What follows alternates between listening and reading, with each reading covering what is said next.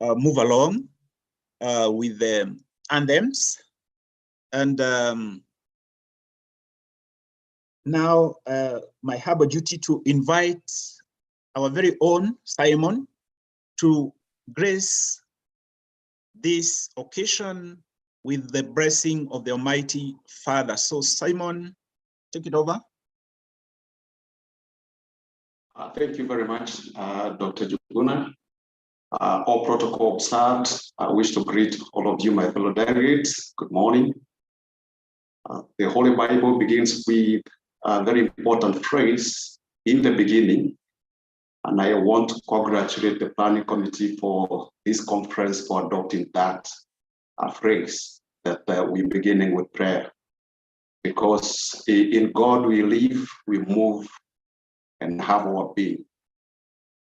I would like us to pray, so shall we bow our hands for a word of prayer. Almighty Father, we pause as delegates in this conference to honor you. This is in acknowledgement of your sovereignty, that you are our maker. In you we live, move, and have our being. We hold that truth that you made us in your image and in your likeness, and that in you we are rational beings and have immense intelligence. For the 2 days when we are coming together in this conference, beginning from now, we ask that you be with us as you have always been. We thank you in advance that this shall be a successful conference and a pace setter for many more conferences that will come. This far, we have come with you because, Lord, you have helped the planning committee to conceive all that we have in the program. And in this, we thank you as our Ebenezer. Together now, Lord, we ask for your blessings from the beginning to the end of this conference, that God, you may be honored, you may be glorified, and that we may be enhanced, we may be encouraged, we may have more knowledge, not just for us, but Lord, even for many more who may not be able to attend this conference, even for the future generations. We bless you and we exalt you. In Jesus' mighty name we pray. Amen. May God bless you, and may God bless this conference in Jesus' name. Thank you so much. Back to you, Dr. Njuguna. Thank you, Simon. Thank you so much. And once again, welcome members. It is the second event of the School of Business Annual Research Conference.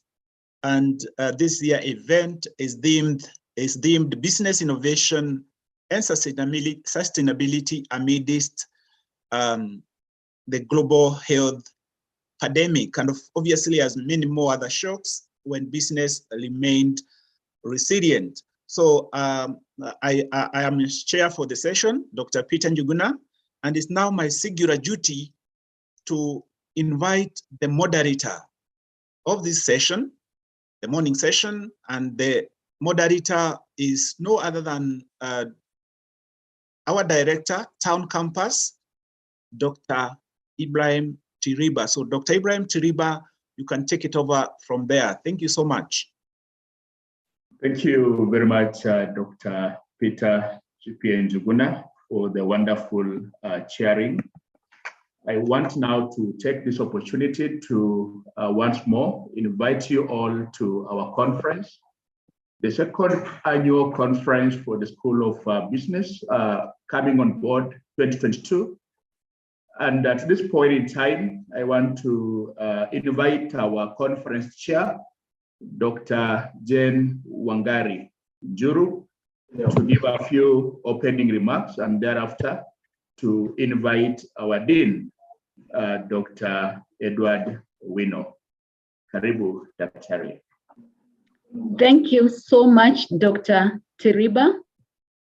Our chief guest, His Excellency, Ambassador Dr. Mikhail Milner, the permanent representative of Slovakia to the UN, the permanent secretary, Ministry of ICT, Innovation and Youth Affairs, Mr. Jeremy Ochieng, the Chief Executive Officer, SOBARC, CPA Edwin Makori, KCA University Vice Chancellor and CEO, Professor Isaiah Wakidiki, DVC Academics and Students Affairs, Professor Joshua Bagakas, DVC Finance, Planning and Development, Professor Damiana Kieti, Deans of Schools, faculty members, students, distinguished guests, ladies and gentlemen. Good morning. My name is Dr. Jane Wagari, and thank you so much, Moderator, for that introduction. I'm a senior lecturer of Public Policy and Management, Department of Management, and I'm also the chairperson of this annual research conference. Allow me to say that it is a great honor for me to address this distinguished audience this morning. As you are all aware, we are just coming out of a global crisis like no other. The COVID-19 pandemic sent shockwaves through the global economy. Communities were devastated and citizens were worried about their lives and their livelihoods. Many businesses were distressed and most governments spent beyond their budget as they tried to cushion citizens. It has been very difficult for all of us, but we thank God that we are here to participate in this annual conference. Ladies and gentlemen, this year's conference is dubbed Business Innovations and Sustainability Amid this Global Pandemic. It aims at bringing together the academia, practitioners, and policymakers from public and private sector to share ideas and explore emerging opportunities through the lenses of leadership, innovation, and sustainability. Today across the world, governments find themselves at interesting times while faced with severe challenges and crises, but they are also energized by the critical role they can play in achieving sustainable development. So the ability to apply innovation is especially important in times of volatility, uncertainty, complexity, and ambiguity. It is at such a time that we seek innovative leadership in our institutions of learning, in government departments, in business, and in politics. The willingness to consider different concepts and approaches, the willingness to embrace change, the willingness to adjust mindset, and the willingness to turn imaginative ideas into reality. Let me also note that industry partnerships are instrumental in advancing research and creating a skilled workforce.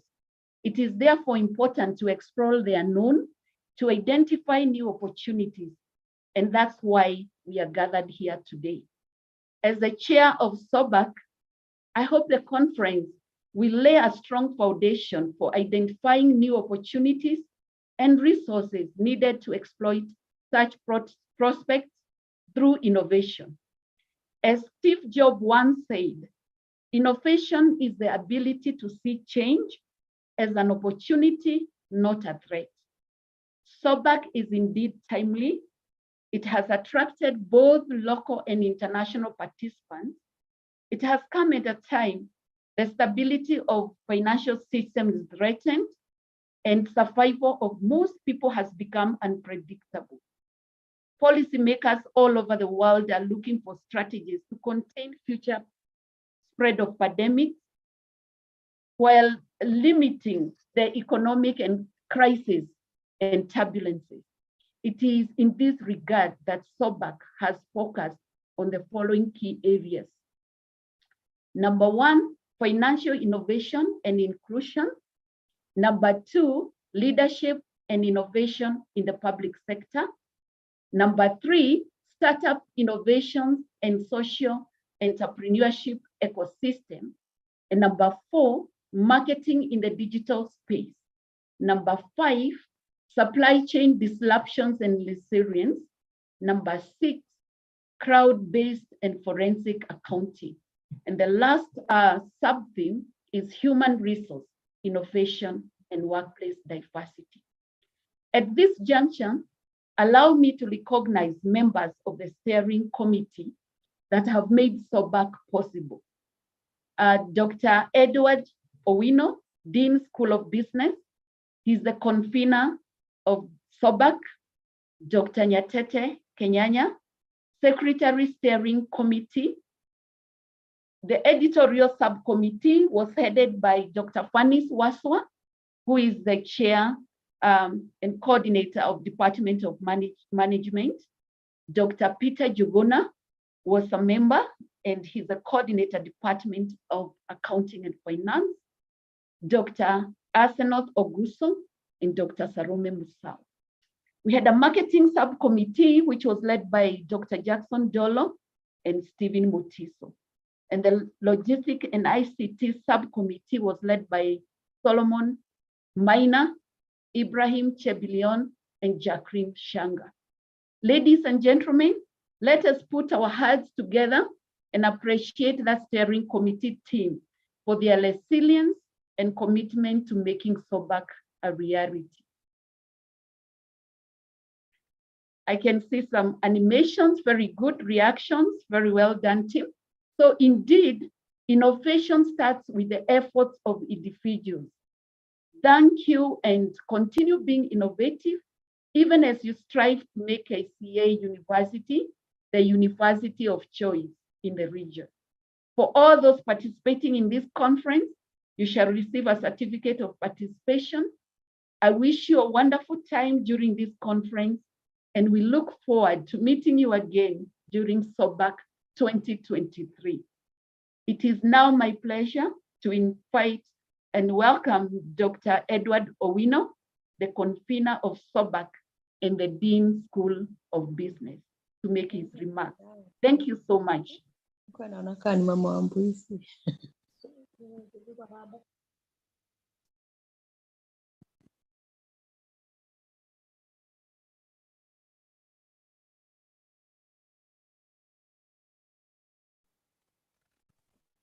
Sorry, our chair, Dr. Jen Juru, thank you very much for those insightful information that you've shared with us. Indeed, it has been a long journey coming along as a committee to this very point. And of course, I want to start by thanking God for enabling us see this particular day. So my name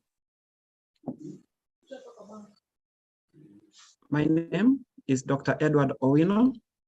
I am the Dean, School of Business at KCA University. And I want to take this opportunity to, of course, thank each and every of you for finding time to join us in this very important conference.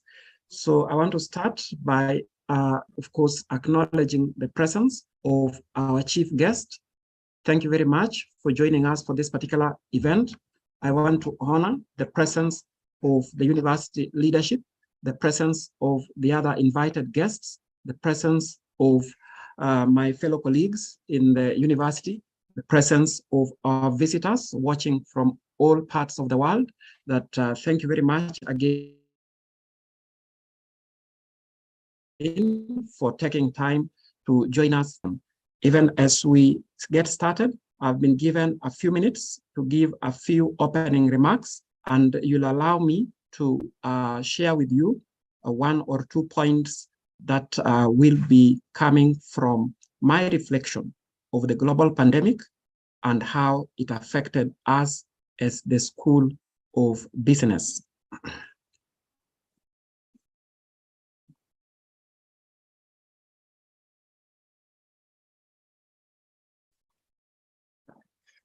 In February 2020, we were going about our business as usual. Then there were rumors of COVID. And before we could know it, in a very short span of period,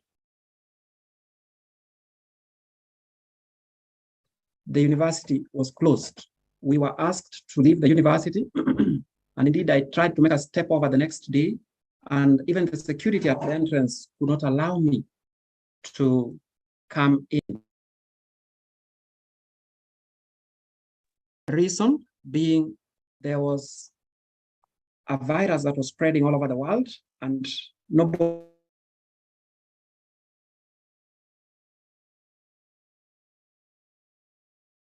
knew its nature.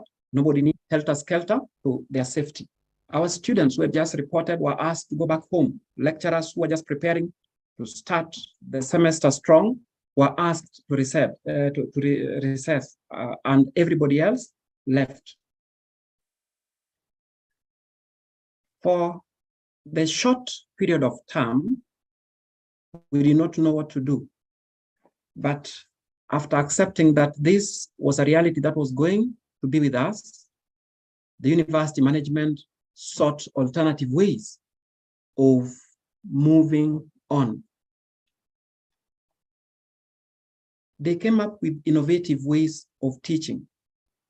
As a university, we leveraged on the virtual space. The management then thought through how we could continue our education on the virtual space. As an institution, we were going through the challenge of the global pandemic. Businesses out there were going through the same. At the School of Business, we then indulged in learner-centered approaches of teaching.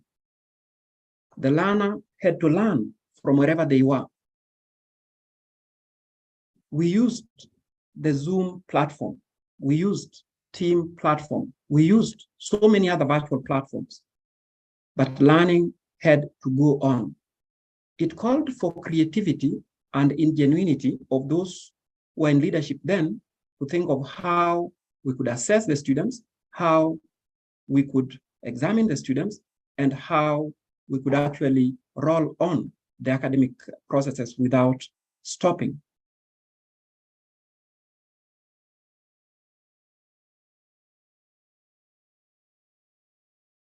Which allowed learners to do most of the engagements, even as the lecturer facilitated virtually. With these many experiences, today at KCA University, we talk about the Center for Teaching and Learning Excellence. It's a center that is a reaction of the institution to the global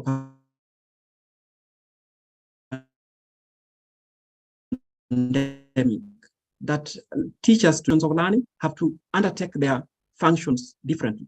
We call the center CTLE under the leadership of Professor Simon Ngigi. KCA University School of Business has embraced research as a path of growth and innovation.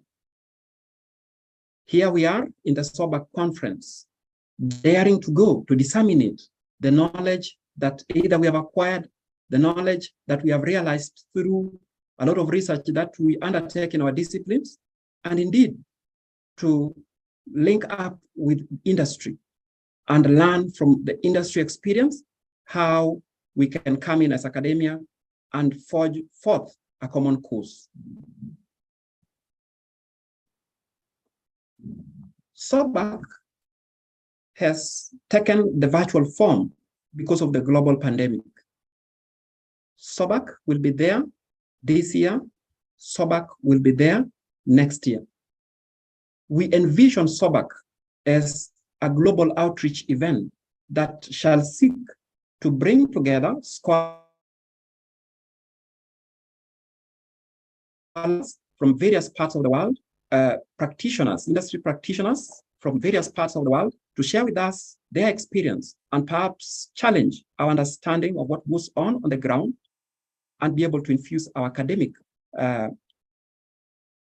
understanding of the same to industry practice.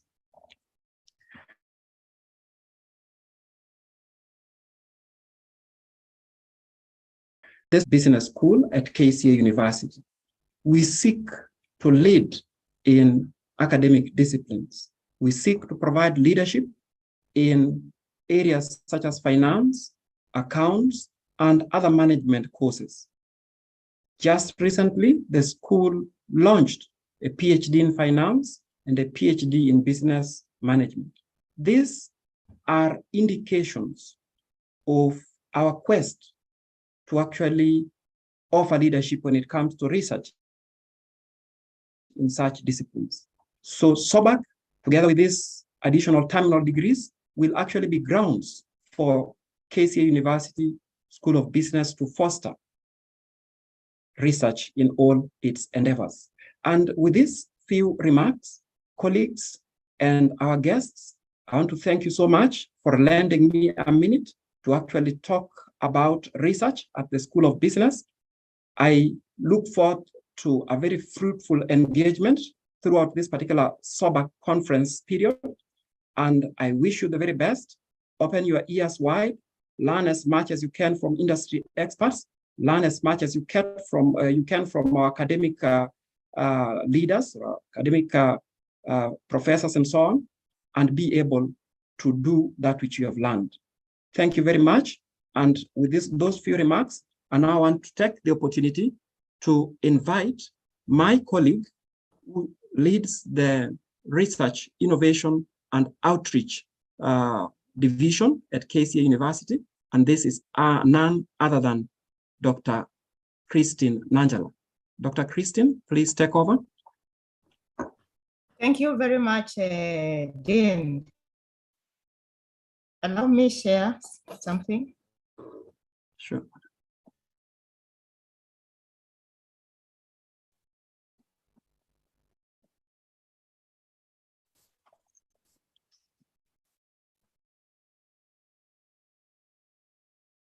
Oh, thank you very much, Dean. Ladies and gentlemen, all protocols observed. So, karibu at KCA University. At KCA University, we pride in advancing knowledge. We all know Bill Gates. He once said, "I believe in innovation, and that the way you get innovation is through research, and you learn the basic facts." So that means research outputs create facts, and the facts create innovations, and innovations solve human needs. The needs that the Dean has alluded to. We had pandemic. There was a problem. Innovations solved that need at that time. Again, Margaret is an entrepreneur. She's a non-entrepreneur.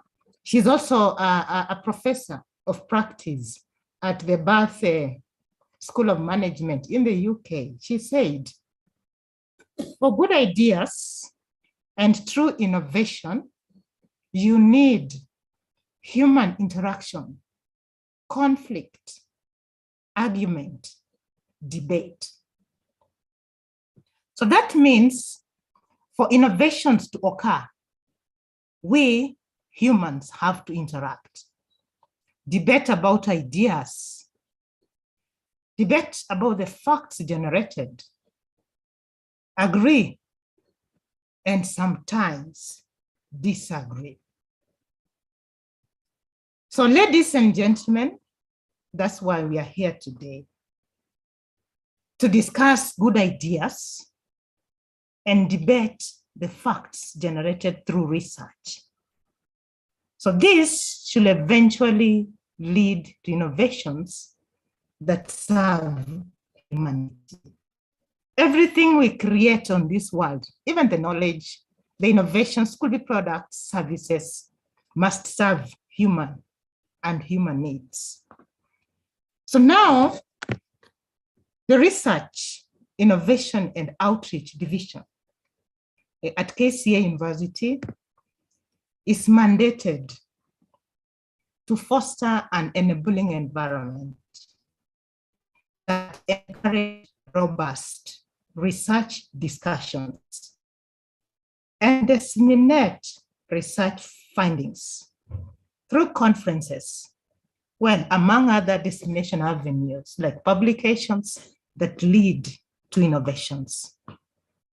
So this second SOBARC conference we are having today is meant to enable robust discussions about business innovations and sustainability amidst global pandemic. And in this case, the most recent global pandemic has been the COVID-19 virus and how it disoriented our working and how innovations came about that solved human needs.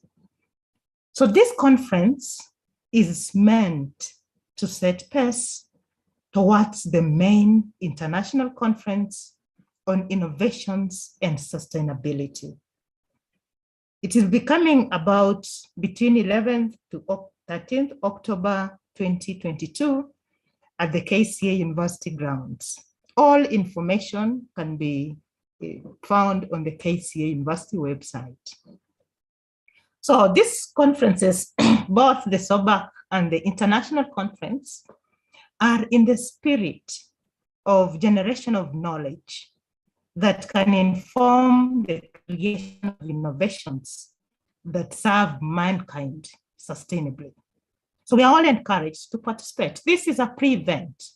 We are starting off to see what we have generated, then how we can advance that creation of knowledge to innovations that can serve the mankind. Community has so many challenges, and we create knowledge here, generate innovations, then serve them, solve the problems sustainably.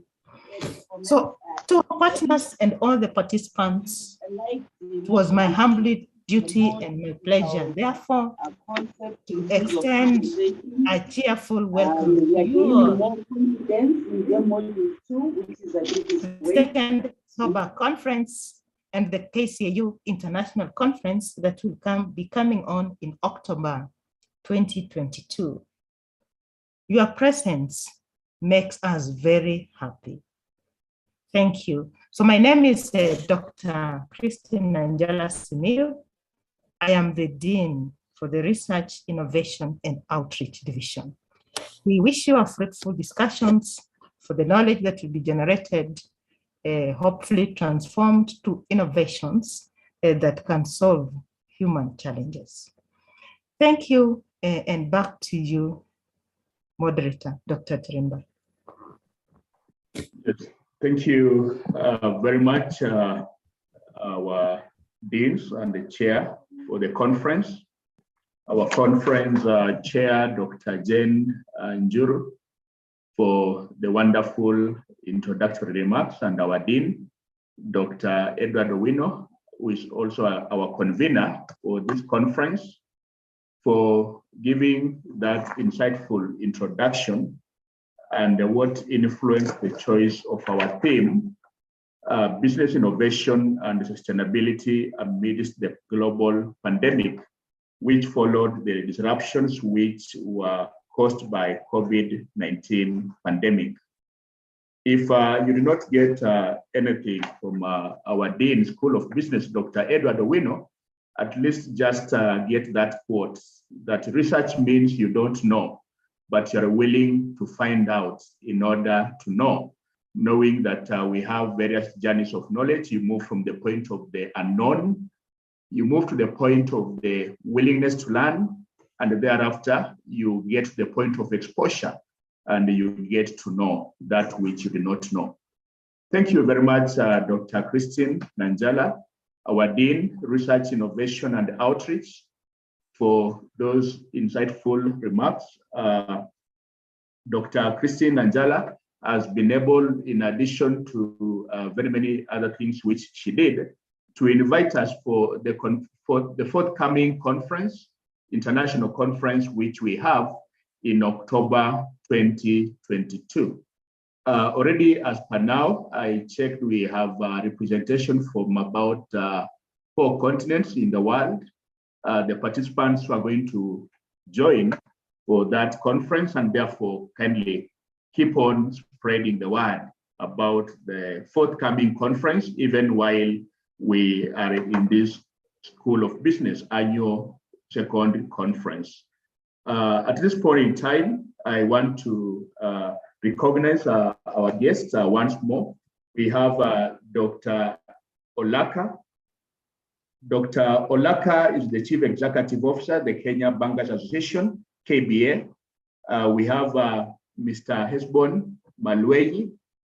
Mr. Hesbon Malweyi is the Director, Information Communication Technology in the State Department for Information Communication Technology and Innovation under the Ministry of ICT Innovation and Youth Affairs, who is representing the Principal Secretary in the Ministry of ICT Innovation and Youth Affairs, who was expected to be here but was not able due to unavoidable reasons.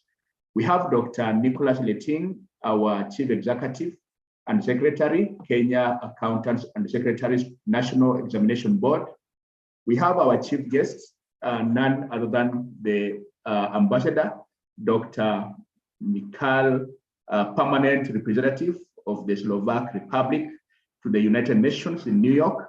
And we do highly recognize you because I know in New York right now, it's around 2 a.m.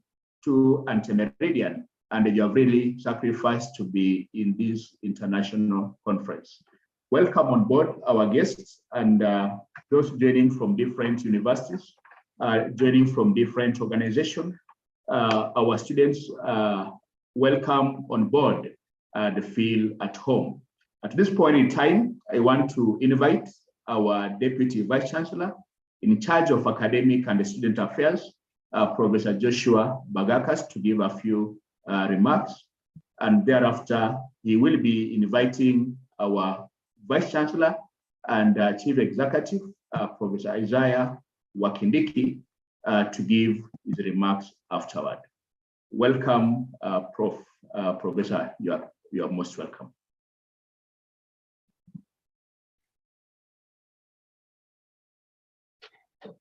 All right, thank you very much, Dr. Ibrahim Trimba.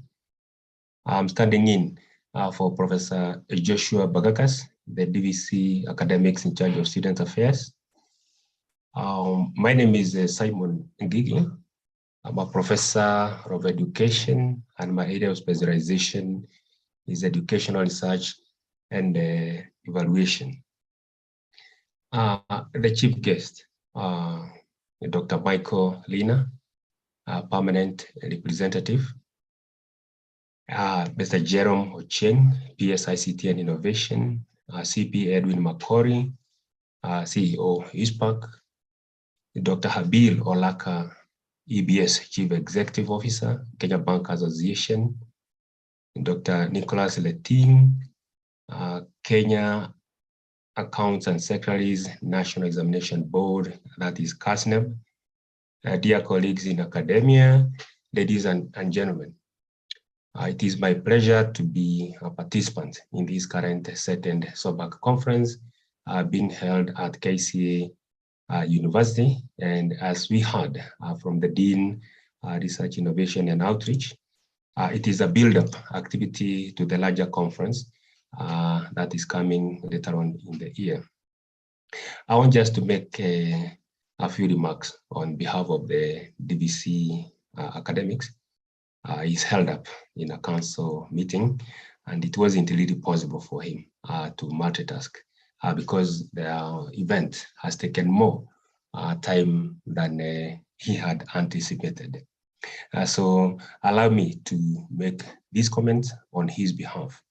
And I'll focus more on issues, technology, digital transformation in higher education, and the impact this has had, and the relevance of the current SOBARC conference to digital transformation in higher education. We have found that in the recent decade, digital transformation has gained momentum in the present times, and digital life involving both people and organizations. The review of the existing literature reviews a wide range of views on digital transformation, resulting in a range of interpretations and conceptualizations. According to some authors, digital transformation is merely about the establishment and application of IT in business practices and operations, While practitioners and scholars have presented digital transformation as a process involving dramatic disruptive changes and outcomes that lead to disruption in the business environment, digital transformation can be seen as an evolutionary process. In this context, one of the most holistic and balanced conceptualizations characterizes digital transformations as an evolutionary process that leverages digital technologies and capabilities, resulting in value-generating business models, more advanced and efficient business practices and operations, and improved service delivery. Digital transformation can also be seen from the perspective of the link between the structural, strategic, and technological changes that are imperative to meet the demands of the contemporary digital era that emphasizes the need to align the old and new practices and systems of the organization. Due to the incorporation of the new technologies, digital transformation entails innovation focused on the transformation of organizational products and processes and resolution of the existing and potential challenges. This also entails continuous interaction between the organizational members and the digital technologies, aligning the business practices, services, and business model. In the present era, characterized by age of revolutionized knowledge, it has become imperative and critical to comprehend the values of technological initiatives and their role in the transformation of the business models. A number of sectors have been fundamentally reformed with the introduction of technology-oriented, value-added processes and practices. As we progress further into the fourth industrial revolution, more disruptive digital technologies will have a greater influence on the development of creative and flexible business models. And just reflecting back on what the Dean at School of Business, my colleague, Dr. Edward Owino, alluded earlier on, the impact of COVID-19 and the business transactions at the university, whose core pillar is academic research and outreach. There was a huge shift in operations, and there was a greater engagement and involvement of technology in our operations. So looking back at that and currently where we are, this conference could not have come at a better time, where we are going to see discussions involving transformations in university education and higher education at large, and the impact that digital technologies have had on our operations. Thank you very much, dear colleagues, and I wish you a very fruitful discussion during this conference. At this point, I'd like to introduce, I've been requested by the Dean to introduce the Deputy Vice Chancellor in charge of Finance, Development and Planning at KCA University, Professor Damiana Manono, to make her remarks. Thank you very much, and most welcome to KCA University.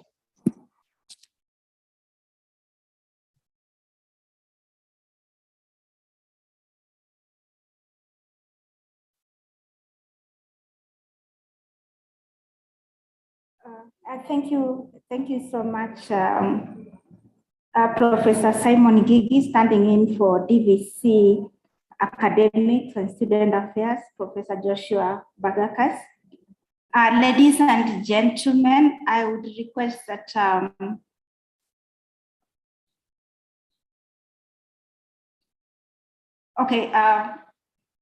allow me to take this opportunity to appreciate all of you participants for creating time to attend this very important conference. And before I make my welcome remarks, I want to, in a special way, convey apologies of our Vice Chancellor, who is not able to join us today. And he has given us the blessings to go ahead with this conference. And on his behalf, I would wish to make a few remarks, and thereafter, I will now give the opportunity to our keynote, all our chief guest speaker to make his presentation. To our Vice Chancellor who is not with us today, the Deputy Vice Chancellor represented by Professor Simon Gigi, invited guests and guest speakers. Our chief guest is Ambassador Michael, who is the permanent representative of the Slovak Republic to the United Nations in New York. Our keynote speakers, Mr. Jerome Cheng, the PSICT and Innovation Minister of ICT, Innovation and Youth Affairs, Dr. Habil Olaka, CEO, Kenya Bankers Association, CPA Edwin Makori, CEO, ISPAC, Dr. Nicholas Letting, Secretary and CEO, CASNEP,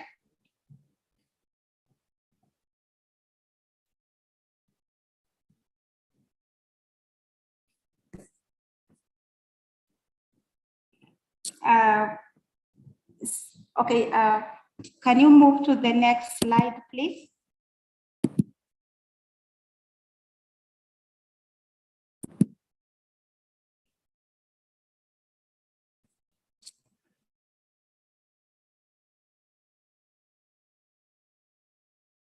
Ladies and gentlemen, good morning. May I take this opportunity to welcome you to our second School of Business Annual Research Conference, commonly known as SOBARC, for this year 2022, whose theme is Business Innovation and Sustainability amidst the Global Epidemic. Ladies and gentlemen, as a university, we take pride in the fact that this annual research conference has continued to create an important platform for showcasing and sharing research findings and expertise, both locally, regionally, and internationally. Furthermore, ladies and gentlemen, the theme of this year's conference is in itself encompassing and really gets into multiple areas of major themes and areas of growing interests, which include, among others, innovation, sustainability, and recovery strategies from the impact of the COVID-19 pandemic, as well as the need for universities to invest in technology. The conference, therefore, provides a perfect canvas for participants to discuss a whole range of topics and issues. Of course, ladies and gentlemen, KCA University remains committed to supporting research and dissemination of research findings, as well as innovations. In the global arena, leave no one behind has been a key objective and a top priority of the United Nations 2030 Sustainable Development Goals. And as a university, we are not left behind in these endeavors. Indeed, ladies and gentlemen, universities as providers of higher level of academic education have a special and significant role to play in research, innovations, digital transformation, and consequently national and global development. Indeed, in the world over, we have seen cases where a university has had a marked impact on the community around it, and sometimes even the entire world. Some of the revolutionary developments in information technology, for example, have more often than not originated from university campuses and labs. Ladies and gentlemen, a case in point is, for example, the Silicon Valley of California. This is where technology giants like the Google, the Facebook, the HP, and many others are based. Of course, the Silicon Valley would not be what it is without the Stanford University. Silicon Valley is the tech capital of the world because of Stanford University. Ladies and gentlemen, there's much to be celebrated and nurtured in our education sector.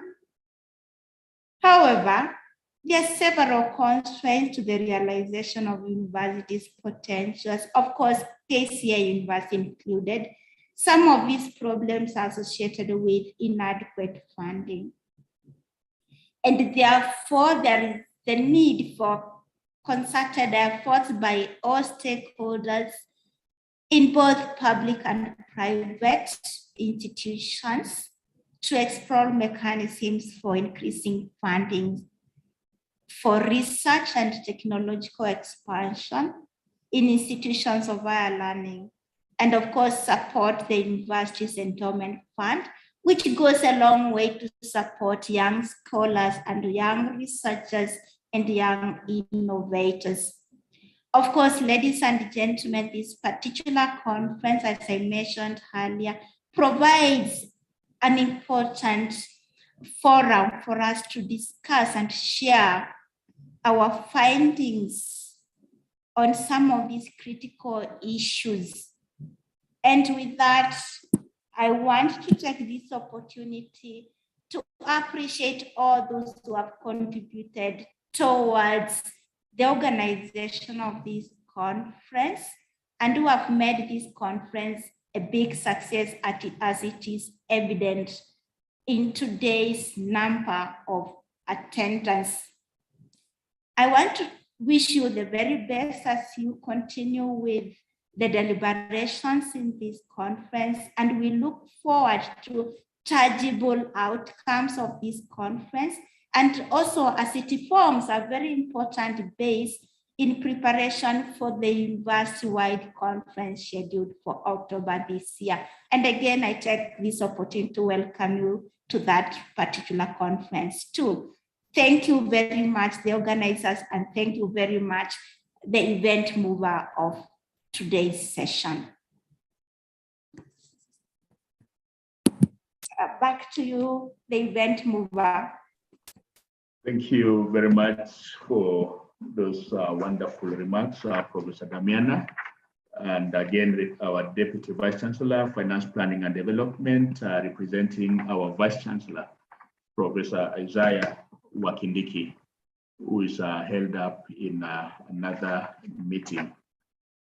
Now, want us to clap for our Deputy Vice Chancellor and Professor Ngigi, representing the DVC Academic and Student Affairs. We can do a virtual clap to appreciate them, even while I now take this opportunity to invite our chief guest, Ambassador Dr. Mikhail, the permanent representative of Slovak Republic to the United Nations in New York.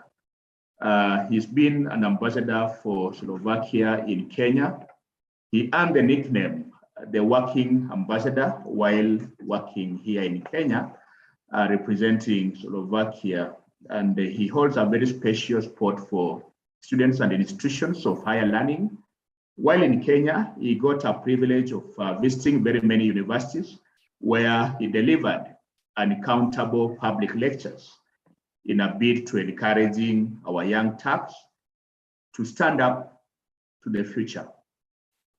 Right now, like I mentioned, there's a very early in Washington, where our ambassador is convening from, around 2 a.m. And it's my pleasure to now, at this point in time, welcome our ambassador to give a few remarks, and then thereafter we shall engage him with a few questions and appreciate him. Thank you very much, and welcome Ambassador Dr. Mikhail. Thank you very much, Dr. Ibrahim. Sincere greetings to you all, distinguished colleagues, ladies and gentlemen. Indeed, I am connecting at this point from Washington, D.C., from the United States, where it's about 3 a.m. So as you can imagine, it is an early hour, but it's great to be connected with you.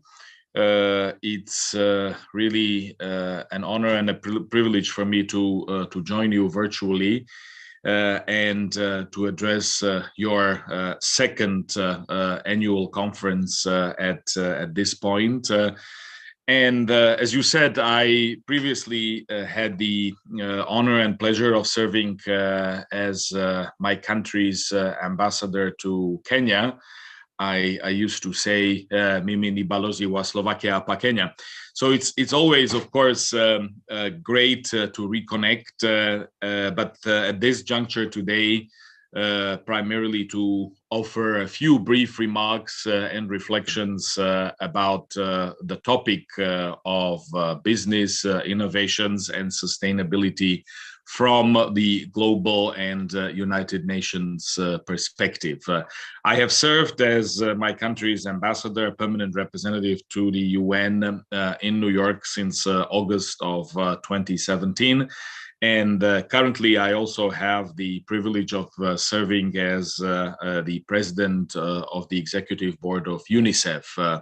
And as you know, Unicef is the UN Children's Fund focusing on the rights of children and supporting our children and young people throughout the world, especially at the time of crisis or other important challenges.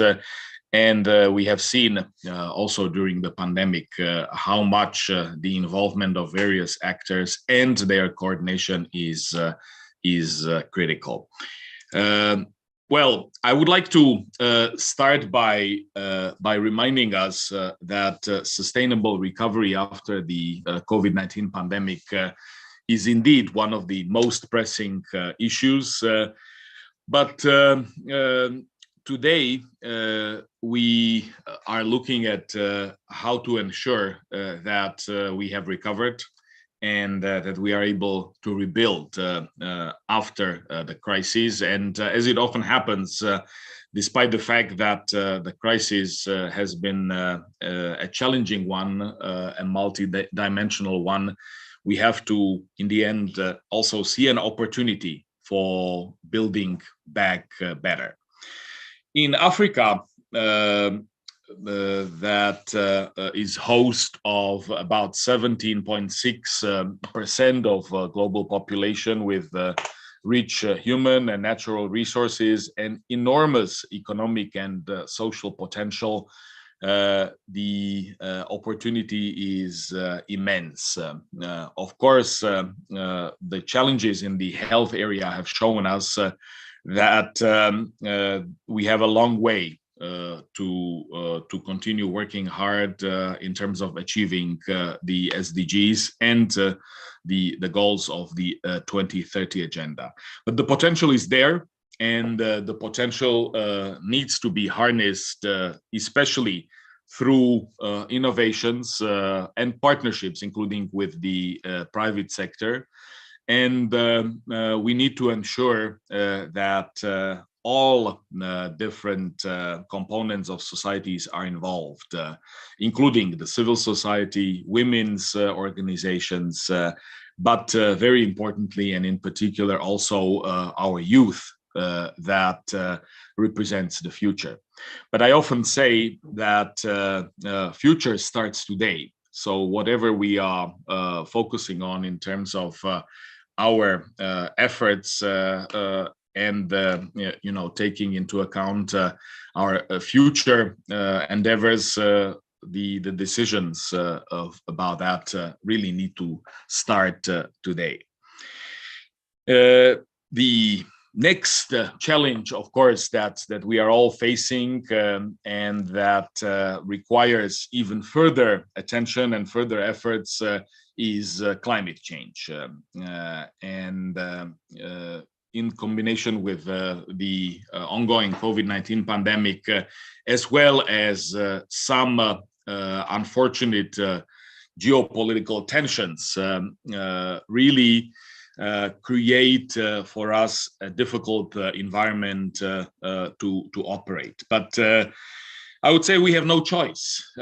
We have to stay focused and redirect our attention, especially in the area of innovations and partnerships, as I have mentioned. Also, the current food and energy increasing prices and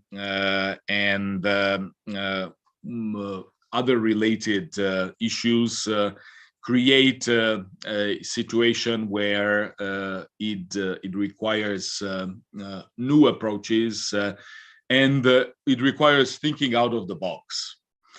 The multilateral system that has been designed for us, of course, is also going through difficult challenges. And as you know, the multilateral system with the United Nations at its center was designed immediately after the Second World War. We see that in order for us to ensure that it is still fit for purpose, we need to really spare no effort in adapting it to the current needs and especially to the needs of our future generations, represented by our young people. And that's part of the reason why at the moment at the UN in New York, there is an important initiative ongoing on the basis of Secretary General Guterres's important strategic report entitled Our Common Agenda. We will hopefully see the new UN Youth Office created within the next couple of months. And there is an effort, ongoing consultations that will lead to creation of a new UN Youth Office, which is really an exciting development. And when speaking about Africa and the needs of the populations in Africa, of course, the UN efforts related to empowering the youth are absolutely critical. Progress is possible with the right investment and in cooperation also with local communities, as I have mentioned, especially including our women and our youth. Investing in women and youth is critical for sustaining development, sustainable development progress in general. However, it is even more critical for addressing the climate crisis. The COP27, the upcoming conference in Egypt, is yet another crucial opportunity, and for it to be held in an African country, in Egypt, it further focuses our attention and further underscores the needs and the priorities that we need to focus on. This includes ensuring access to reliable, affordable, and sustainable energy, as well as enhanced investment in adaptation, which is only becoming more urgent by the day. We must also capitalize on the synergies of the 2030 and 2063 African agendas by tackling long-standing constraints of lack of access to finance in particular. We must work together to unlock domestic and innovative sources of finance to support sustainable development and climate action, especially on the continent of Africa. Dear colleagues and friends, the pandemic has led to the worst economic recession in half a century across Africa, with real GDP contracting by 3% in 2020. The war in Ukraine, on its part, has hindered projection of Africa's GDP growth by about 0.7%, and inflation is expected to rise by extra about 2.2% in 2022, negatively impacting lives and livelihoods of Africa's most vulnerable populations. This multiple crisis has amplified the urgent need to rebalance global economy, rethink the global debt architecture, and facilitate food and energy security. What we need is collective action and international solidarity to address looming threat of famine induced by the triple crisis of climate change, pandemic, and conflict, and of course, also ensure that the necessary funding is available to Africa, in Africa, but of course also in whichever other parts of the world it's needed. One of the first conditions we need to ensure is equal access to the healthcare. The COVID-19 pandemic has shown us the importance of that particular context. And of course, that includes the vaccines. Recently, the high-level political forum on sustainable development, which was held in New York in the middle of July, emphasized the importance of sustainable COVID-19 recovery. And only a few days later, the special high-level dialogue of the presidents of the UN General Assembly and the UN Economic and Social Council reconfirmed that the development of Africa is one of the priorities of the work of the United Nations.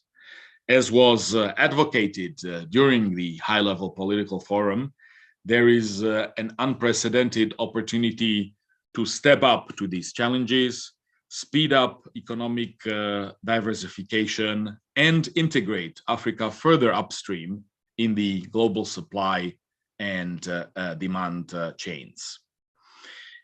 Dear friends, let me also, before concluding, add what I think is important for us as a recipe for success. And I would dare to summarize the recipe to the following two sets of three principles. The first set of three principles includes three P's: people, participation, and partnerships.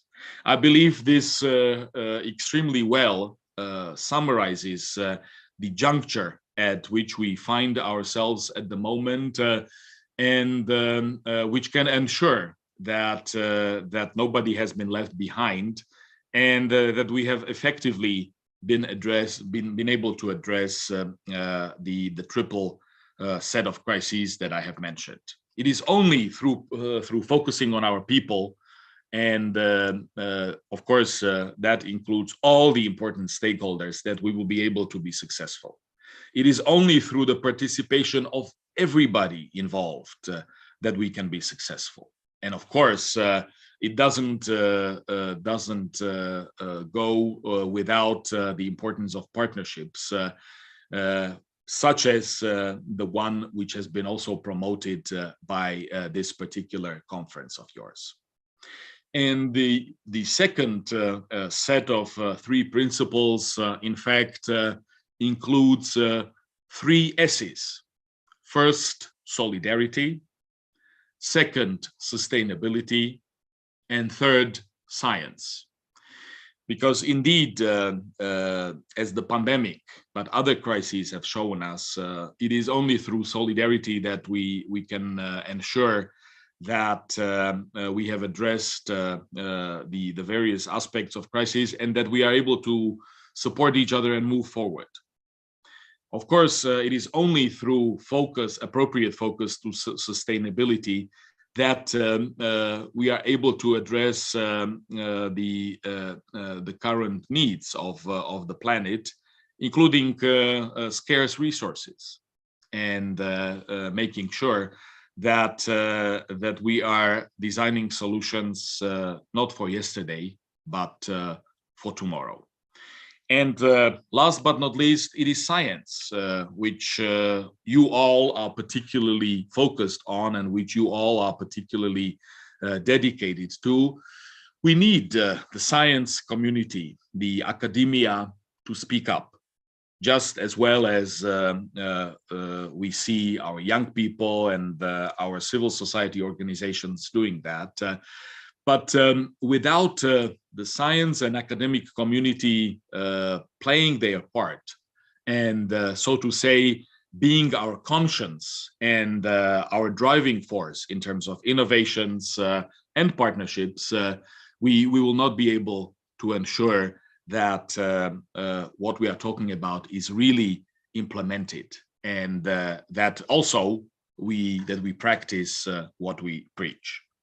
So I would like to conclude by inviting you to joining us also from the UN and New York perspective in fighting for these two sets of three principles. And please use also this opportunity of this important conference to do just that, to refocus our attention, but to try to come up with solutions which would be good for you in Kenya and in your region of East Africa, but also on the global scale, where you can inform our deliberations that then could be translated into further practical action in the context of the 2030 Agenda for Sustainable Development. And as they often say, it takes statesman approaches for us to be able to move forward. Of course, our political representatives often have to think about the immediate tasks that they are facing. They need to think about their constituencies and the needs there. And often we see that they have a shorter term perspective of, let's say, the next elections, rather than a strategic long-term approach. But especially for that, they need to be reminded by the science, the academia community, as well as the young people and the civil society and other important stakeholders, that true statesman thinks of the next generation. And this is exactly what is an imperative of the day, given the various challenges that we are facing. So, ladies and gentlemen, let's recommit all our efforts to achieve sustainable development, and let us focus our attention to have these particular tangible steps to foster progress and sustainable development, including in Africa. I would like to wish this conference to be an inspiration to galvanize action and, in practical terms, ensuring that we leave no one behind. I thank you. Asanteni sana, and I return the baton back to the organizers. Thank you.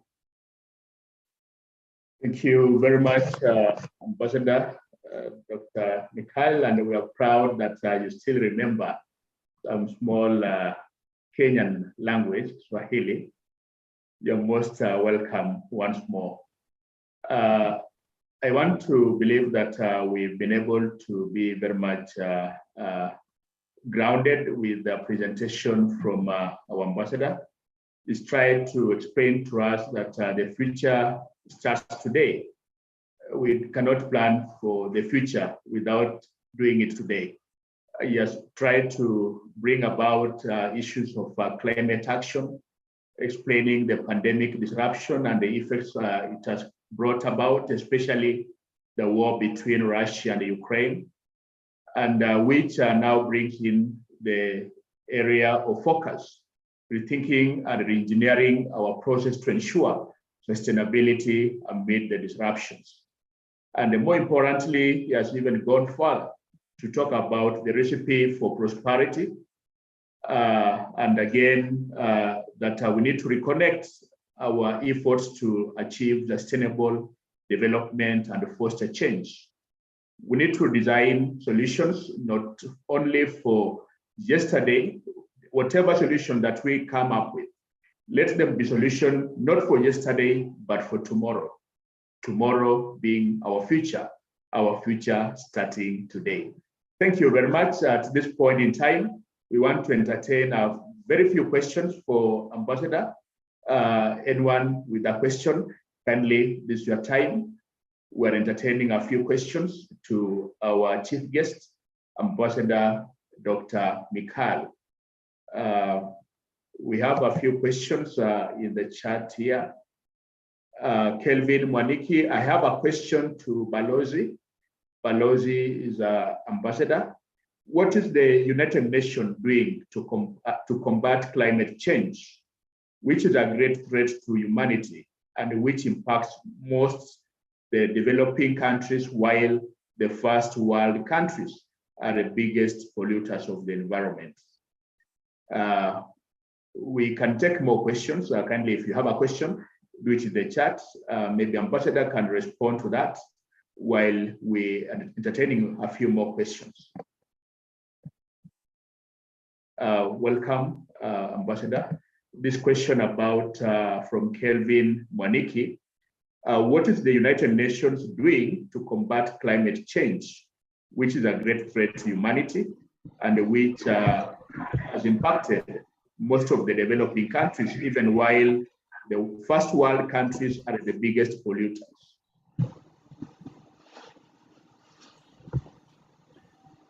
Thanks very much. I can pick up on that question first, and maybe in the meantime, if there are others, we can give participants additional time to formulate or to type up the questions, because I do realize that it takes a while to do it with the use of technology. Indeed, as I have mentioned, climate change is the most urgent global crisis that we face, and it's really a long-term issue that deserves our immediate and strategic attention. And the COP27 in Sharm el-Sheikh in Egypt later this year will be an excellent opportunity for all of us to refocus our attention and to make important new commitments. As you know, the efforts have been led by Secretary General Antonio Guterres himself, assisted by Deputy Secretary General Amina Mohammed from Nigeria. They have spared no effort in ensuring that we collectively do our best in that particular context. And even during the upcoming general debate of the 77th session of the UN General Assembly, which starts on the 20th of September, where more than 140 presidents and prime ministers will participate this year. Indeed, 140 presidents and prime ministers, which is unprecedented. And you know, that opportunity will certainly be very much used for important consultations on further action that needs to be taken in the climate context. The situation is not easy because, of course, there is a lot of important interests involved, including business interests and important transitions that are necessary, curbing fuel curbing fossil fuel resources in particular, and replacing them with sustainable alternatives and with green solutions. Those transitions, of course, are the best long-term solution that we have, or the best long-term bet that we need to focus on. And I'm sure, as you know very well, also from Kenya, these new technologies, they require sustainable financing, and they require new technologies that need to be addressed. But they also require a bit of a personal commitment, and I would not dare to say personal sacrifice when it comes to issues such as recycling and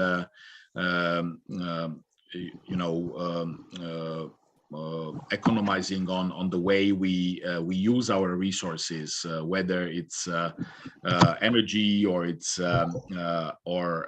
fuel, or it's other contexts that come to mind here. So, this is in a nutshell the roadmap that we currently have ahead of us.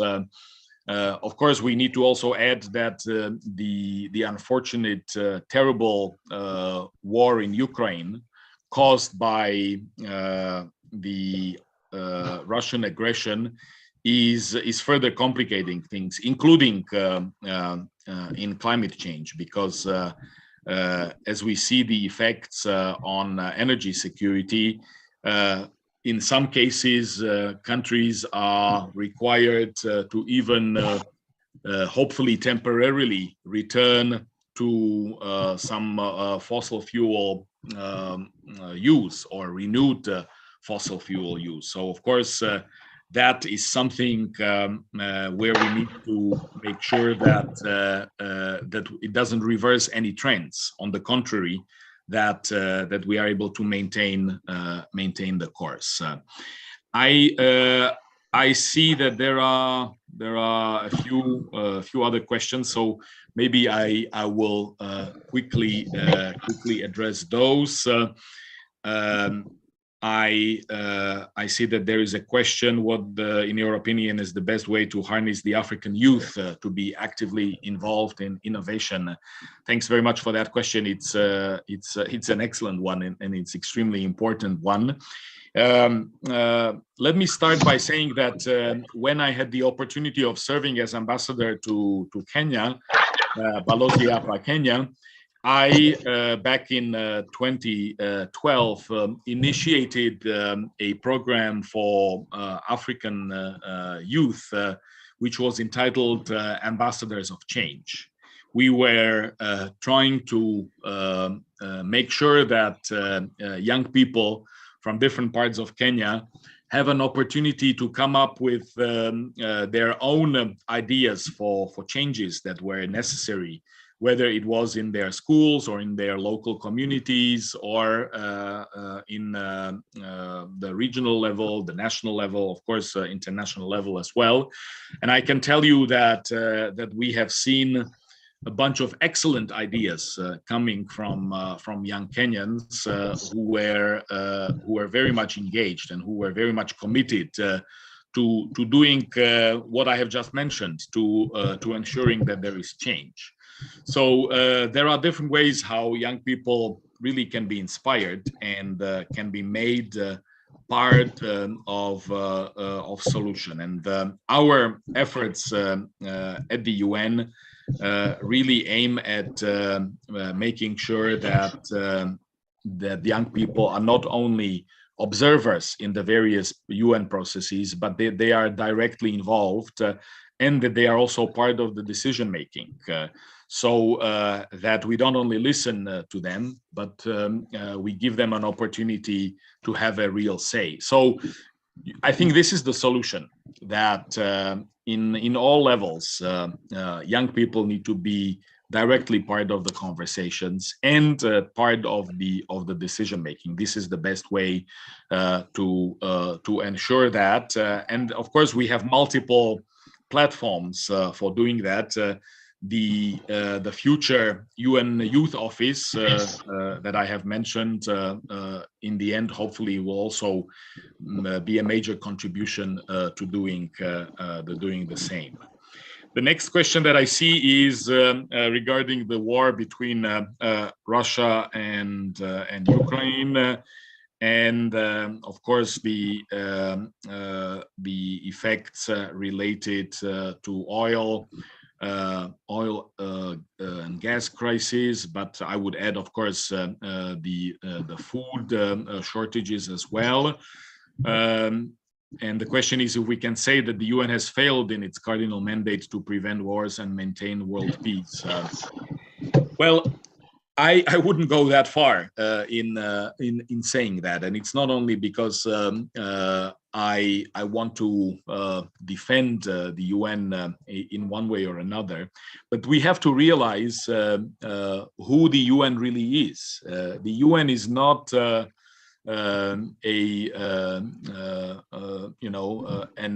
kind of an esoteric superpower observing us all. On the contrary, the UN is us all, because the UN is composed of 193 member states. All the decisions are taken by 193 member states. So UN is only as good, as effective as we collectively make it. So it is our collective responsibility. This is what is often forgotten, that of course UN is only empowered in such a way that we give it the mandate to do, and that we are able to agree. Of course, the terrible war in Ukraine is a major setback, precisely because it is a flagrant violation of UN Charter by the Russian Federation, and complete disregard of international law and the basic rules that we have agreed upon in the international community, including at the UN. And we have to remind ourselves that this is being committed by one of the 5 permanent members of the Security Council, which is extremely worrisome and extremely unfortunate, of course. Slovakia, being a neighboring country to Ukraine, can testify itself to the horrors that we see happening. And we have, on our part, done a lot to support the Ukrainian refugees, to provide the humanitarian aid, to offer them every assistance needed, whether it was on the political, on the military, or on the humanitarian front. And of course, we all need to do the same. And Kenya, as a current elected member of the Security Council, has of course done a lot of its own efforts in the same spirit, and has also spoken up in that context. I have worked very closely with Kenya's ambassador to the UN, Ambassador Martin Kimani, who I'm sure many of you know. And we have indeed compared notes and consulted, especially on the unfortunate effects of this terrible war, also on the continent of Africa, in the same context that you are mentioning as well, whether it's energy or food effects. Very quickly, I see that you are also asking about the green economy policy from the KCA University perspective. And certainly it would be useful to continue our contacts and our conversation. What I can do is I can share immediately after my intervention in the chat my contact details with you, and certainly you can connect with me on the social media or via email, and we can further together with my team ensure that your voices are heard, and that we can factor in the various inputs coming from the science and the research community, but also from other important stakeholders into our everyday work. Then very quickly, the next question, of course, is about SDG goals and if we are on track. We are not. We are unfortunately lagging behind, and we need to accelerate our efforts. We have been held back by the pandemic. We have been held back by the financial and economic crisis, as well as the ongoing war. But the current decade of action related to the SDGs is an excellent opportunity for us to do just that, to accelerate. And again, as I have said before, in every crisis, there is also a new opportunity. So let's harness those opportunities. And I really believe this is doable. Supporting university students in creating and developing social change. As a former teacher, former educator, I know very well, and I value the capacity and the potential that our students bring to all these efforts. I have mentioned the initiative which we started earlier, entitled Ambassadors of Change. Of course, I will be more than happy to share with those who are interested in more details about that initiative. And there is a good number of other global and regional initiatives where we can also ensure that your students can participate. I see a message from Dr. Ibrahim that probably we should wrap up. Of course, I see that there is also the question related to digital divide, and indeed, digital or digitalization is a major enabler of our development and sustainability efforts.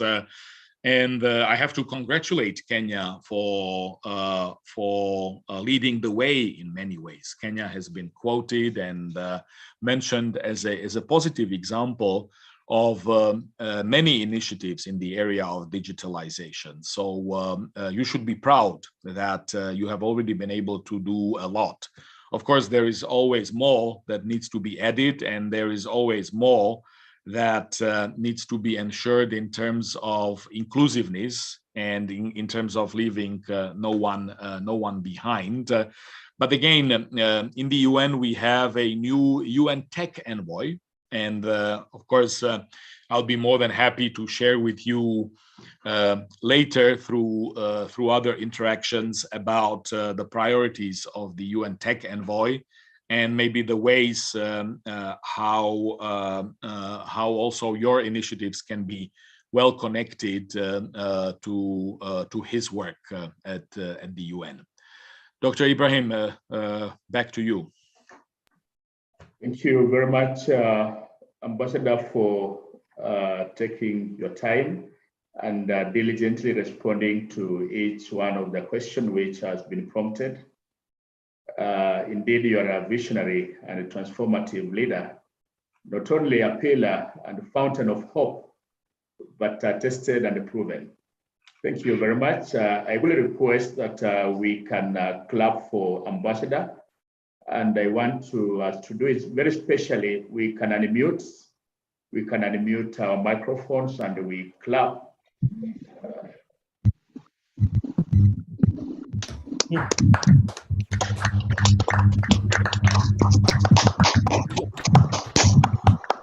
Thank you very much. At this point in time, allow me to move on to the next bit in the program.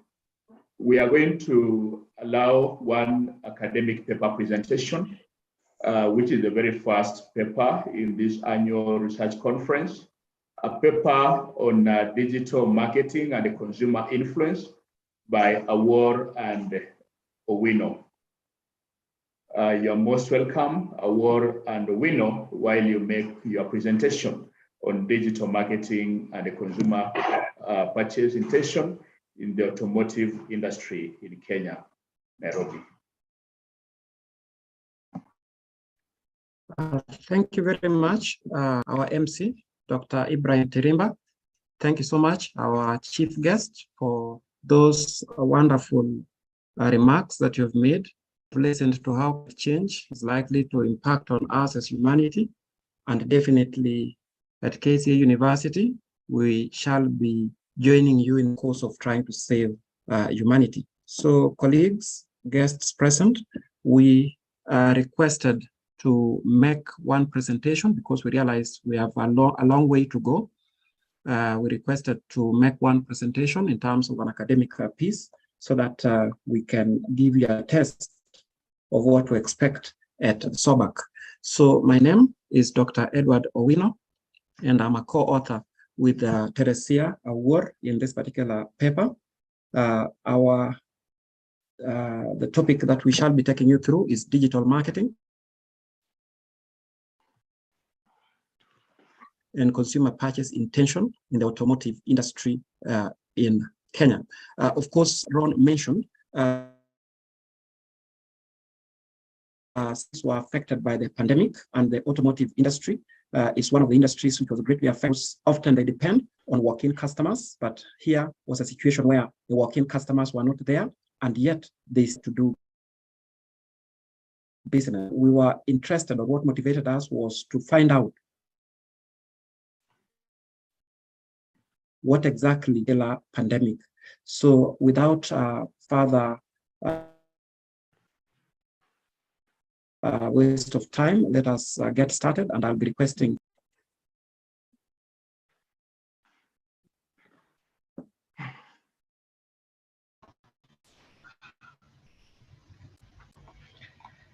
Good morning, everyone.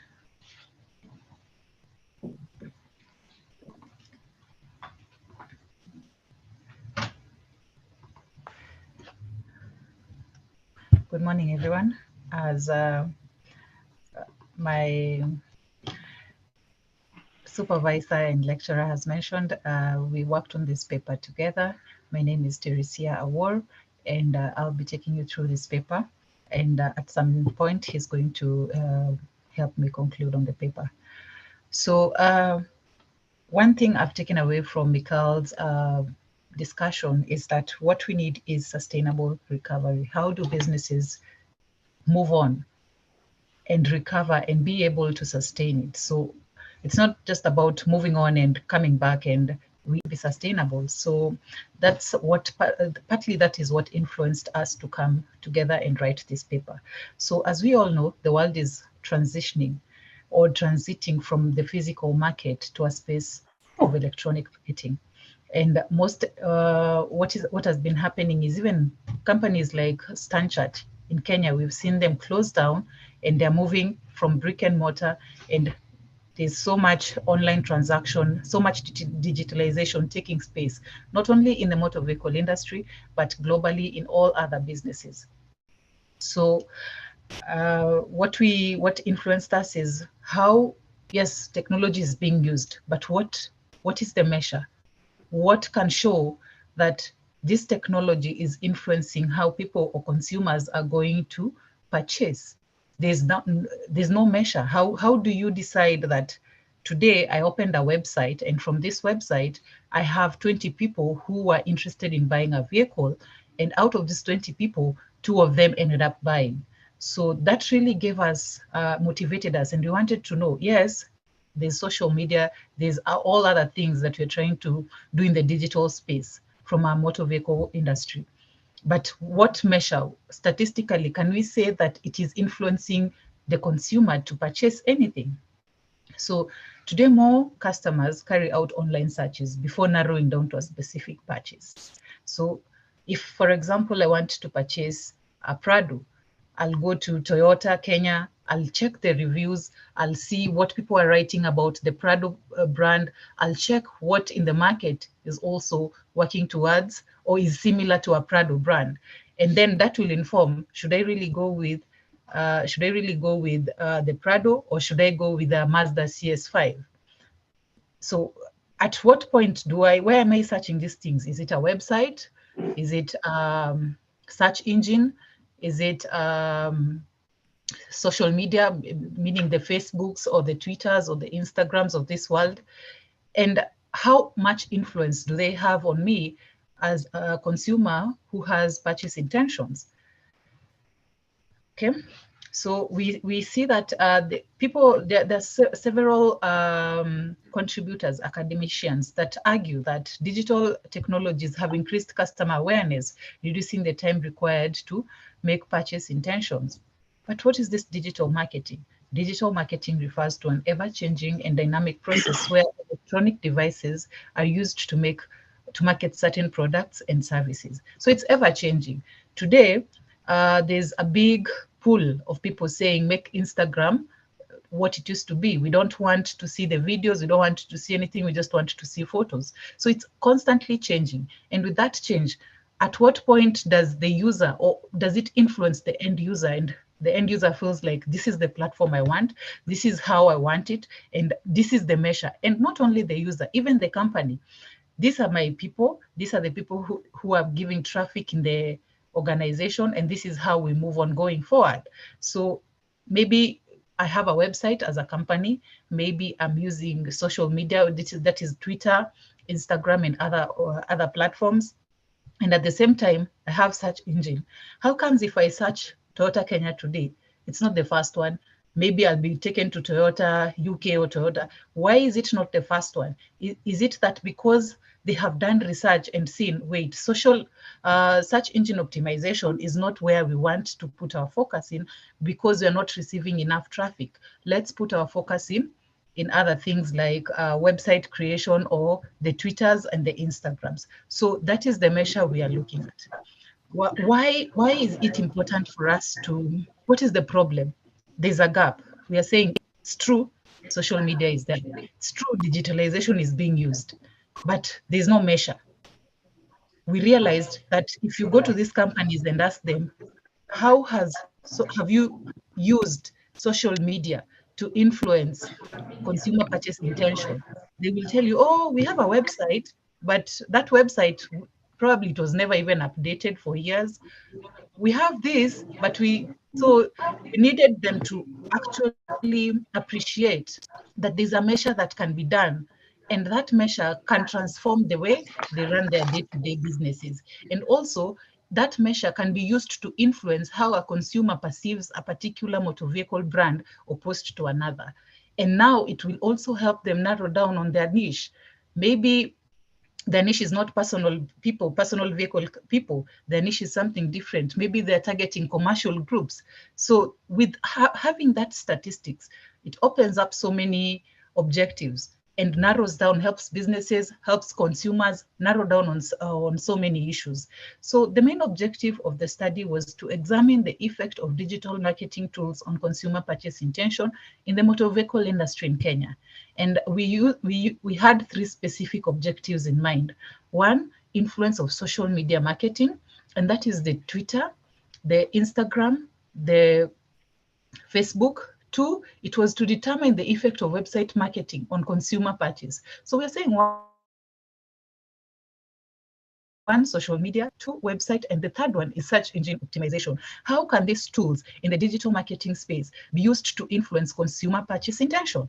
Then we went ahead and we used three theories that would help narrow down and show the connectivity between the use of digitalization and consumer purchase intention. So we used the unified theory of acceptance and use of technology, theory of reasoned action, and the technology acceptance model.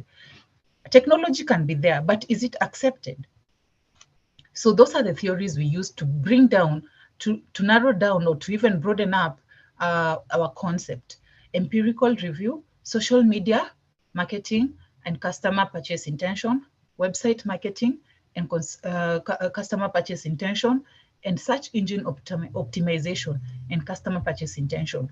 So this just brings forth the whole idea to life.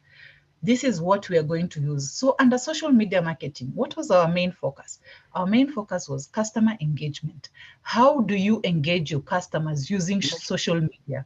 These days, you can see somebody, a company, trending on Twitter. Toyota Kenya is trending on Twitter. Why? There was a buzz around a new Prado. Like last week, there was a launch for Range Rover. It was trending on Twitter. How do you engage those customers? Trending is one thing, but how do you engage them? Marketing campaigns. Who is your target market? And in what social media platform are you using to market to do your marketing campaigns? New customer attraction. Are you getting any attractions using social media? You can be using it, but maybe there's no response from the market. Improved customer reach. Has your reach improved? Maybe initially you were only focused or you only had 50 people as an audience. Has this reach improved? Are you now speaking to the entire country, or are you still focusing on the 50? Is social media actually enhancing your reach? Now, the second one was website marketing, interactive dialogue. Every time you go to a website, there's normally a chat box on the far end. And that chat box says, hi, my name is Anna, chat with me. So you can ask any questions. Are people actually using that chat box? And to what extent? And are you available online to be responding to those people's queries? It doesn't have to be a new person. It can be like, I saw this car in your showroom. I'm interested in it. How much can I get it? Or what are the buying options? Is there a listing? Is there this? Is there this? So social website marketing can also give you a platform to be able to interact. Online product queries, what I've just explained. Complaint resolving. I bought this car from you guys. It's not working. My gearbox it's gone. How can you help me? Or I can't, I'm seeing a search engine. I'm seeing an oil gaslight on my screen. How do I resolve that? One-stop online purchase. Is it all-rounded, or does it only focus on one part, the complaint resolving issue platform? So that is how we went ahead and did the website marketing. Product visibility. Is your product visible in search engine optimization? So all this, when you put them together, they can influence consumer purchase intention, purchase plans, and referral intentions. The methodology used, we used, the study was guided by a cross-sectional survey design. A total of 197 registered motor vehicle dealers in Nairobi City County were targeted. Using a simple random sampling, a sample of 131 respondents were drawn. A structured research instrument was deployed in data collection. Survey monkey technique was applied to complement the drop and the peak technique. At this juncture, I want to pass it on to Dr. Owino to conclude on the paper. Dr. Owino, over to you. Thank you very much, Teresia. I'll take it up from there. We subjected the data that we collected to analysis.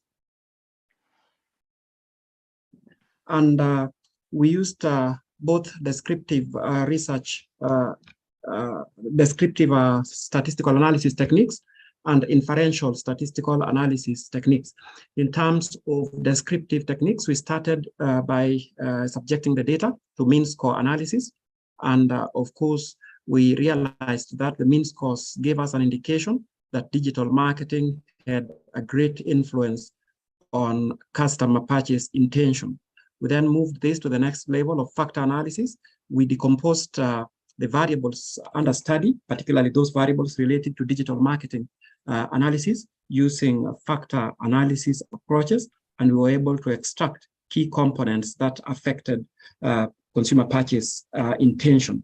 Of course, under factor analysis, we particularly employed the use of exploratory factor analysis, and using EFA, we were able to extract the key components that comprised digital marketing tools, as we shall demonstrate in a short while. So as a precursor to, of course, instituting factor analysis, we did 2 pre-test analysis, the Bartlett's test of specificity and the Kaiser-Meyer-Oakley measure of adequacy of the sample. And the outcome was that there was no violation in terms of the sample adequacy of the data that we had collected, and we proceeded therefore to actualize the factor analysis. The factor analysis, in this case EFA, was undertaken using a 2-front approach. First, we did the principal component analysis, which helped us define the number of factors that were likely to affect consumer purchase intention. And of course, in the initial output, as I'll demonstrate shortly, we got so many components, and this forced us to undertake the second step, which was the Varimax with Kaiser normalization rotation technique. So initially, we got so many components loading onto our matrix, and this forced us to rotate, and this is what led us to extract the 3 structure model comprising of social media marketing, website marketing tools, and search engine tools. Actually came out as critical components that we subjected these 3 components to a crunch batch alpha test just to check their internal validity. And as displayed here, website marketing had a crunch batch alpha value of 0.907. Search engine optimization had alpha value of 0.908, and social media marketing had a crunch batch alpha value of 0.882. So this particular test was just meant to bring forth which factors could actually be affecting consumer purchase intention. But then the effect of these factors on consumer purchase intention was not tested then. So it was just meant to extract the critical factors, and from there we moved on to adapt a multiple regression analysis to be able to check the effect of these components on our predicted variable.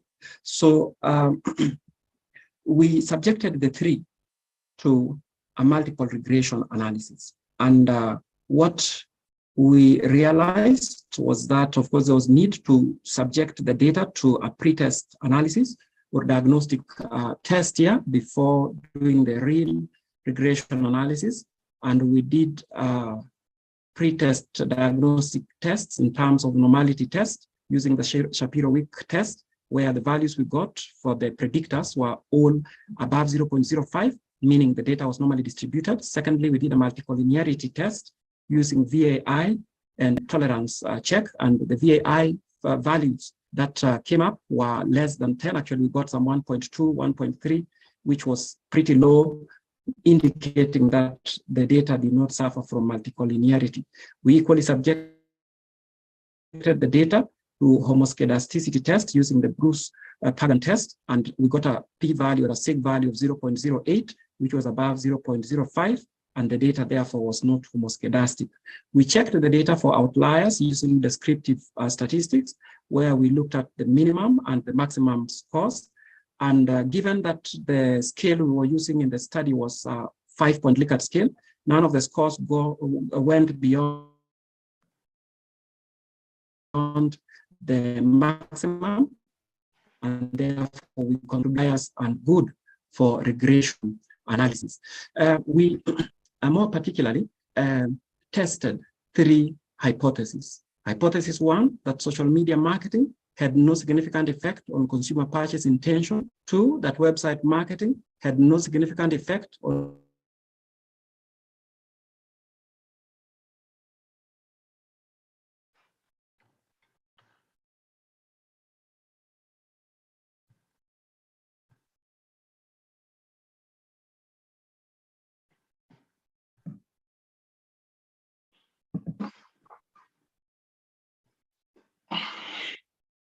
Dr. Wino, we cannot hear you well, currently.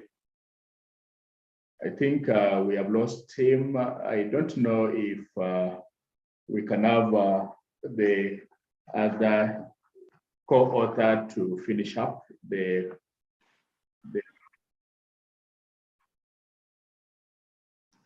Award. Are you in a position to finish it up? Yes, allow me to just share my screen. All right. Kindly conclude in the next 1 minute.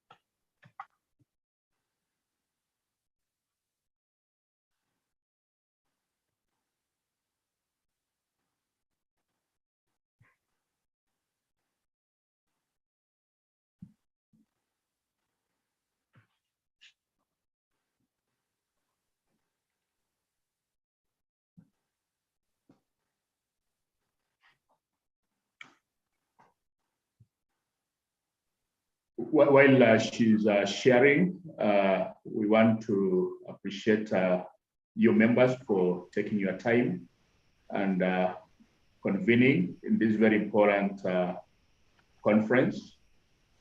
And I want at this point to recognize and welcome on board my rapporteur, Dr. Salome Msau, who is our lecturer in the School of Business, Accounting and Finance.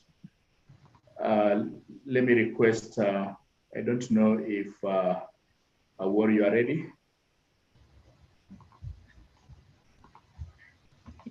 Yes, I should be ready. I'm having difficulties sharing my screen. Yeah, I think you are there. We are able now to have the recommendations. You are welcome on board to carry on.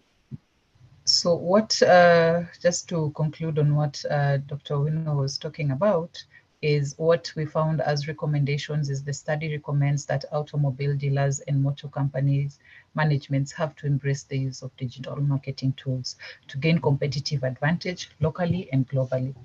And the second one was players in the automobile sector must leverage on the power of social media platforms to increase their marketing reach and positively influence consumer purchase intentions. The last one was policy formulators should encourage the use of digital marketing tools due to their proven positively influence on the growth of the automobile sector and hence economic growth. So those are some of the recommendations we had. Thank you so much for giving us the opportunity to present this paper today. And over to you, Dr. Abraham.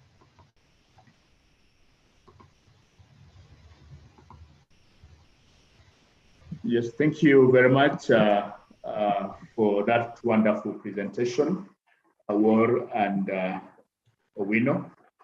At this point, we want to invite questions. Kindly, if you have a question, raise up your hand and I'll give you an opportunity to pose a question to our presenters who have just presented on digital marketing and the consumer influence. If you have a question, kindly raise up your hand and I'll be able to invite you to raise your question following the presentation we have just had on digital marketing and the consumer influence.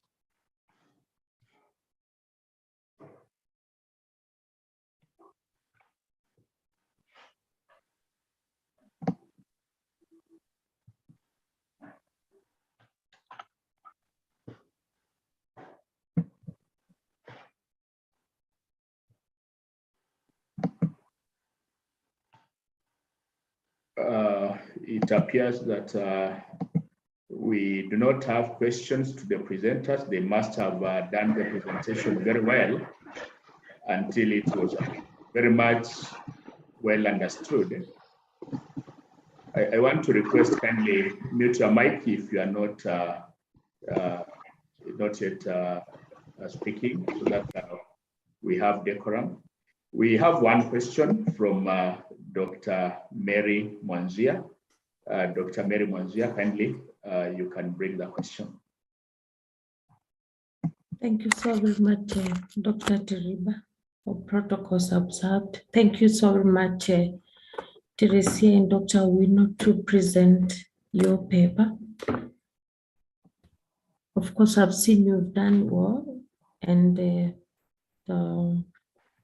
analysis is okay. But what I want just to ask is, you've said that in your analysis, there's no significant effect on social media marketing nor web marketing. So if there is no significant effect, then in this digital world, and everyone is going digital, how are we going to transform the likes in the social engine, the SEO, and also in the Instagram and Facebook? Or how are we going to turn those likes and comments to be potential customers, especially in our institution of learning? Thank you. Thank you very much. We'll take one more question so that they can respond to both of them. And given the interest of time, I want to invite one more question from Anthony Mulinge, and the last question from Margaret Dinga. Anthony Mulinge, you are welcome to make your question. Thank you, Dr. Teriba, and good morning, everyone. We'll start by thanking the presenters for the good presentation. I think it was well articulated. My question goes to the analysis part and the model choice. I've noted that the response variable, which is the intent to purchase, may not necessarily. And I believe it, hello. Jana nikifika tu kwa nyumba nililala tu. Yeah, kindly, Charles Moore, kindly mute your mic. Okay. Thank you. So thank you. My question is, from my observation is that the response variable, which is the intent to purchase, is not a continuous variable. It looks like is a categorical variable. Maybe it's a ranked variable, or maybe it's an ordered variable, or something like that. It's dichotomous, or maybe having more than two categories. So I was just wondering whether a linear regression model is the best model for. I know we don't have good models. Is it the best choice of model, or maybe an ordinal model, or any other type of model maybe could have performed better? So that's my question. Thank you. Last question from Margaret Dinga.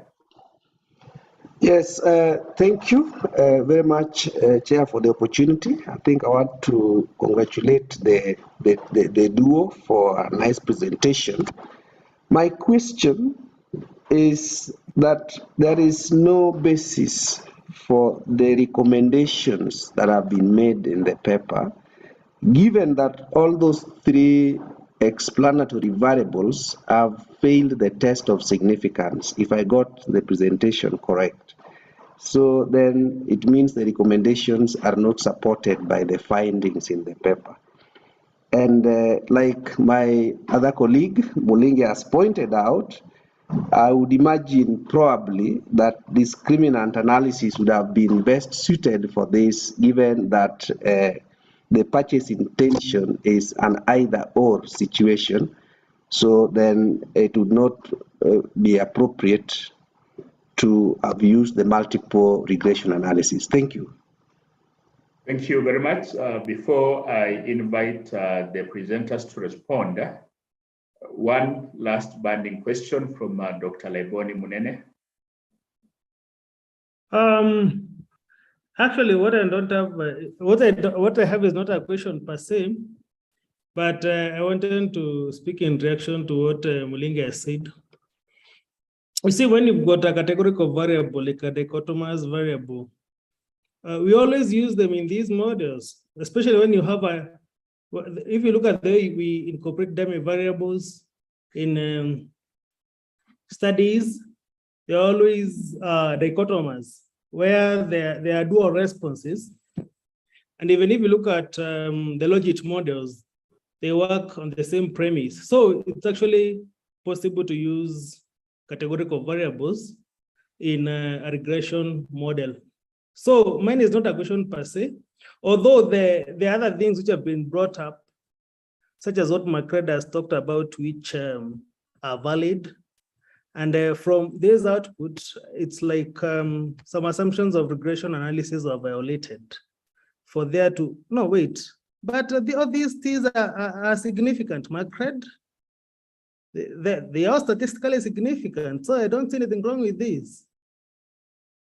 Anyway, so thank you, Doc. And I thought it's good to speak in defense of the presenters.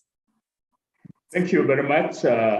And at this point in time, I want to request if you have additional questions, you can post them in the chat and they'll be able to respond thereafter. But I want to invite the presenters to respond to the inquiries which have been posed on their paper. Welcome, Dr. Owino, and welcome, Awor. Okay, thank you. Yeah, thank you. Thank you very much, our chair. Sorry, I was thrown out when I was making a presentation on the analysis and the outcome, and my colleague came in and was able to save time. So I was surprised to hear from the plenary that there was no significant effect. The table that I'm projecting before us is the coefficients of digital marketing coefficients. And if you look at the last column showing the sig value and the p-value, all the p-values related to the predictor variables were actually less than 0.05 being the threshold, and hence they were significant. So I think with that, I answered the first question, which indicated that there was no significant effect. They were all significant. And for the third question also indicated that there was no significant effect is equally answered. So I want to comment about discriminant analysis. I heard we were guided that we should have used discriminant analysis. And you know, discriminant analysis leads to categorizing whether someone will purchase or will not purchase. So I do not dispute the same, but indeed I want to say that maybe this could be the next level of analysis.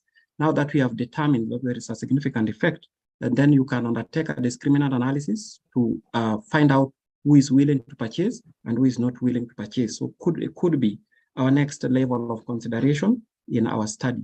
The second question by Mulinge touched on of course, the response variable being categorical. I think our response variable was actually an interval scale question and not a categorical variable.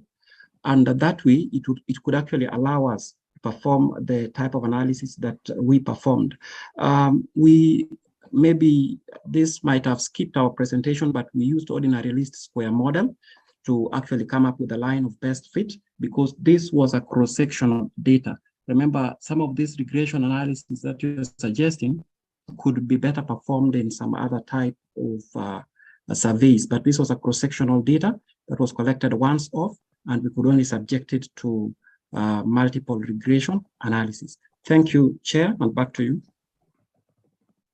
Thank you very much for that. If we have additional comments or questions, we can be able to do that in the chat. At this point in time, I want to invite our rapporteur, Dr. Salome, to do a wrap of what we have done in the morning session. And then thereafter, we'll be able to have our chair of session, Dr. Peter Njuguna, to direct the program, what comes next. Welcome, Dr. Harry. Thank you, Dr. Tirimpa, the moderator of the session. I hope I can be heard.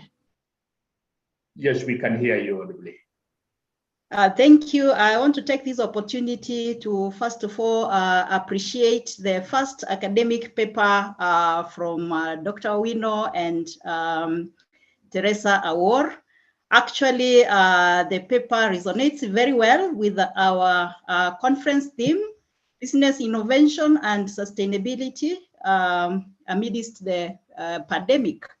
And again, if I remember very well, our ambassador who has talked very well about the recovery process has insisted on sustainable measures. And I think this paper addresses the way forward in the marketing space. We need to leverage on time, and we want to break away from what in the background they said the pandemic taught us how to break away from the usual brick and mortar methods of walk-in clients, and we now shift to e-marketing. And therefore, the paper really sets the mood and sets the pace for the conference, where the ambassador has said for us to spearhead the recovery process, we cannot omit, or we must appreciate the role of innovation and partnerships in spear.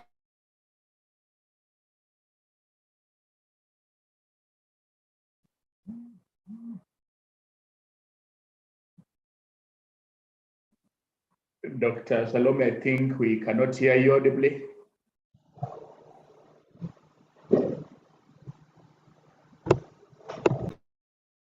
Okay, now, members, thank you very much for attending the first part of the session. And we have now been able to do the first bit of it, though very much a bit left out by time.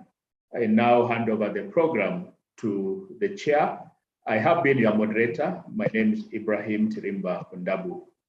Thank you very much, and officially I invite you and welcome you to this conference, which has started, which is real, and which we are on in a bid to learn more and do more. Thank you.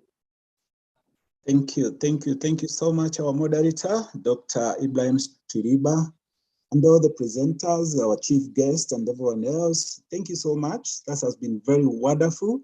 I think Dr. Musau is back, but I think the lap up was almost good enough. So because in the interest of time, I suggest that we just carry on. We'll pick you up later, maybe as we continue. So at this juncture, we're going to take a very brief health break. I suggest 10 minutes because if this was a physical forum, I think we could have been able to network and share a cup of tea. But now that this is virtual, we will take 10 minutes, 10-minute break. So you grab a cup of water, a cup of tea, coffee, whatever is close to you. Come back as you work with your computer. I want to give a task because the bar have been set, and the bar have been set very high. You followed the discussion, the deliberation, and the kind of interrogation that is coming through on the academic paper that has been presented. It's actually proving that this will be value addition. So on the basis of the two set of UN principles that we have been given, the first set was 3P, people, participation, partnership. And the second set of 3 principles was 3S, solidarity, sustainability, and science. So as we take a break, I want you to type or to chat, what is your expectation? What is your expectation out of these forum? So that's what I want you to, as you grab your cup of tea and as you take it through, please indicate what is your expectation.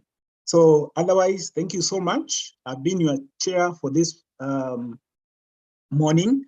Immediately after this, and I think our very able Macred will be picking up from there, first to reflect on your expectation and carry on the mid-morning. It was my humble responsibility to be your chair that morning. Thank you so much. And I look forward to meeting you again. So 10 minutes. So we should be ready to continue by 11:35. Thank you and bye-bye.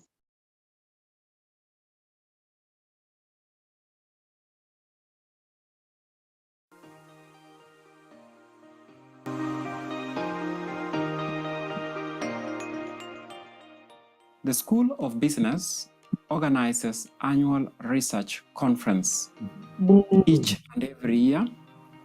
And this conference is also abbreviated SOBARC, School of Business Annual Research Conference. This year's conference is taking place on the 27th and 28th of the year 2022. SOBARC is exciting because we are living in a world where there are many challenges that require solutions. SOBARC is here to give us an avenue through which we can be contributors to the solutions of the many challenges that the world is facing today. We shall be having players from the industry or industry captains interacting with academicians during the conference. We have picked the best in the industry, and as they come with their practical experience, we want to believe that the academicians will also showcase their theoretical understanding, and that the fusion of theory and practice will leave us with more knowledge even as the conference goes on. As the chairperson of the School of Business Annual Research Conference, I encourage all faculty members to continue engaging in quality research and dissemination of knowledge. I thank you very much from KCA University.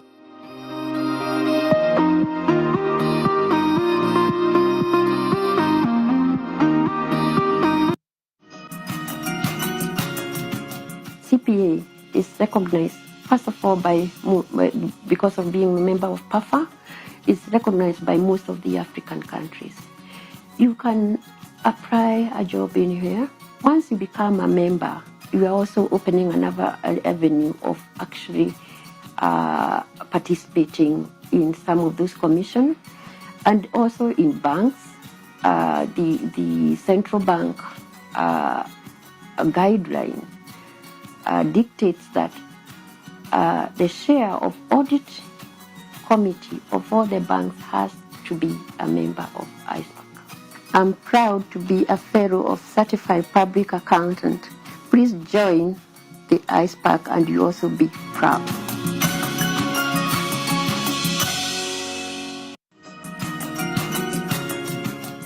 The entry point into the profession, and more particularly membership of ISPAC, has been made a lot easier for you out there. One, the so-called membership fee should not be something that should frighten you, because you can even pay it by installments.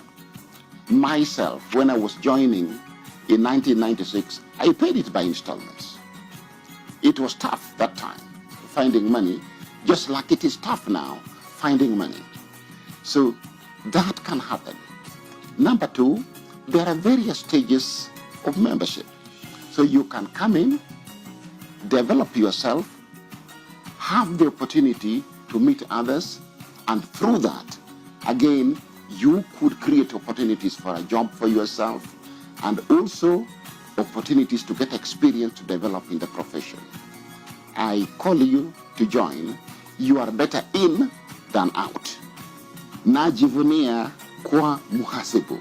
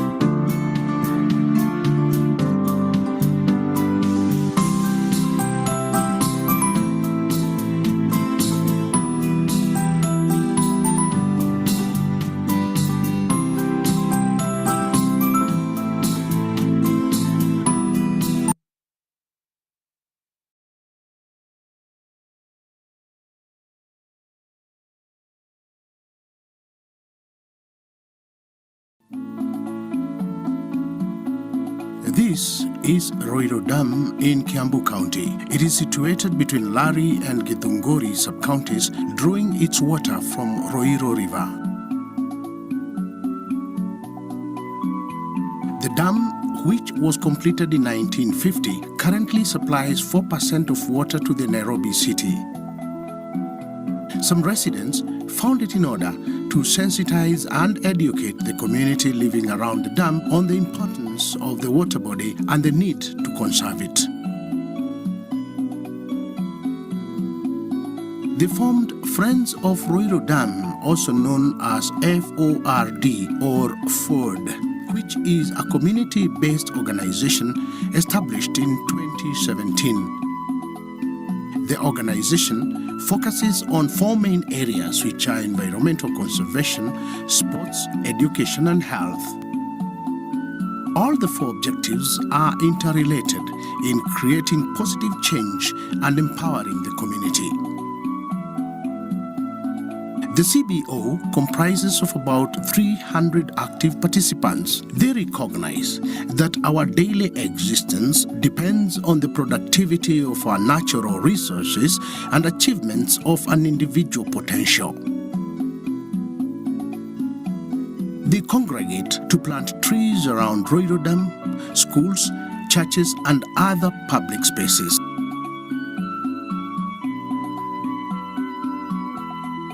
So far, FORD has planted more than 500,000 seedlings. The members strive to create awareness, inspiring and empowering the community to leave a place better than they found it. In particular, FORD helps the youth and women to understand that natural resources are their own and they must protect them.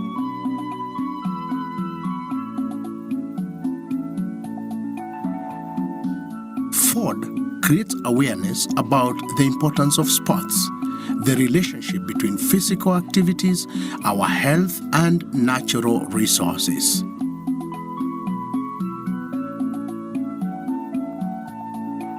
Thirdly, FORD supports academic performance with the realization that an educated community is more likely to find meaningful employment and is less likely to engage in degradation of natural resources or crime such as drugs and illicit brew.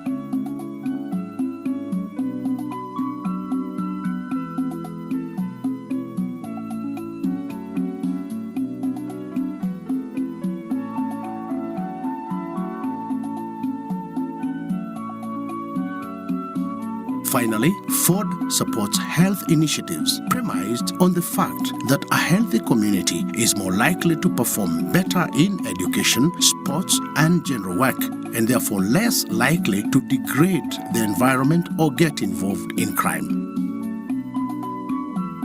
The organization provides a platform for people of goodwill to give back, inspire, and empower the community. Its dedication is guided by the basic truth that alone we can go first, but together we can go far. Its members strive to remain engaged and committed by constantly asking, what can I do to make the community better?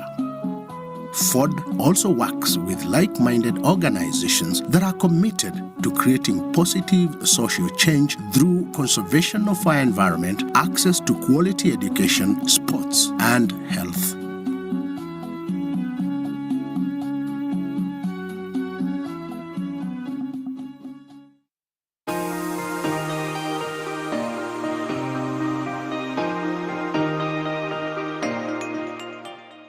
The School of Business organizes annual research conference each and every year, and this conference is also abbreviated SOBARC, School of Business Annual Research Conference. This year's conference is taking place on the 27th and 28th of the year 2022. SOBARC is exciting because we are living in a world where there are many challenges that require solutions. SOBARC is here to give us an avenue through which we can be contributors to the solutions of the many challenges that the world is facing today. We shall be having players from the industry or industry captains interacting with academicians during the conference. We have picked the best in the industry, and as they come with their practical experience, we want to believe that the academicians will also showcase their theoretical understanding, and that the fusion of theory and practice will leave us with more knowledge even as the conference goes on.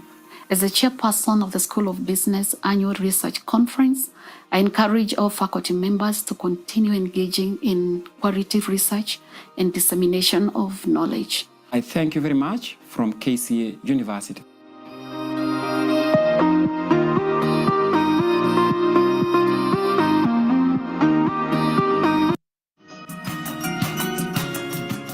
CPA is recognized, first of all, because of being a member of PAFA, it's recognized by most of the African countries. You can apply a job in here. Once you become a member, you are also opening another avenue of actually participating in some of those commissions, and also in banks. The central bank guideline dictates that the chair of audit committee of all the banks has to be a member of ISPAC. I'm proud to be a fellow of Certified Public Accountant. Please join the ISPAC and you also be proud. Thank you, the media team. You can get us back. Thank you. So, good morning, everyone. Yes, I think I want to start by welcoming us back to this second session of the second edition of the SOBARC conference. And I would want to remind us first about the theme, business innovation and sustainability amidst the global pandemic. And before I invite the moderator for the second session, I just want to share with us a Chinese proverb that says that a crisis is an opportunity riding a dangerous cloud. Yeah, so in life, a lot of times the crisis comes, but within that crisis, there is a silver lining. So at KCA University, the School of Business, we are trying to ride on innovation and research to help us be able to see the silver lining, like in our current case, in the COVID dark cloud.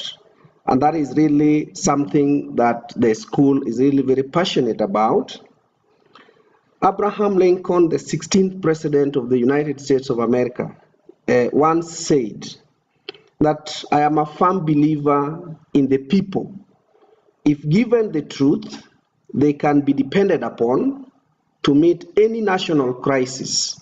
The great point is to bring them the real facts.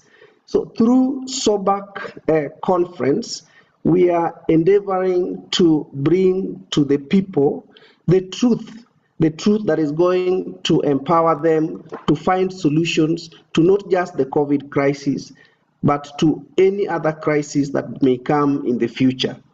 So, ladies and gentlemen, you have joined with us in this conference because we are in the quest for new knowledge, the knowledge that is going to help us survive in the face of this current pandemic and any other pandemic that may befall us as a humanity in the coming years. So I want to take this opportunity to see if there are any people who have reflected on their expectations for this session and see if there is any promise that we can make at this point in time. You had been asked by the immediate chair for the previous session to share with us your expectations. So is there anyone with some burning expectation that you'd want to share with us so that in advance we can have that in mind as we go through this next phase. Anything that you want to share with us through the chat?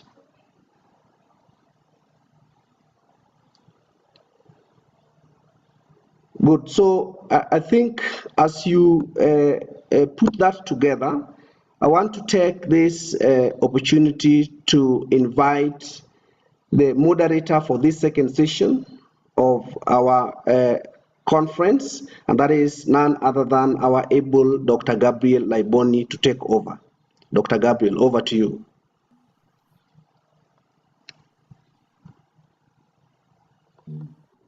Okay, thank you, Macred. I had made arrangements with CPA Fred to assist me, or we share this task. So let him go first, then I will go second. Oh, fine. I can see Dr. Spotter is already very upbeat, very sharp indeed, and wearing a very pensive smile. I want to believe, Dr. Spotter, that you are really very charged to take us through this next session, and we are very expectant to be able to acquire very valuable knowledge and insights that is going to come from the people that are going to present to us this morning. So once again, please, we welcome you, Dr. Spotter. Over, you can take us through the next part of this session. Thank you. Thank you very much. Thank you. Honestly, you just said it, and I'm very much excited to this program, and this day, even tomorrow, I can't wait. You know, there's so much that I'm as well learning in the process. So thank you very much for the opportunity. I'm not only the only moderator for today, but my colleague, none other than Dr. Gabriel Munene, is also the moderator, but we have shared some tasks so that I take some part of the session, and then he will take over at one point in time. So in this program, for this session, we have a rapporteur, none other than Dr. Athnath Onguso. Then we also have our two key guest speakers. First and foremost, before I forget on this, I take this opportunity to thank God for this far, and I also take this opportunity, all protocols observed, to say hello to all my colleagues and visitors and guests who are here today. I believe you are all fine wherever you are. Now, for the interest of time, colleagues and guests, I'll want to go directly to the program of inviting the guest for this session, who will give us the keynote speech in respect to this theme that we have currently. Our guests was to be the PS, but due to one or two reasons that could not allow the PS to be available, we received a representative of the PS, none other than Esbon Malwei, who is the director in the ICT, the ministry. Colleagues, you'll allow me to say something, a brief about our guests, none other than Mr. Esbon Malwei. Mr. Esbon Malwei is a director in the ICT ministry. Throughout his 34-year career, is actually a retired colonel who has held a diverse range of senior leadership roles, spanning from military experience in security and strategy to his current role as the director of ICT in the Ministry of ICT Kenya.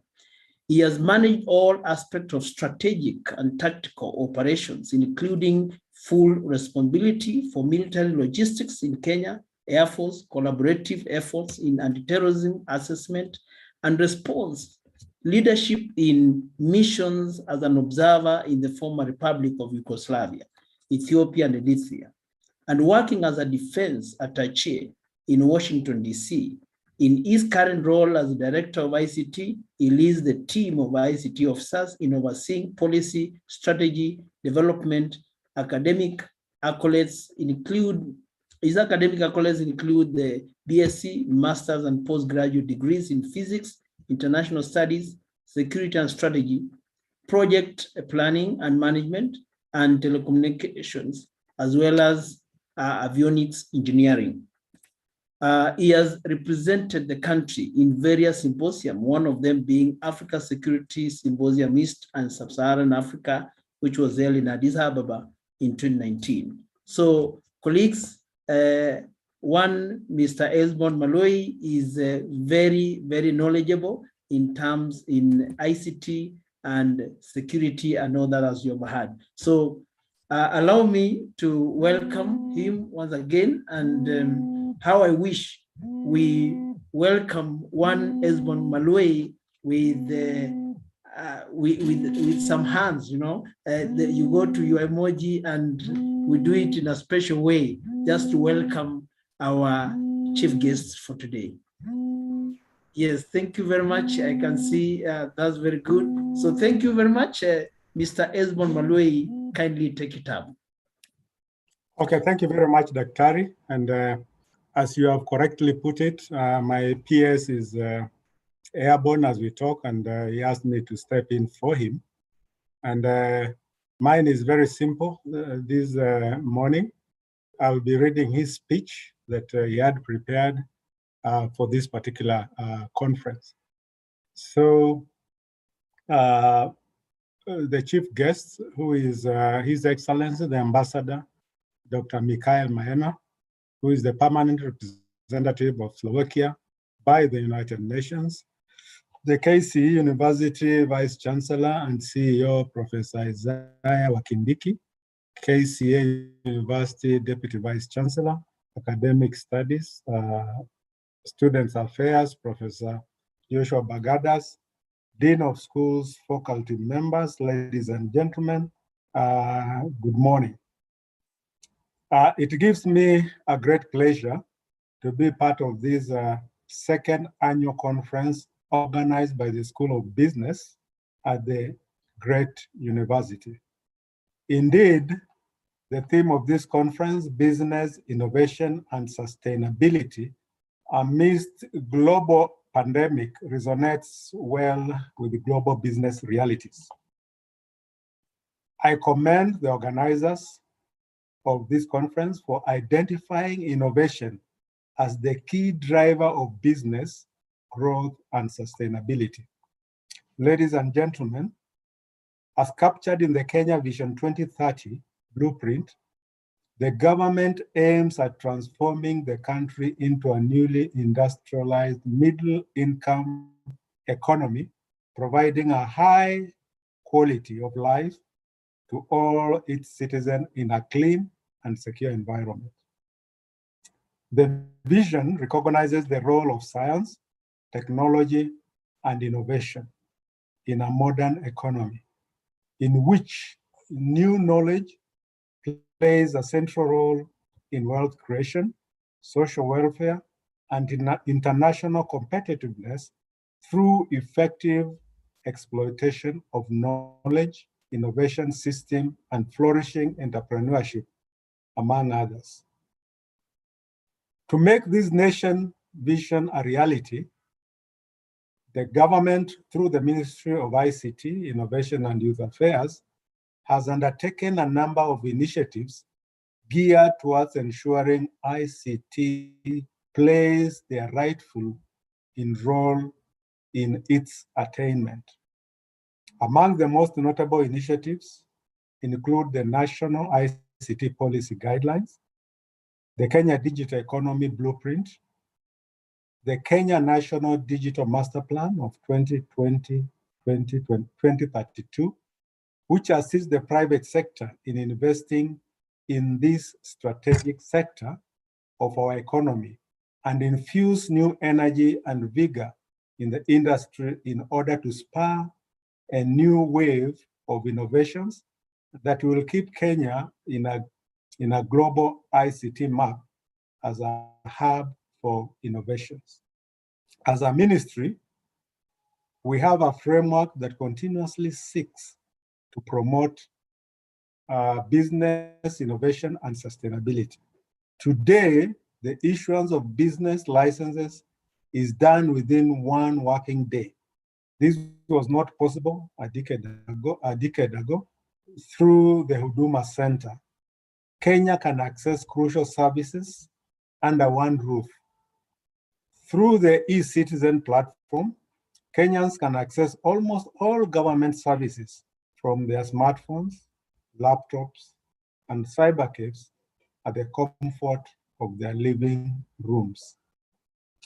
To facilitate provision of e-enabled services across the country, the government has continued to expand and reach of national fiber optic backbone, which is normally called NOFB, across the country, with over 8,900 kilometers laid across all the 47 counties. Ladies and gentlemen, these milestones, coupled with other infrastructure development like expansion of road network, the rollout of the 4G network, are an enabler towards innovation and sustainability of business. It goes without saying that Kenya's geographical positioning makes accessibility to high-speed internet connection easier and cheaper. More so, as an English and Swahili-speaking nation, we are better placed to transact competitively with the rest of the world. This is also made possible by peace and tranquility that we enjoy as a country. In the same vein, Kenya is not only endowed with skilled manpower, which is acquired from technology-driven high institution of learning, but also boasts of a youthful population that drives innovation. As a government, we commit to continue ensuring that the space available to innovators and to the business community in particular is always open. We are committed to ensuring that the policies and legislative frameworks that will allow you to do your innovations or launch your startups are in place. I urge all of us here today, and especially young people attending this conference, to take advantage of numerous opportunities made available by the Ministry of ICT, Innovation, and Youth Affairs. Leveraging on these technology-driven platforms will transform you from job seeking to job creating. As I conclude, I would like to once more commend the architects of this conference. This is the way to go for all of us. I wish all participants a fruitful 2 days of academic discourse. Thank you very much, the organizers. Thank you, and God bless you all. Thank you. By P.S. Jerome Ocheng, on his behalf. Okay, so let us unmute our microphones briefly, ladies and gentlemen, and give Mr. Esbon Malwenyi a round of applause.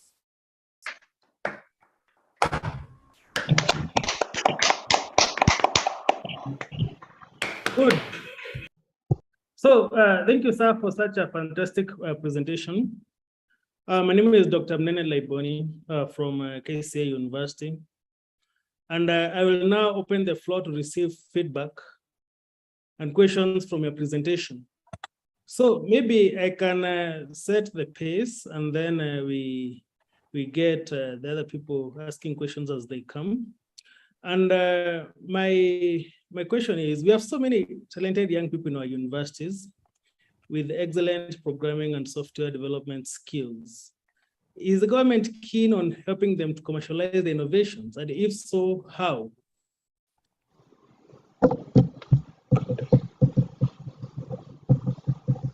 So that's my question. Maybe we can get some more in the chats as the Hesbon gets ready to respond to them one by one.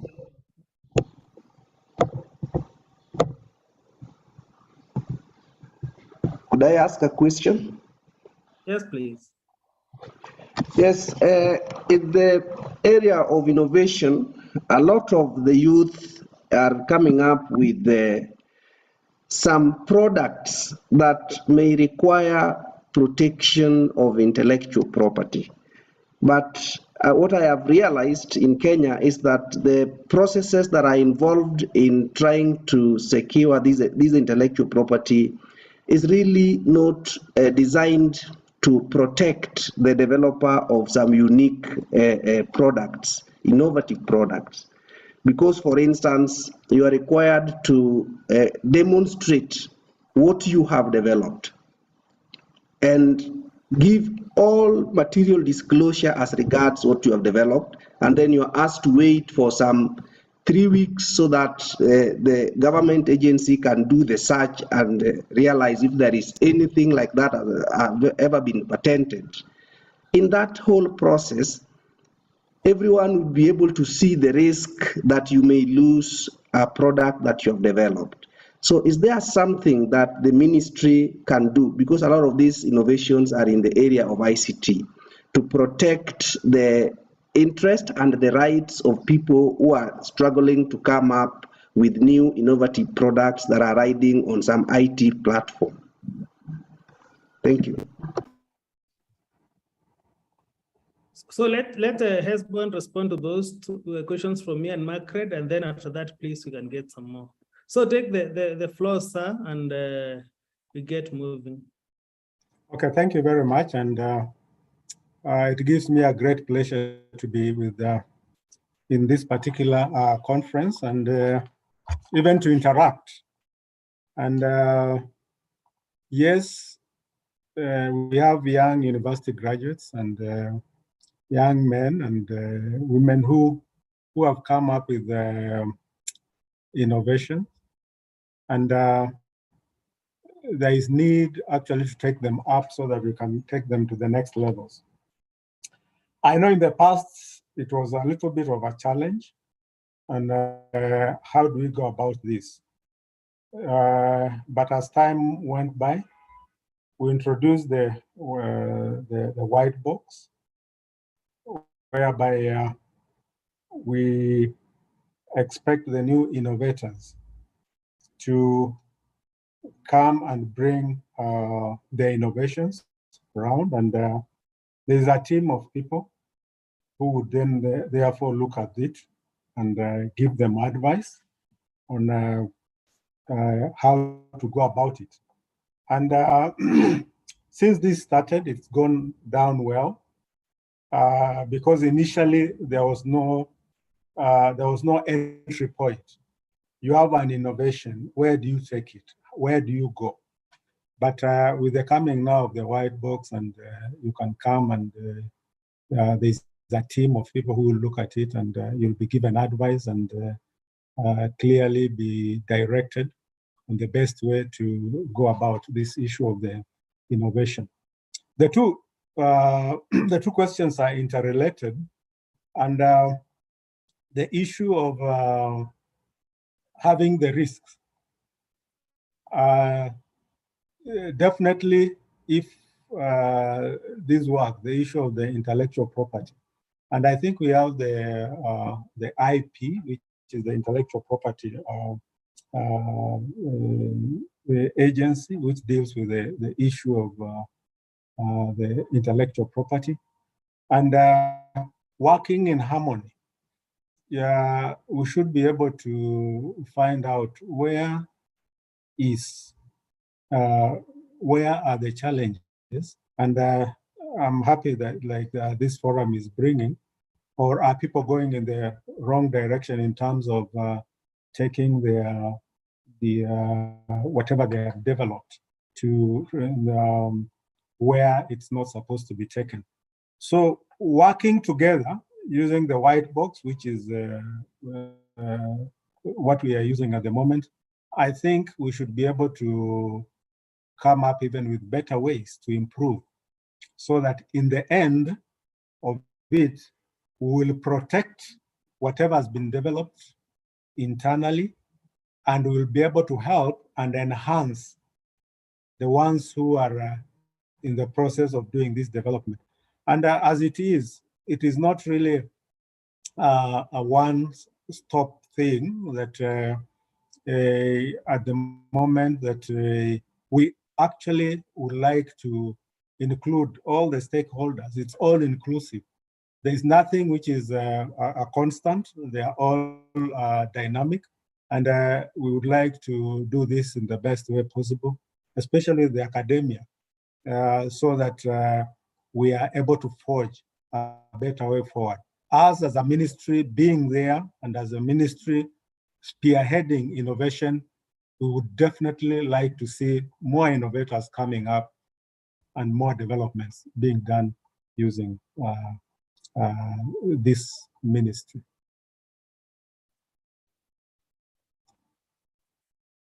Okay, so I can see that there's another question in the chats from Kevin Mwaniki. He's talking about the issue of fraud, cyber fraud, and people like faking degree certificates and using them for to attain some personal benefits. How is the government going to deal with that, or to avoid an embarrassing situation where like a government agency clears someone on the basis of things which are not legit? So we can maybe look at that, Hesbon, and also for John Kahura for now, and then we take them 2 by 2 in the chats. John Kahura is talking about the fear or the scare that artificial intelligence and robotics may take up people's jobs in the near future. So he is asking what's the specific government policy on training Kenyans on how to work with robotics, and also how to deal with the issue or the fallout that's going to come up as a result of job losses when everything gets automated. Okay, thank you very much. And I think, Daktari, the issue of fraud, fake certificates, I think it's an issue which has been in the media for quite a while.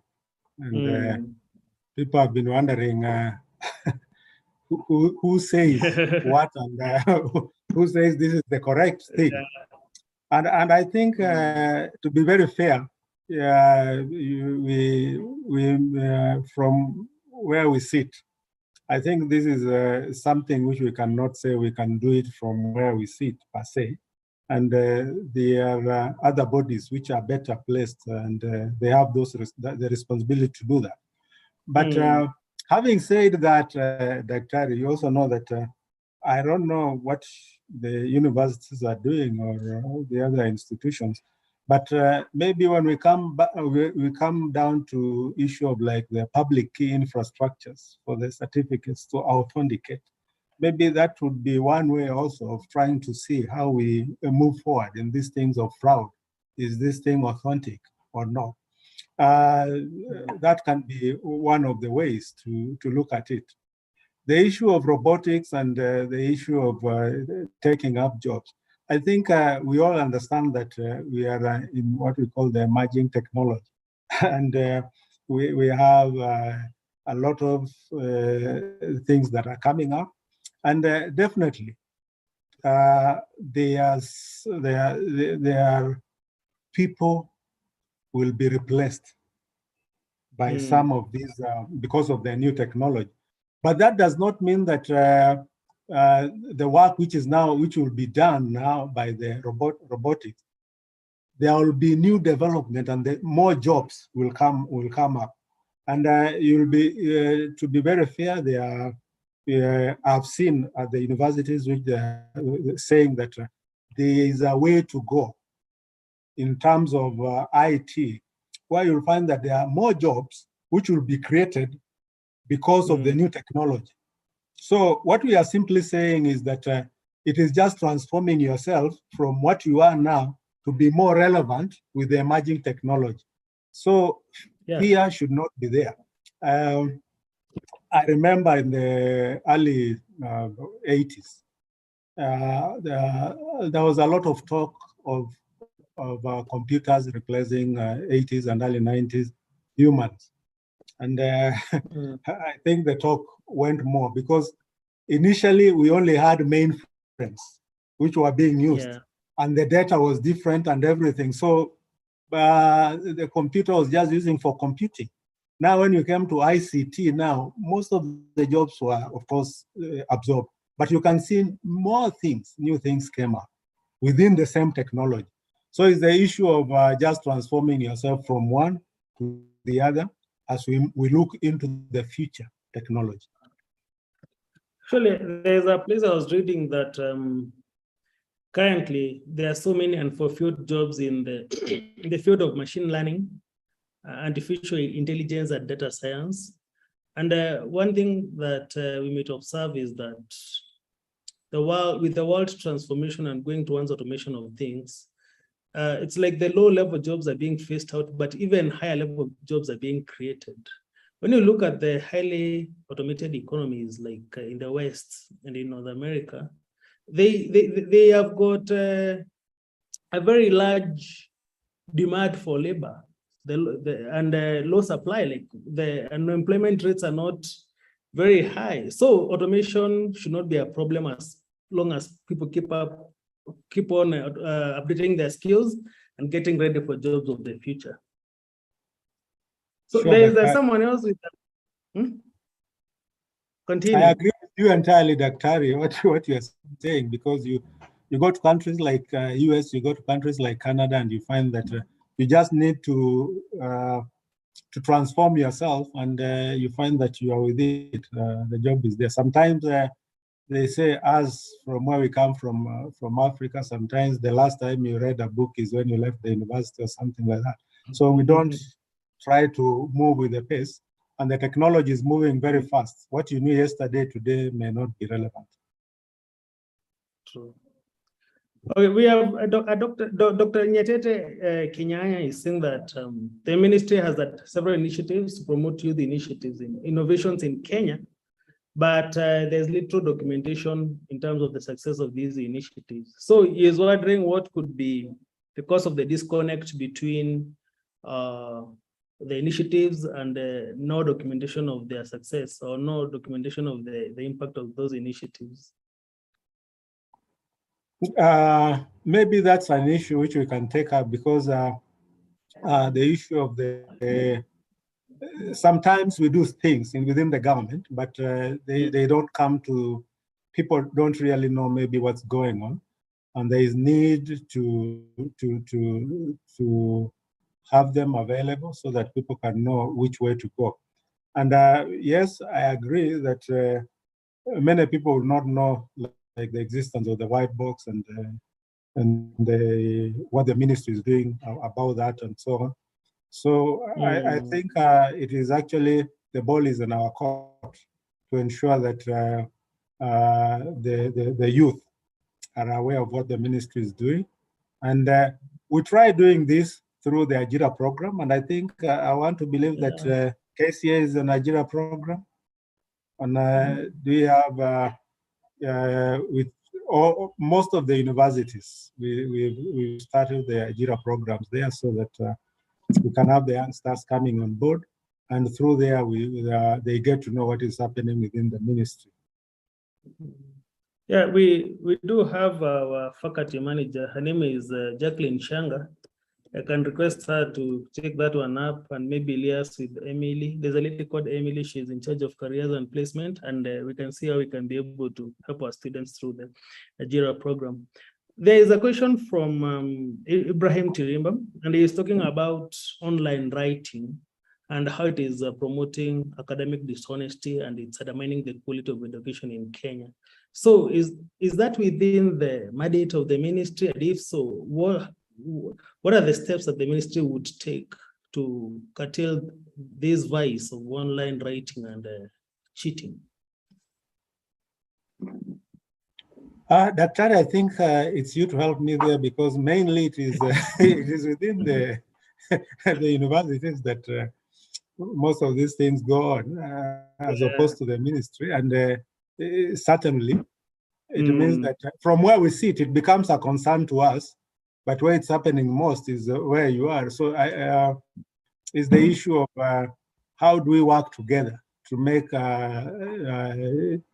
sure that we are moving forward in a better way, and people stop these issues of cheating online. Yeah, so I would think that's maybe a misuse of ICT infrastructure. It could maybe fall also under the ambit of cybercrime, maybe. So that could be part of the mandate of the detectives and people like that.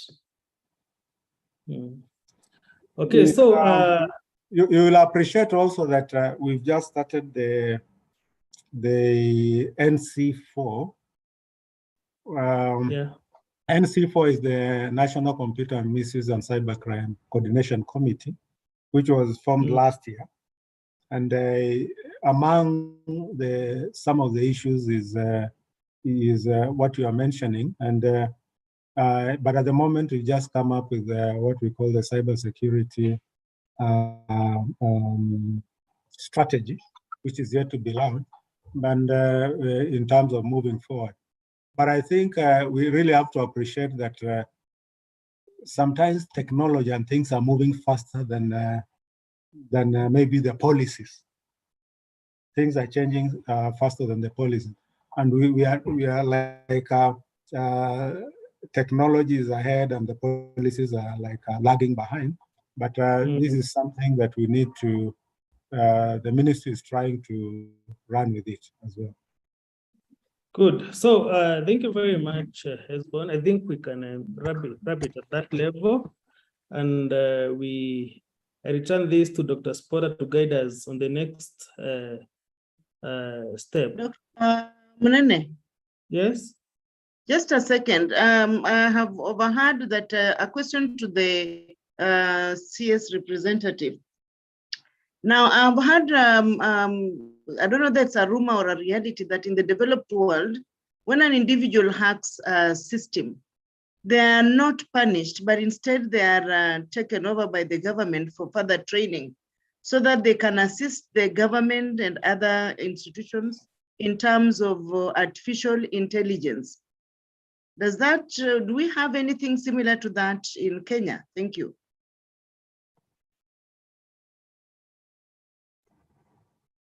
Sorry. No, to the best of my knowledge, no, the people who are hacking systems, we've not had any way of saying we bring them up and then use them for our own better use. Maybe we are not yet there.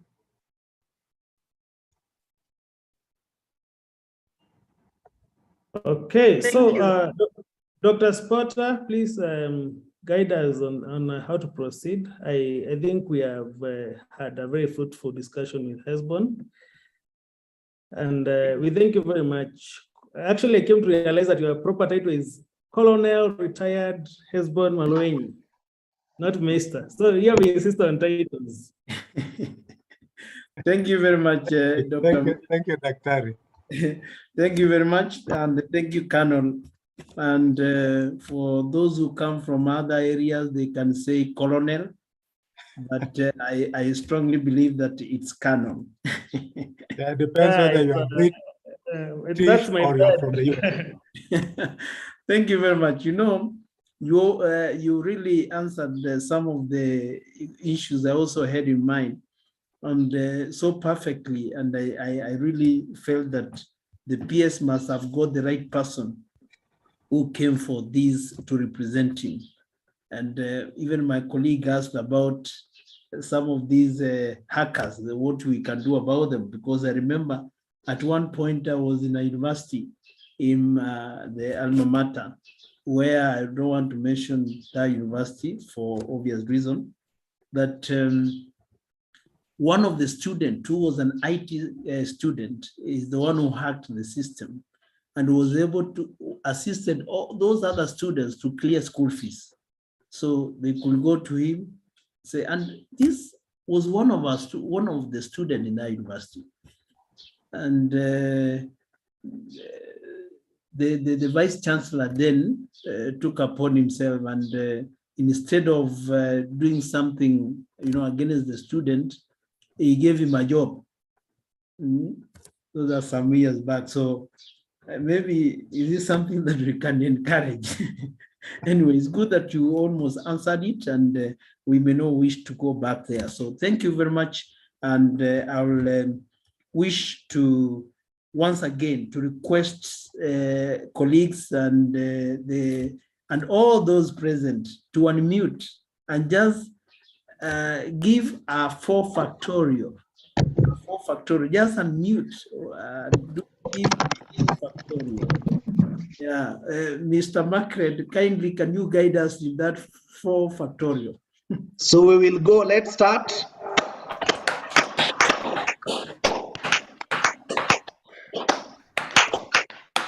Thank you. Yeah, thank you very much. Because of the network issue, that's why the factorial cannot go hand in hand, because maybe there are those that the network may be breaking a lot. So that's the reason. So thank you very much.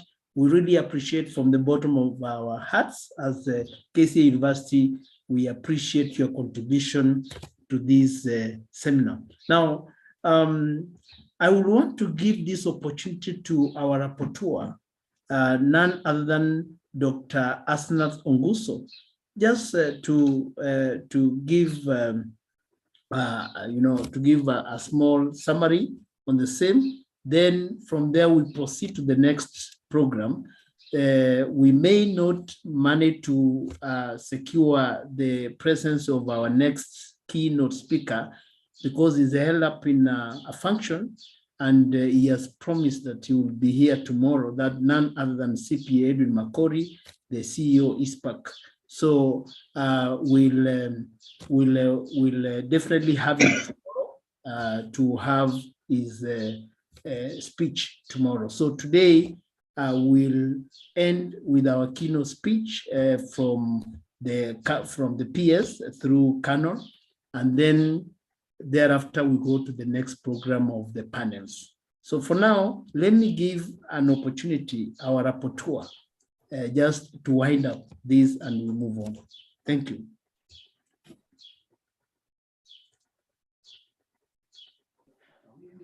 Okay, thank you.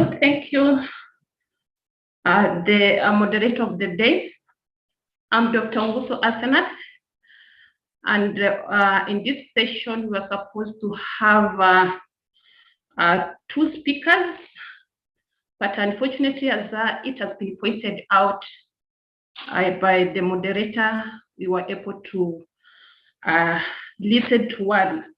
So I will going to get the next in a different day, but just to give the summary of the speech that we have gotten from the director.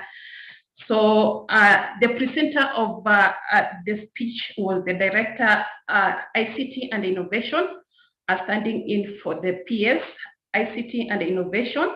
And from the speech, I can point out some of the initiatives that the ministry is taking to be able to promote innovation, the framework, and of course, the efforts that the ministry is putting in to be able to ensure that innovation is enhanced, especially amongst the youth. And of course, some of the things that the ministry is trying to do is to ensure that there is good connectivity. There is, of course, policies in place that can be able, of course, to promote innovation. And of course, the ministry also has got the Kenya National Digital Master Plan, which is very important in doing just that.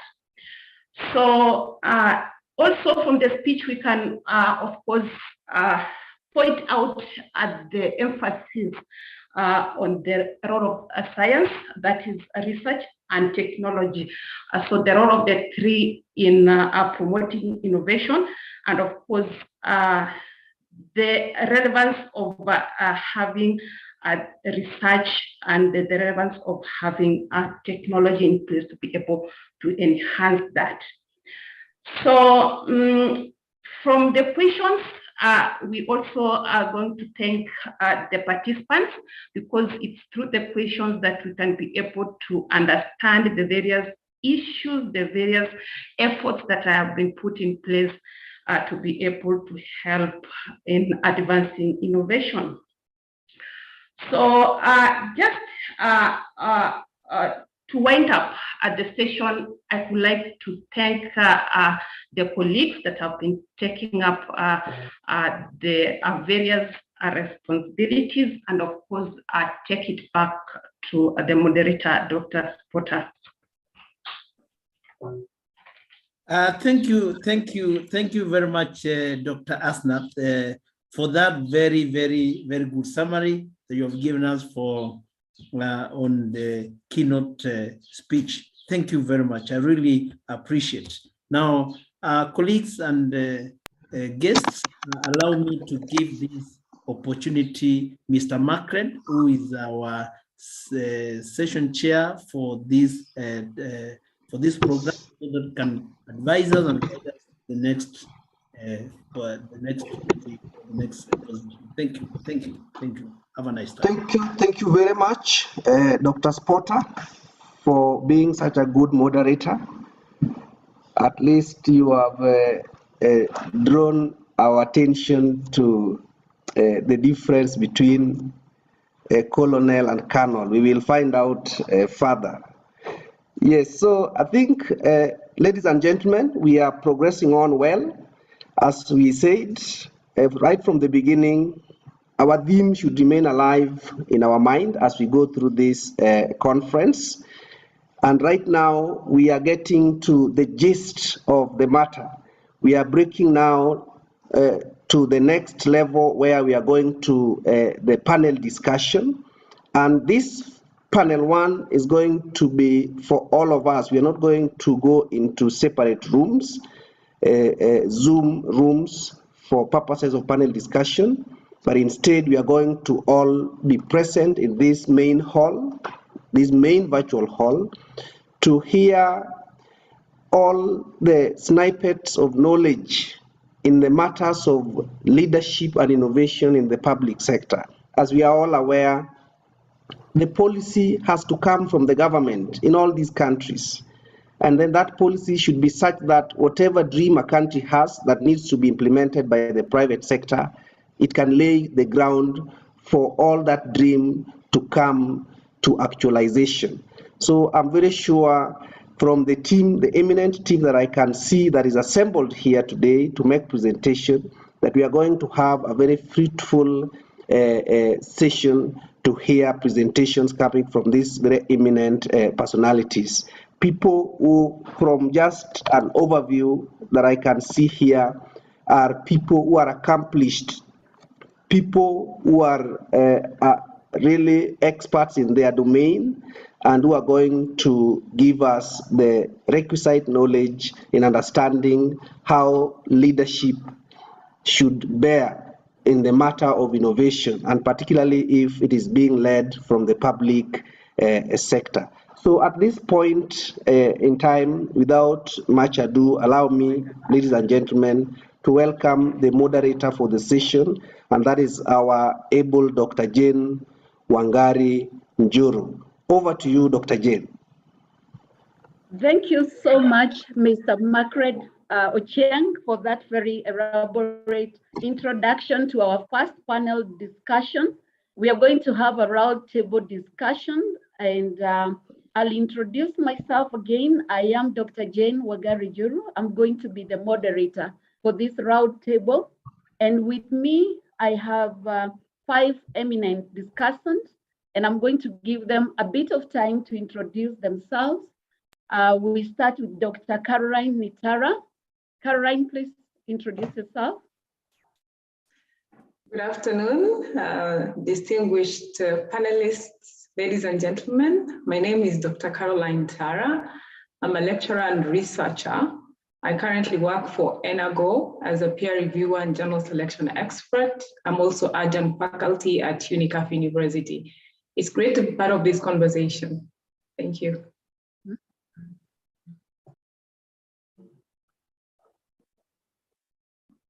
Thank you so much, Caroline. Now let's move to Dr. Njoki Mitugo.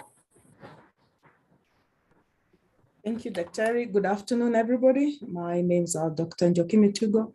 I am a gender mainstreaming expert at the EU Climate CAC. I'm also a consultant at the Center for Multi-Party Democracy. And I'm happy to be here. My background is social development and economic development, focusing on household economies. Thank you. Thank you so much, Dr. Njoki. Let's now hear from Dr. Mushiri.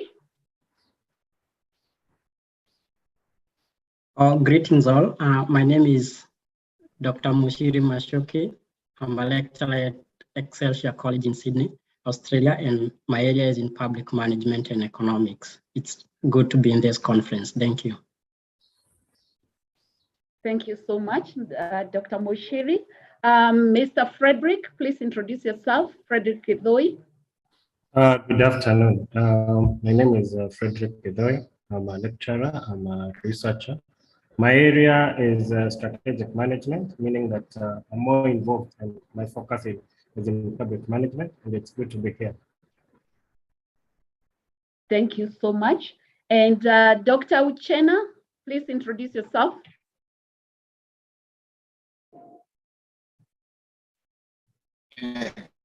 Thank you very much. My name is Dr. Uchenna Ekwo. The best way to introduce myself is I have 3 pillars. I'm a journalist by training, a teacher by choice here in New York. With City University of New York, and of course the Center for Media and Peace Initiative. We are not able to get sound. If I have a voice, please. Dr. Jane. Yes. Yes, Margaret. Are you able to hear me? Yes, we can hear you, but you're breaking. It was breaking. It was breaking. The bandwidth was a bit low. Yeah. Okay. Dr. Uchenna. Yeah, I have to travel across the ocean. That's why. So. All right. So thank you so much. You are all welcome to this roundtable discussion. We're going to look at leadership and innovation in the public sector. We all know when the public sector is doing well, good things happen, and the opposite is true. So without further ado, let's get to the gist of the matter. We'll start with Dr. Nitala. Please, could you probably tell us what is the role of government? Can nations stay without governments, or why do we need government?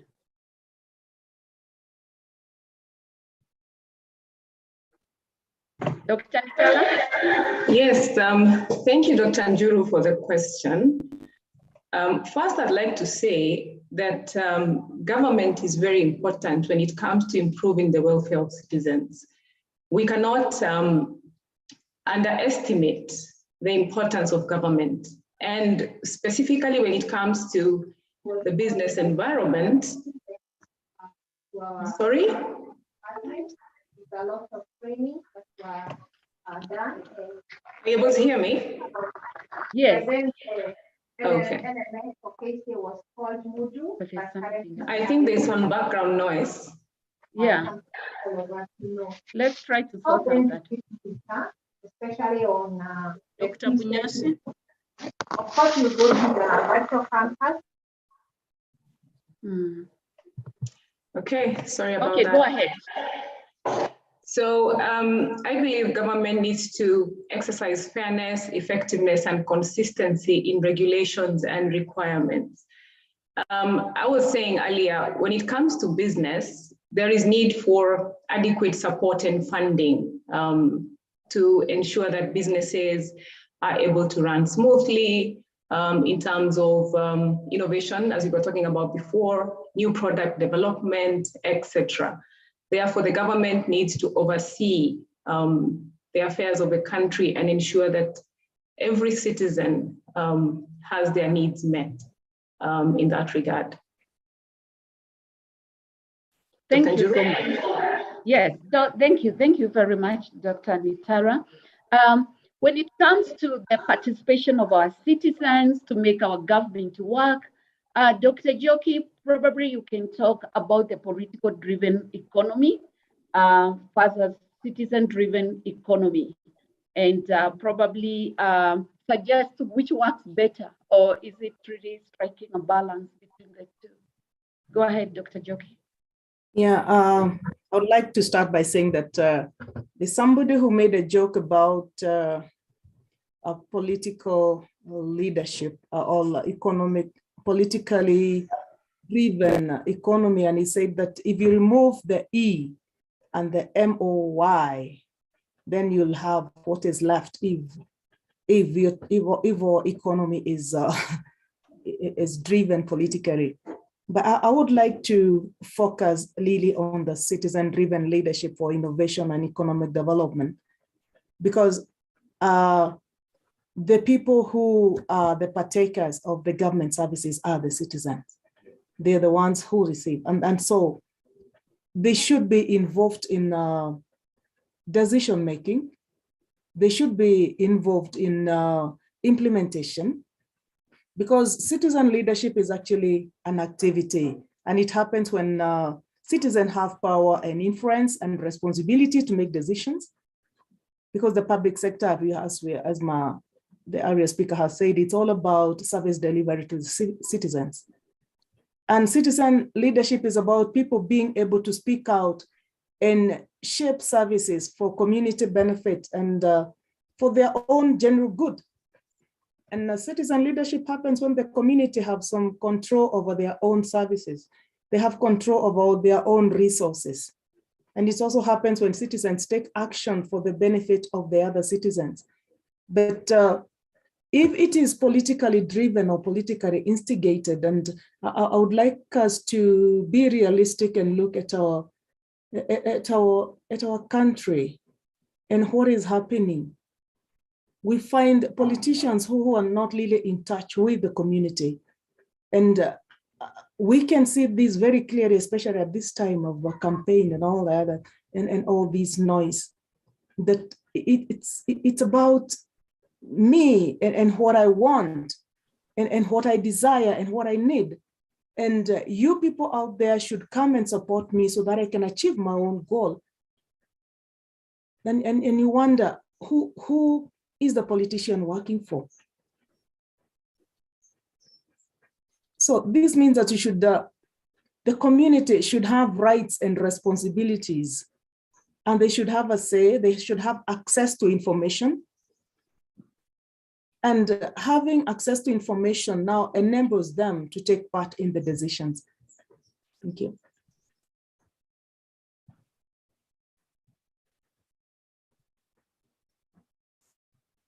Thank you so much, Dr. Joki. You've posed with a good question. Who do politicians work for? Wow. And Caroline has touched about the role of government in matters of regulations, in matter of creating good, conducive environment for business. But we all know that people tend to view the world through very different lenses or perspectives. Dr. Moshiri, probably you can speak to us a little bit about system thinking theory and its perspectives. Okay, thank you, Dr. Jane. And I'll speak in very brief about systems thinking in context of public leadership and innovation. And I want to touch on 3 areas where I think we can actually apply systems thinking. And one of them is to see the world as leaders, public leaders. They need to see the world as a system, where the emphasis of systems thinking is to try and see the world in another person's view, accommodating various perspectives, accommodating various opinions. The second item I want to address on systems thinking is that by acknowledging that human behavior and human activity is not homogeneous through time. We are quite dynamic beings. And as we move through time, we're not homogeneous. So in using systems thinking, theory, we're not analyzing static substances. We are acknowledging that we are homogeneous. We keep changing from one situation to another, and we keep adapting. Then the third item is on uncertainty. And in this one, I reflect on the Heisenberg principle of uncertainty, where the more accurately we measure position, the less accurately we are able to measure motion. And the context of applying this third item is in acknowledging that in trying to solve world problems as public leaders in business, we understand that there's element of complexity. There are wicked problems that we need to solve, where in solving a problem, other unintended problems arise. For instance, in the case of sustainability, we're trying to focus on saving the planet, but at the same time, we still are confronted by the need to produce, the need to consume. And in addressing all that, we get to realize that there's uncertainty. As we get closer to fixing one item, then other issues arise, such that ordinarily, even in life, there are no guarantees. We probably hope for better things, but sometimes things happen, and such is life. So those are the three areas in which I try to bring the concept of systems thinking and its application in public sector within businesses, an innovation could be problem solving, but on the other hand, it could still be problematic in other ways. Acknowledging that we're living in a system that is complex, it calls us for moving into a systemic way of thinking. And this is where I think we need to adopt systems thinking. And most importantly is how we move from theory into practice. How do we adopt that element of dealing with homogeneous situations, dealing with complexity, dealing with tolerating other people's views, and accepting that there could be different opinions, even when we are business leaders or when we are public servants, that there could be other perspectives to life that we need to acknowledge and accommodate in solving the problems we could be trying to address. So those are the items I would be reflecting on, and I welcome any discussions around that as well. Thank you. Thank you so much, Dr. Moshiri. It's really, in fact, indeed very critical that we translate theory to practice. And I guess that's why SOBARC is here, so that we can actually explore the unknown and come up with facts that we can translate into innovations and try to solve problems in our lives.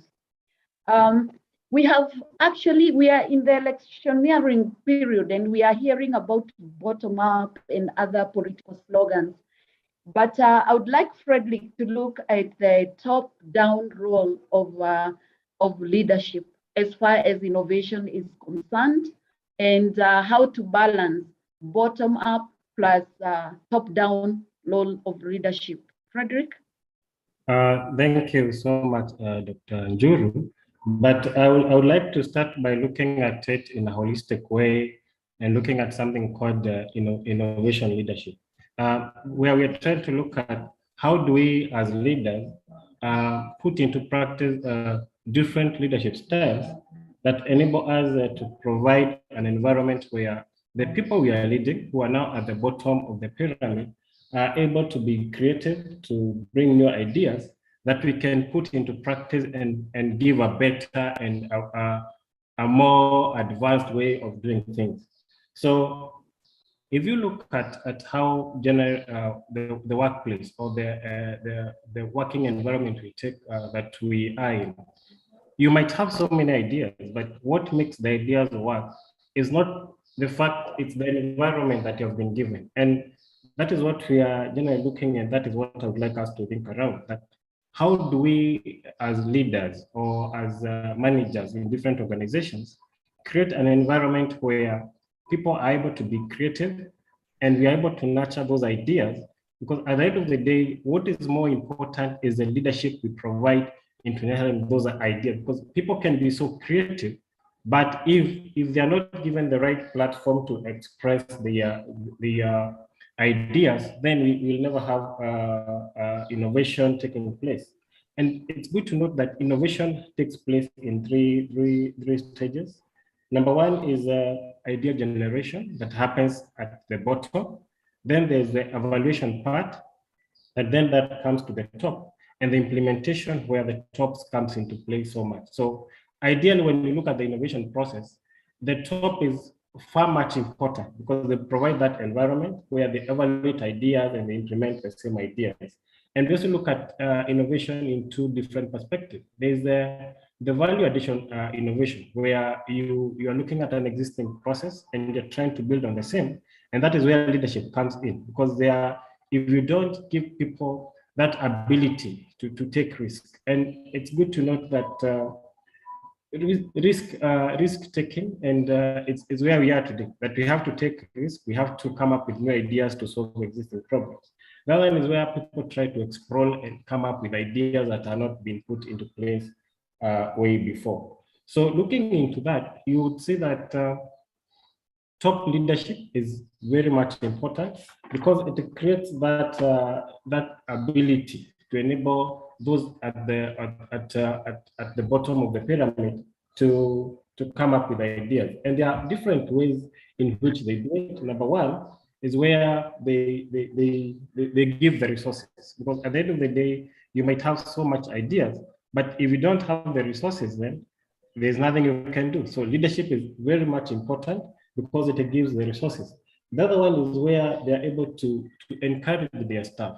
For example, they give some incentives to enable people to encourage the behavior and innovation to take place. So I would like us to look at that, and because I believe that leaders the transformational leaders have to create that environment that enables the people at the bottom to be able to be innovative. I think that will be the area we would like us to look at.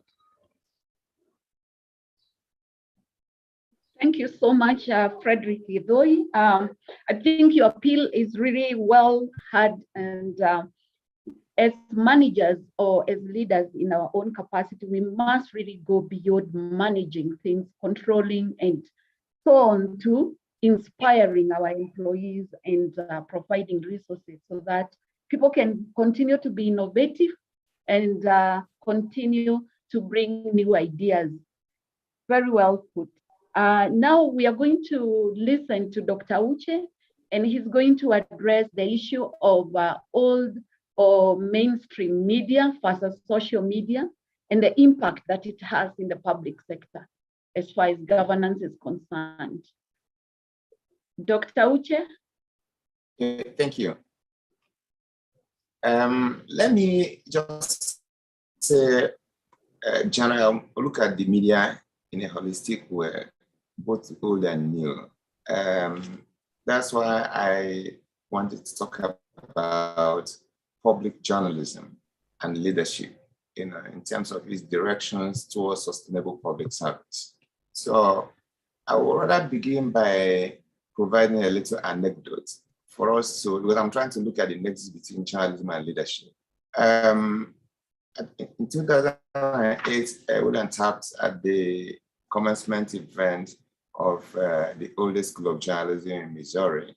Talks about, it just told the story of how important journalism is. And I'm looking at it, when I'm talking about journalism, I'm also using it interchangeably with social media and the news media as well.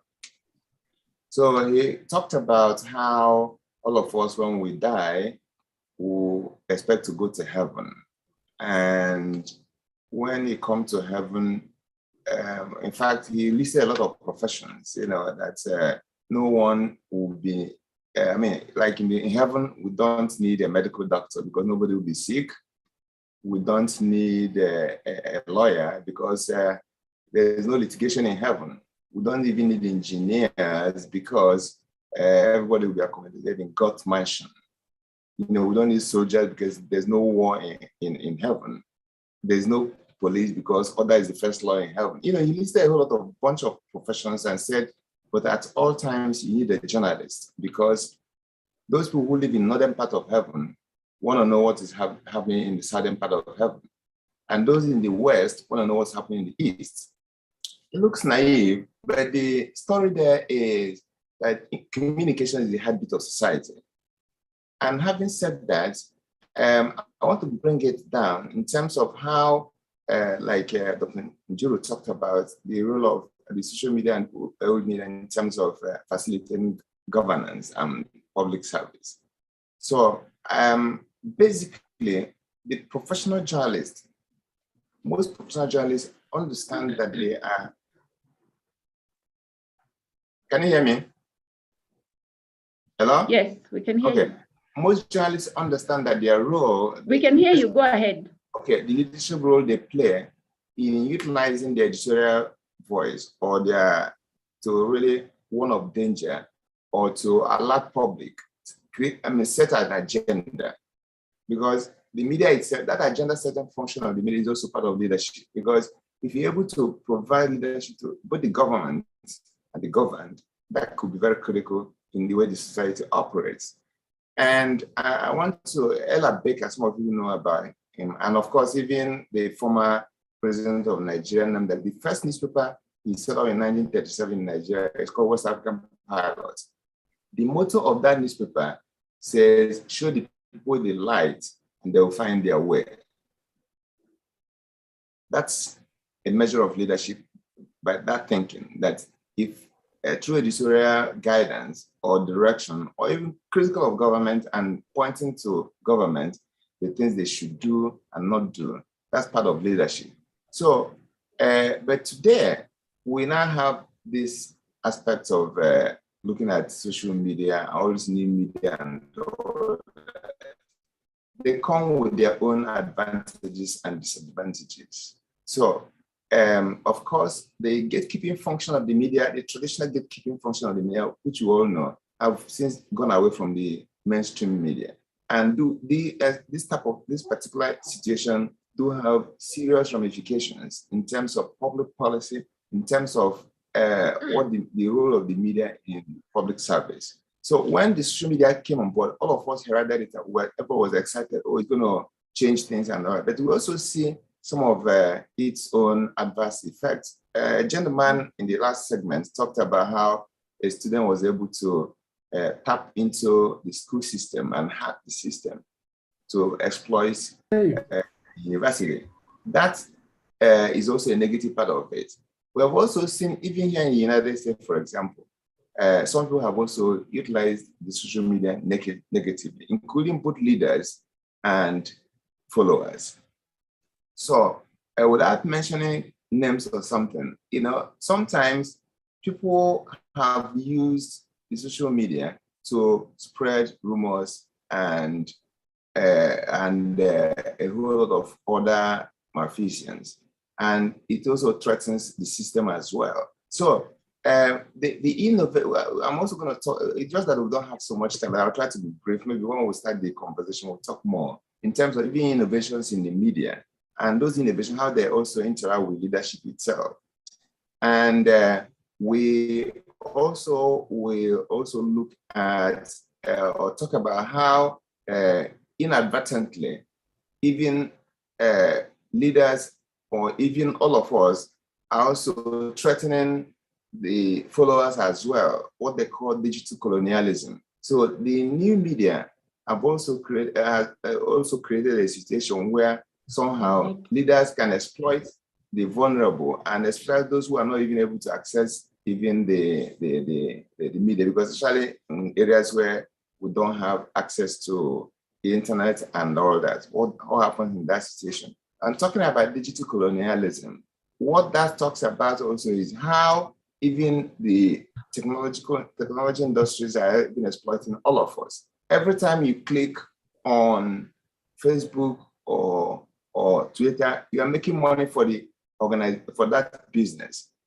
while you are not paid for that. And when you do that, you see, previously when we talk about colonialism, when the British people came to colonize most African countries, they came for a purpose. And even when somebody's hiring you as a slave or something, the person gives you something. But today, we are here clicking YouTube, clicking Facebook and all that, voluntarily, and nobody pays you, but you're making money for them. all right? So sometimes not just you're making money for them, you're also sometimes creating havoc or disruption within the system. So there are many things for us to unpack in this conversation, but basically we recognize that the media is strategic in governance, in public service, in setting an agenda, in determining or even showing direction to the people. It could be utilized positively, it can also be utilized negatively. Another gentleman talks about how we live in volatile times. What researchers in university talks about VUCA world, volatility and complexity sciences generally, volatility, uncertainty, and complexity as well as ambiguity. So how does the media unpack all these elements? Because even design thinking is also somehow the creative reporter can also help in helping to lead people who are vulnerable, who are not able to unpack some of these policy issues. Yeah, some of us who are policy wonks may be able to understand a few things. Yeah, like I mentioned a little bit earlier, and there are a lot of people who, okay, Donald Trump used this thing effectively with some uneducated Americans, and some of them still believe him today for whatever he says and all that. But at the same time, you discover that the actual practitioner will be able to unpack a lot of lies and know what to believe and not what to believe. But most people are so vulnerable. And so the social media itself comes at a cost, because people were able to break the barriers or the gates that the traditional media erected in the past. And some of these do have ramifications in terms of how the public service is run. And I'm sure it's also happening even in Kenya. With the election, with the electronic voting and all kind of stuff. So they do have serious impact. But what do we do in the host? I may have to pause because I believe that there are so many things to talk about in this segment. I would rather welcome questions to clarify some of the issues, because if I continue talking, now I feel like I'm in the classroom.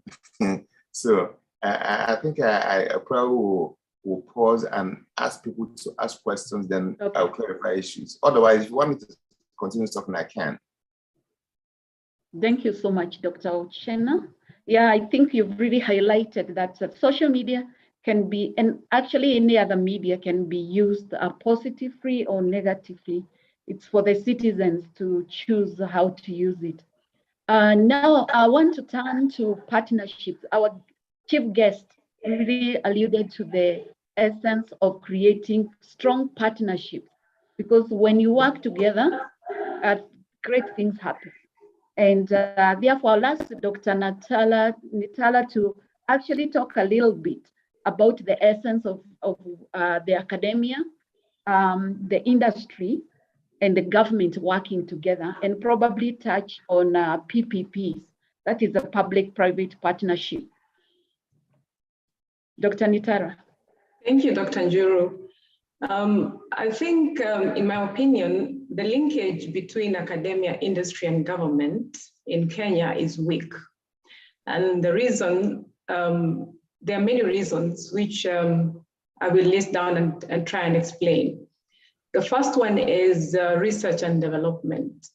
I'm sure most of us in this forum today are lecturers, and so you have an understanding of where the place of research has been in our learning institutions. And we have given that to think tanks and have concentrated so much on student numbers. And of course, that has had a toll on what happens in industry, so that there's a disconnect between what we teach and what the industry wants us to give them, which translates to our economy. Does it grow? Does it stall based on where we have placed research? It also affects the policies that we see coming out. And therefore, that's an area that we really need to look at. There is also conducive and supportive policies. So policy is a big area where leadership comes in.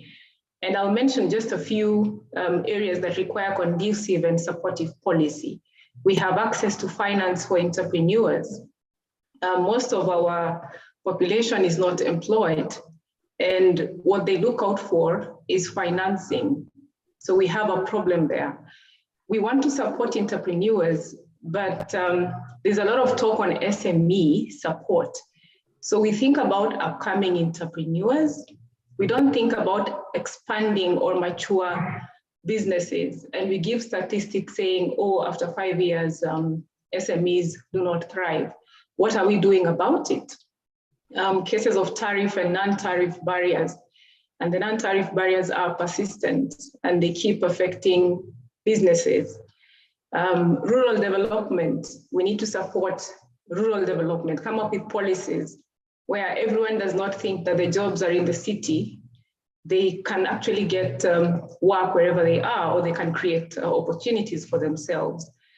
The third aspect I'd mention is having supportive systems, structures, and collaborative partnerships. So when you talk about systems, in Kenya, we have digital government. I'm sure you know about the e-citizen, whose main function is to ensure efficiency in access of services. And there has been a lot of progress, although we are still hanging on to our traditional ways of doing things, because you'll have to go to e-citizen and still present yourselves to their offices again, which brings in avenues for corruption. But those of us who lived in the days where you had to take a picture in front of a tree for your ID and wait for 1 year, we have worked on our systems. There's big improvement. We need to look at, for example, when we talk about the systems and structures, skills development. How are we developing skills in this country? Incentive schemes. What is government doing? For example, we keep hearing that the youth are looking for employment opportunities, graduates from our universities. Can government pay companies to absorb our youth? Job creation opportunities. How are we creating these jobs? And of course, business support services. How easy is it to register a business in this country? And what other support do we offer? Now, the PPP is under collaborative partnerships. And of course, private sector is very important in supporting government. And I think we need to look at this in the context of how do we come together and bring change so that one arm understands what the other is doing. Academia and industry know what is happening, and government is also in the mix. And I believe we need to have appropriate and responsive education. I will have to insist on our curriculums and, working with industry experts to make sure that what we teach resonates with what is needed in the field. And this should not just happen in our school system, it should happen in communities. Professional bodies need to come in, our workplaces as well. And the last point is we need to develop and nurture entrepreneurial behaviors. In our universities, what we are churning out are people who want white-collar jobs, and that brings a big problem. So we need to work together to encourage communities, to encourage individuals, to encourage people, and to change the mindset about work. We don't want to create dependent communities, do we? And therefore, we need to come together. The industry can come up with CSR opportunities and nurture academia, etc. Thank you, Dr. Julie. All right, thank you so much, Dr. Nitara. We are going to wind up our round table by inviting Dr. Njoki for just a minute or so to talk about climate change mitigation. Our chief guest mentioned and talked a little bit about climate change and the threat that holds for the world. Just mentioned some of the mitigations that are probably measures that can be taken to thwart this threat. Joki, in a minute or so. Thank you, Dr. I think I'd also like to mention the role of universities in citizen-driven innovation for economic development as I join it together with the climate change mitigations. And I'd like to mention that, yes, I've been in the lecture room, and there's that one observation that I've made that is not very encouraging, because it's like the universities being the highest institutions of learning. Maybe we need to create a Citizens Economic and Information Council, because I have discovered it's like we are producing job seekers instead of problem solvers. Well, our graduates are not so much into innovation. They're so much into seeking employment. And I believe that as universities, we can do more.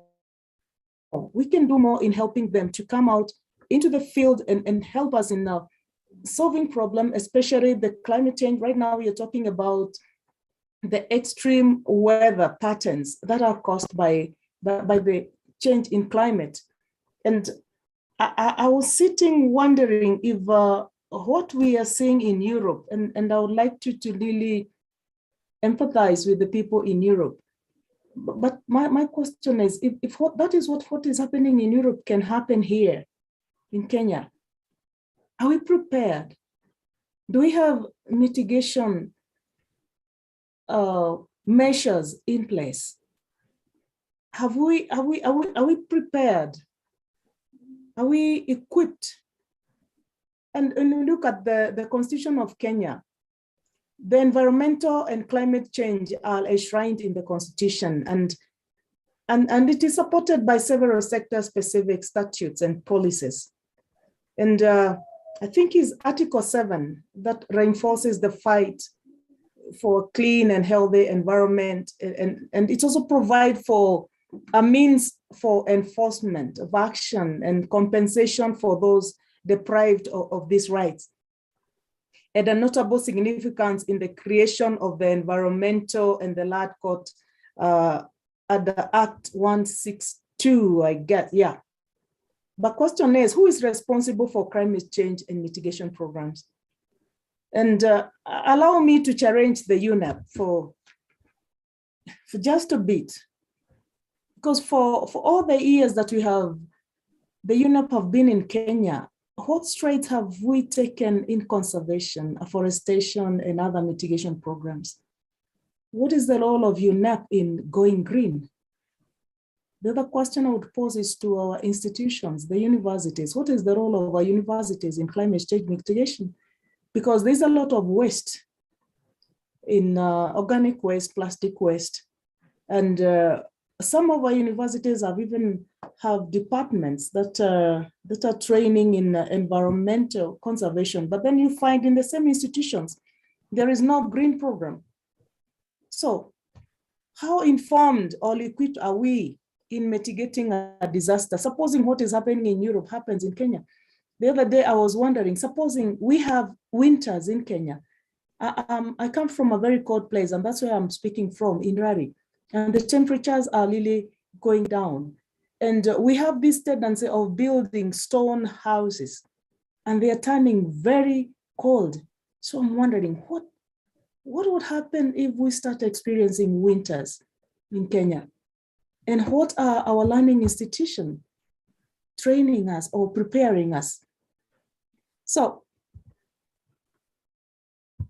being an expert in gender mainstreaming and the climate CAC, I've been looking at the role of gender, and also looking at our situations in this climate change. And I've observed that women and men are affected differently by climate change, plus also the persons with disabilities. Women and girls face particular vulnerabilities resulting from cultural norms and their lower socioeconomic status in society. diseases and pandemics caused by climate change. For example, arthritis, you find arthritis affecting more women than men.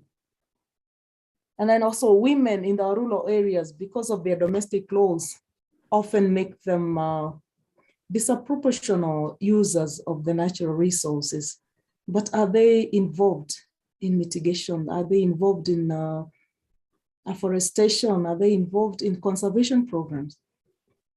The food insecurity caused by crop failure due to drought or floods, I think it affects women more than men. And the government food distribution, the relief food, is it a mitigation measure? And how sustainable is it? Because even right now, the government is distributing food. The World Food Programs is in place, but whatever they do, is it sustainable? For how long is it going to be done? And then I think that is why all climate change mitigation programs should be gender sensitive and should be included in our institutions of higher learning, and even in all the public sectors or the public departments. We have a section where we just concentrate on climate change mitigation, the afforestation, restoring our forests to their indigenous form. In fact, even in our forests here in Kenya, it's full of exotic trees. What do those exotic trees mean to our environment? I think I'll let there. Sure. With a lot of questions, which I don't have answers, but I think if we think together, we can come up with a solution. Thank you. Thank you so much, Dr. Njoki. And it is good that you've challenged institutions of higher learning. And I think we've heard you, and I believe we are going to make sure that our curriculums have something green in them in terms of climate change mitigations and measures of ensuring that our environment is there for future generations. All right, so thank you so much for those remarks and opinions and suggestions and questions. And now, in the interest of time, I'm going to invite some few Q&A. If anybody has any question, please put it on the chat. And we are going to close down in the next 3 minutes or so. If you have any question for any of the speakers. All right, I think we've been very clear. Everybody has had what we've discussed about, and therefore it's my pleasure to thank all of you, Dr. Caroline Nitara, Dr. Njoki Mitugo, Frederick, and Dr. Mushiri, and Dr. Uchenna. And especially Dr. Uchenna, because of waking up so early to be with us in New York. We really appreciate that. So thank you so much. I hope we can give the speakers some salutation. Go to the reaction box and just say thank you. Back to you, moderator. Thank you, Dr. Jane. Back to you, Mr. Macred. Thank you very much, Dr. Jane, for taking us through that session. We have had some very insightful contribution from the eminent members of that panel that have opened the panel discussion series for us from mid-morning to early afternoon. And right now, I think before we can break away for the few minutes of our lunch break, I would want to invite the rapporteur for the session to just give us a brief report on what has transpired in this session. But I'm very happy with the course that this discourse has taken. We are learning quite a lot from these people who have been invited to attend to the need for this conference today. So in that regard, ladies and gentlemen, allow me to invite Patrick Dikai or Hannah Wanyoike, whoever is available as the rapporteur for the session that has just ended. Thank you. Hey, Patrick, are you in the house? Yes, Margaret, I'm in the house. Our chief guest and our invited guests, all protocols observed. Colleagues, ladies and gentlemen, good afternoon. Yeah, I know our sugar levels may have gone down, so I'll be very brief. I'd like to appreciate our presenters for this session, Dr. Eko, Dr. Antara, Dr. Njoki, Dr. Mushiri, and Fred Gidhui, and of course our moderator, Dr. Njuru, for that incisive session. Now, a lot has been said about leadership and innovation in the public sector, about the role of government and the issue of resource allocation, and why we need government, because of welfare of the society, business environment, the regulation, and also for purposes of overseeing the affairs of the state. And whether we need a political-driven economy or a citizen-driven economy, I think there was a very good discussion on that. And the issue of the role of citizens in decision-making, because at the end of the day, it is the citizens who are going to enjoy the services, and therefore they need a stake and they need an input in what is going to happen in the economy. We also talked about system thinking theory in the public sector, and there was need to look at the public sector holistically, because in the process of solving problems, we also create other problems, and therefore there is need to think through of the issues that are being undertaken in the society so that we mitigate against creating problems instead of generating solutions. Now, meaning there is need to look at the entire system of complexity and how solutions may also create challenges. Now, there's also the top-down role of leadership, and there was a discussion on it. And the issue that came out clearly is that leadership is very important in creating an enabling environment, in the process of encouraging, supporting, and nurturing entrepreneurship. And therefore, there is need to create and encourage and incentivize or create or provide incentives to encourage innovations in the society. Then there's also the issue of media and public sector. And our speaker, Dr. Eko, was very, came out clearly on the issue of, he came up with a parable or a script on heaven and hell. And he gave a very good scenario about the two issues and journalists and politicians in the two scenarios. But he talked about the role of media in guidance, checking on excesses, setting on the agenda. And he also has brought a very interesting thing, digital colonialism, exploiting the vulnerable, generating revenue from unsuspecting consumers. And as observed quite well that the social media has created a disruption of order in society. And finally, we talked about partnerships, private-public partnerships, and the presenter was very candid on the role of research and development, policy framework, supporting environment, among other key issues.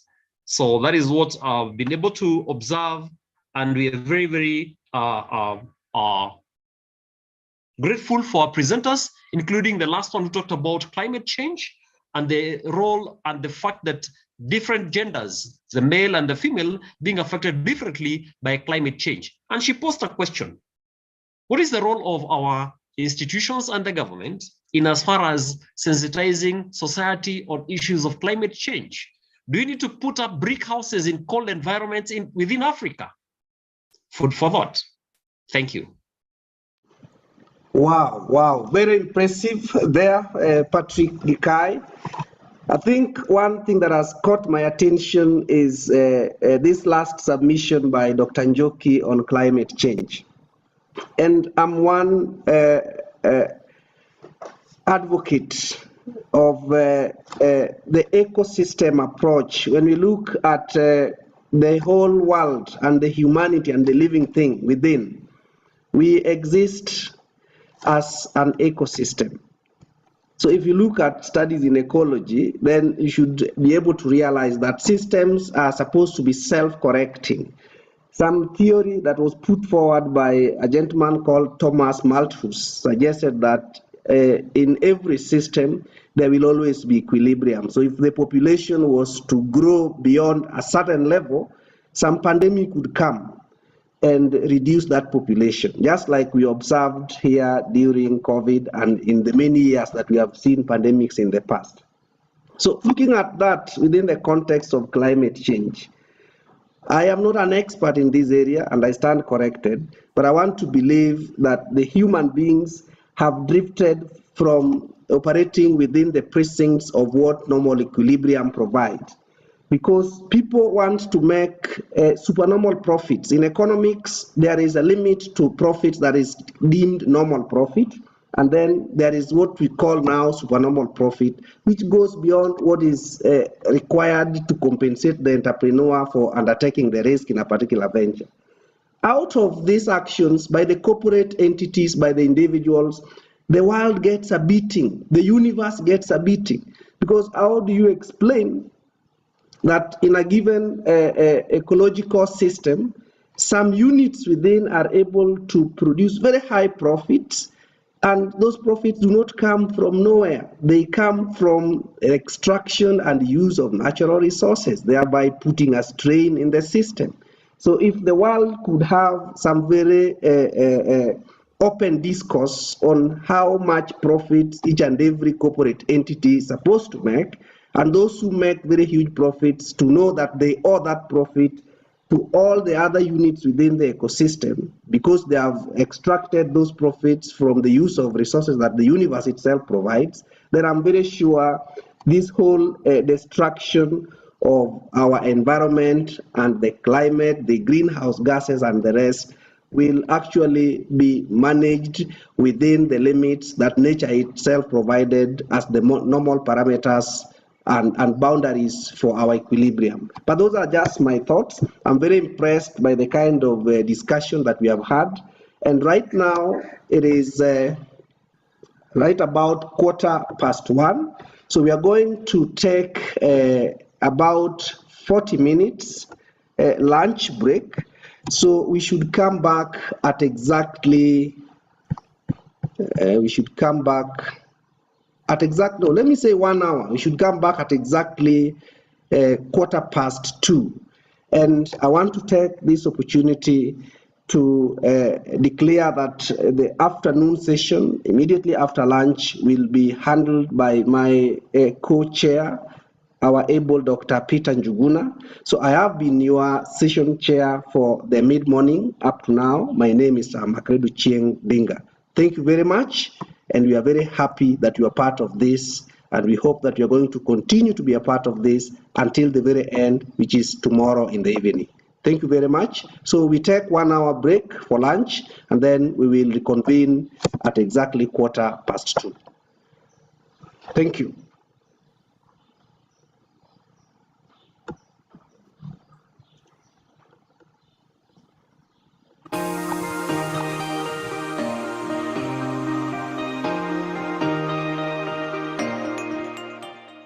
The School of Business organizes annual research conference each and every year, and this conference is also abbreviated SOBARC, School of Business Annual Research Conference.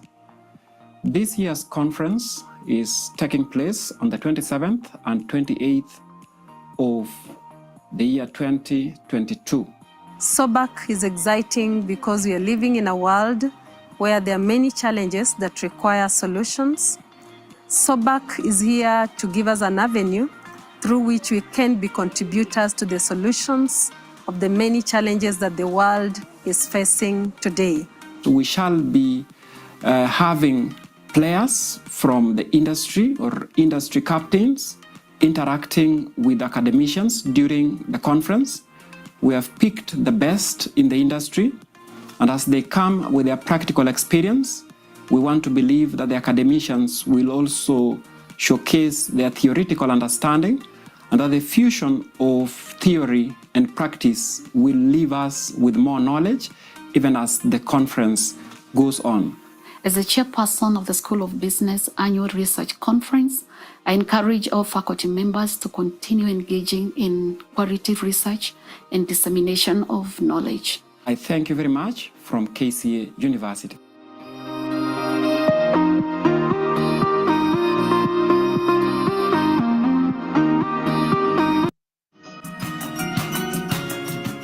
CPA is recognized, first of all, because of being a member of PAFA, it's recognized by most of the African countries. You can apply a job in here. Once you become a member, you are also opening another avenue of actually participating in some of those commissions, and also in banks. The central bank guideline dictates that the share of audit committee of all the banks has to be a member of ISPAC.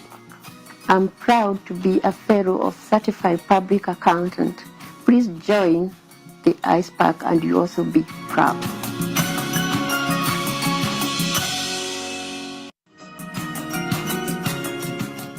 The entry point into the profession, and more particularly membership of ISPAC, has been made a lot easier for you out there. One, the so-called membership fee should not be something that should frighten you, because you can even pay it by installments. Myself, when I was joining in 1996, I paid it by installments. It was tough that time. So that can happen. Number two, there are various stages of membership. So you can come in, develop yourself, have the opportunity to meet others, and through that, again, you could create opportunities for a job for yourself, and also opportunities to get experience to develop in the profession. I call you to join. You are better in than out. Najivunia kwa muhasibu.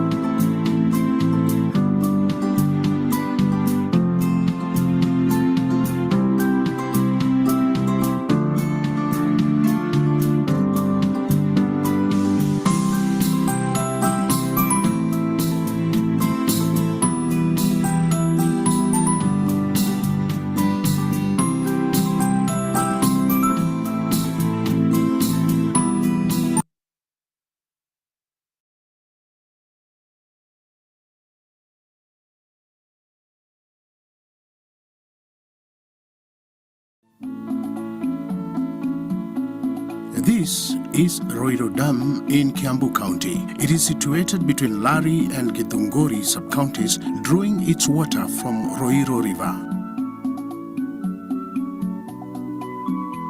The dam, which was completed in 1950, currently supplies 4% of water to the Nairobi city.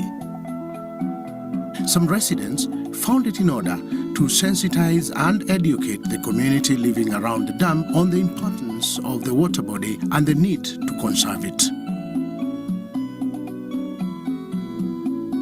They formed Friends of Roiro Dam, also known as FORD or FORD, which is a community-based organization established in 2017. The organization focuses on 4 main areas, which are environmental conservation, sports, education, and health. All the 4 objectives are interrelated in creating positive change and empowering the community. The CBO comprises of about 300 active participants. They recognize that our daily existence depends on the productivity of our natural resources and achievements of an individual potential. They congregate to plant trees around Roiro Dam, schools, churches, and other public spaces.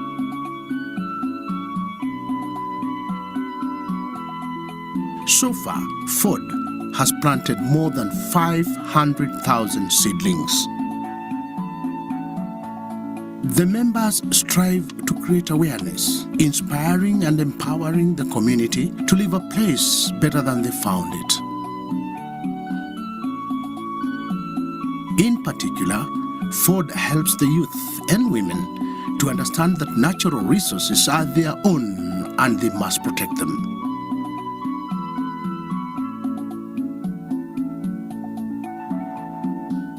Ford creates awareness about the importance of sports, the relationship between physical activities, our health, and natural resources.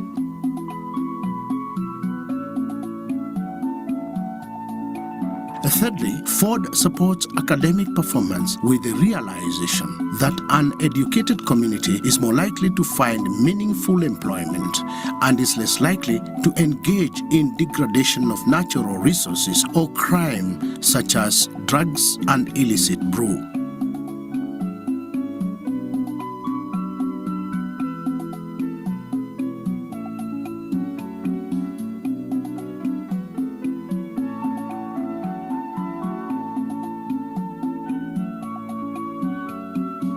Finally, Ford supports health initiatives premised on the fact that a healthy community is more likely to perform better in education, sports, and general work, and therefore less likely to degrade the environment or get involved in crime. The organization provides a platform for people of goodwill to give back, inspire, and empower the community. Its dedication is guided by the basic truth that alone we can go first, but together we can go far. Its members strive to remain engaged and committed by constantly asking, what can I do to make the community better? Ford also works with like-minded organizations that are committed to creating positive social change through conservation of our environment, access to quality education, sports, and health.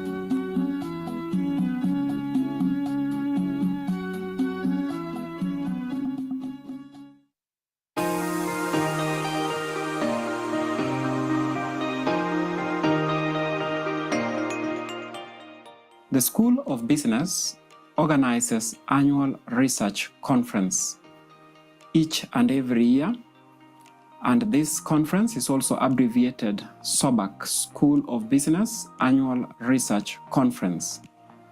This year's conference is taking place on the 27th and 28th of the year 2022.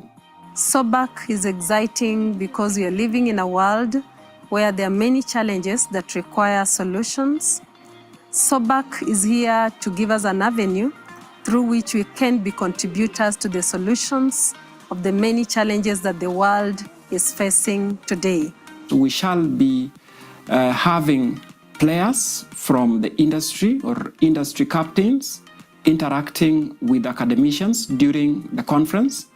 We have picked the best in the industry, and as they come with their practical experience, we want to believe that the academicians will also showcase their theoretical understanding, and that the fusion of theory and practice will leave us with more knowledge even as the conference goes on. As the chairperson of the School of Business Annual Research Conference, I encourage all faculty members to continue engaging in qualitative research and dissemination of knowledge. I thank you very much from KCA University.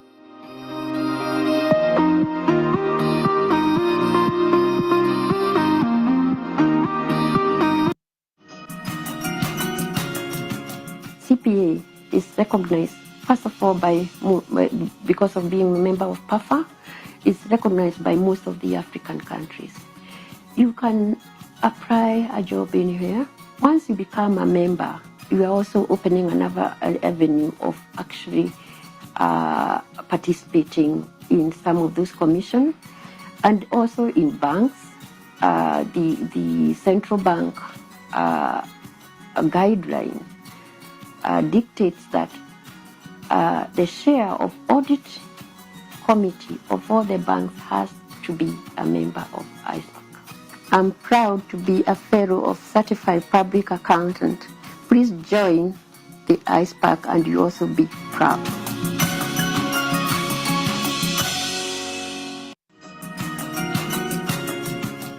The entry point into the profession, and more particularly membership of ISPAC, has been made a lot easier for you out there. One, the so-called membership fee should not be something that should frighten you, because you can even pay it by installments. Myself, when I was joining in 1996, I paid it by installments. It was tough that time, finding money, just like it is tough now, finding money. So that can happen. Number two, there are various stages of membership. So you can come in, develop yourself, have the opportunity to meet others, and through that, again, you could create opportunities for a job for yourself, and also opportunities to get experience to develop in the profession. I call you to join. You are better in than out. Najivunia kwa muhasibu.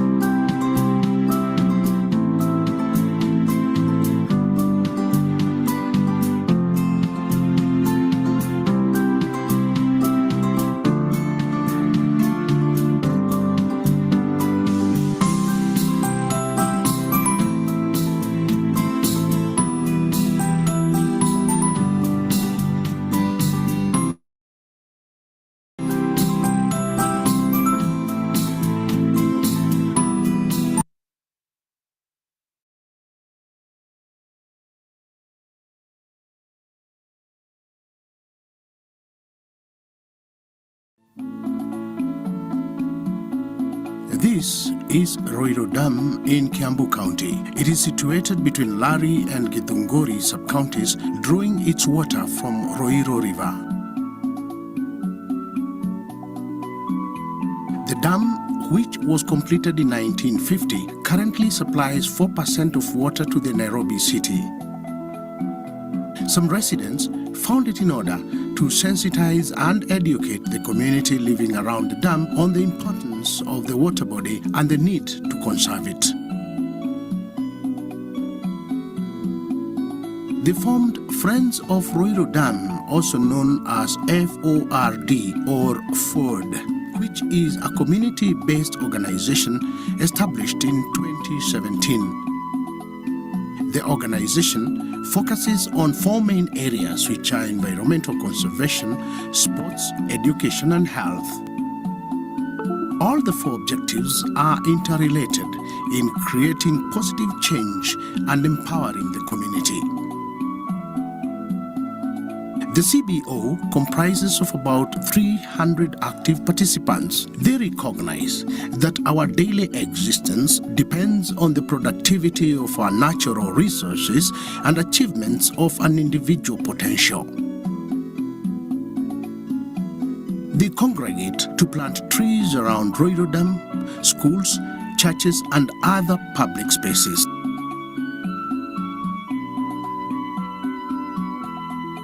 So far, FORD has planted more than 500,000 seedlings. The members strive to create awareness, inspiring and empowering the community to leave a place better than they found it. In particular, Ford helps the youth and women to understand that natural resources are their own and they must protect them.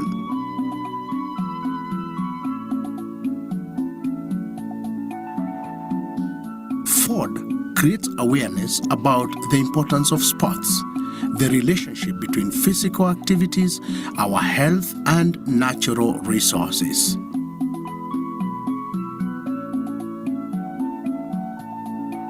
Thirdly, Ford supports academic performance with the realization that an educated community is more likely to find meaningful employment and is less likely to engage in degradation of natural resources or crime such as drugs and illicit brew.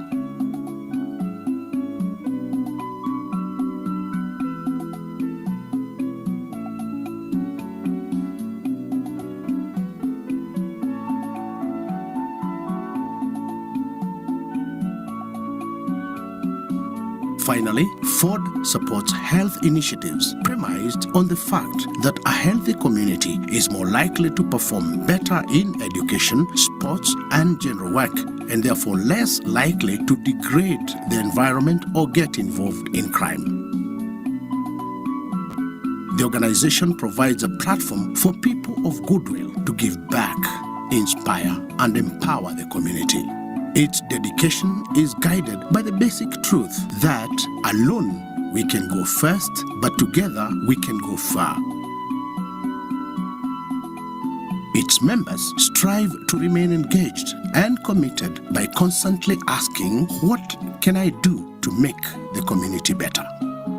Ford also works with like-minded organizations that are committed to creating positive social change through conservation of our environment, access to quality education, sports, and health.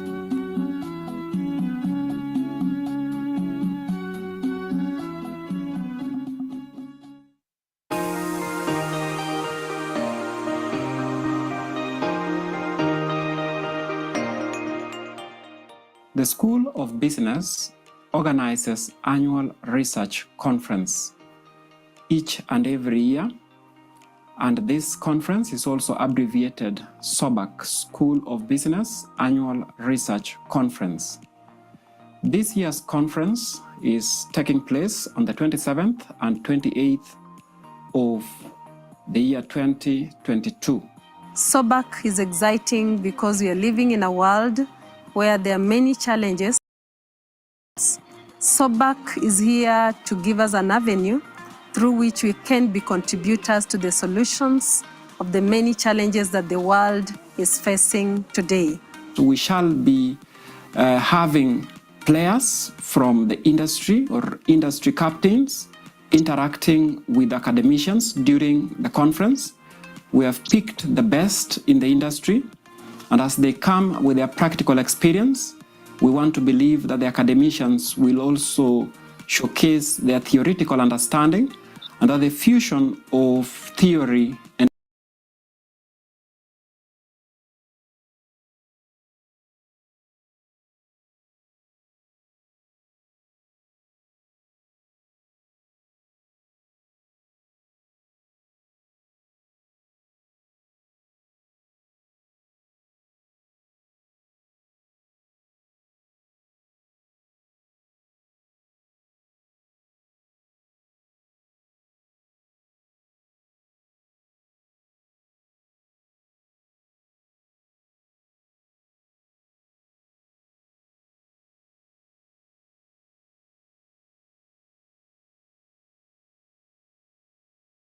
of actually participating in some of those commissions, and also in banks.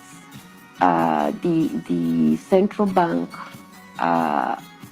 guideline dictates that the share of audit committee of all the banks has to be a member of ISPAC. I'm proud to be a fellow of Certified Public Accountant. Please join the ISPAC and you also be proud.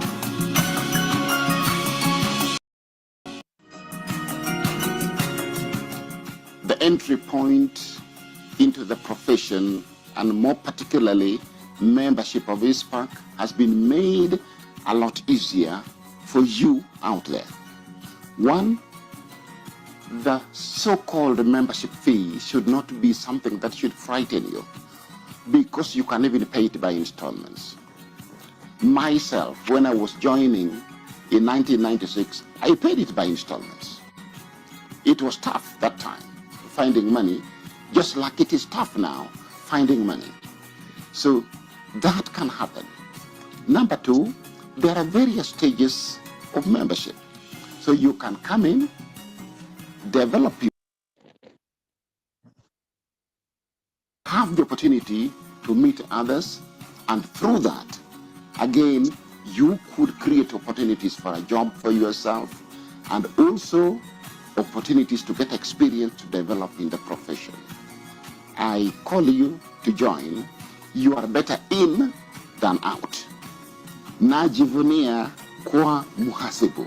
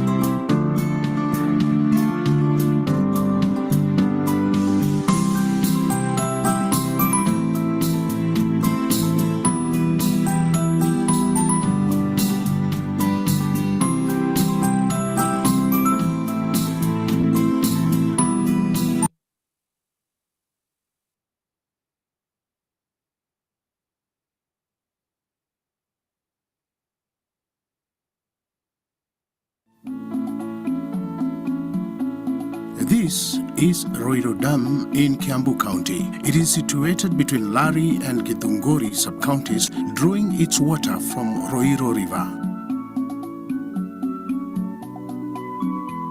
The dam, which was completed in 1950, currently supplies 4% of water to the Nairobi city. Some residents found it in order to sensitize and educate the community living around the dam on the importance of the water body and the need to conserve it. They formed Friends of FORD or FORD, which is a community-based organization established in 2017. The organization focuses on four main areas, which are environmental conservation, sports, education, and health. All the four objectives are interrelated in creating positive change and empowering the community. The CBO comprises of about 300 active participants. They recognize that our daily existence depends for natural resources and achievements of an individual potential. They congregate to plant trees around Roiro Dam, schools, churches, and other public spaces.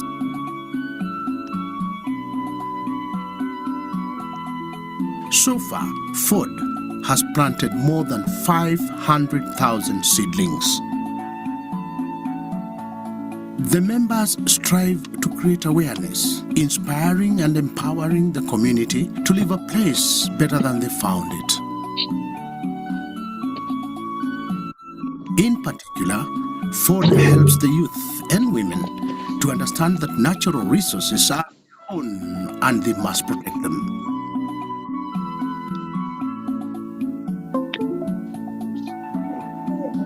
FORD creates awareness about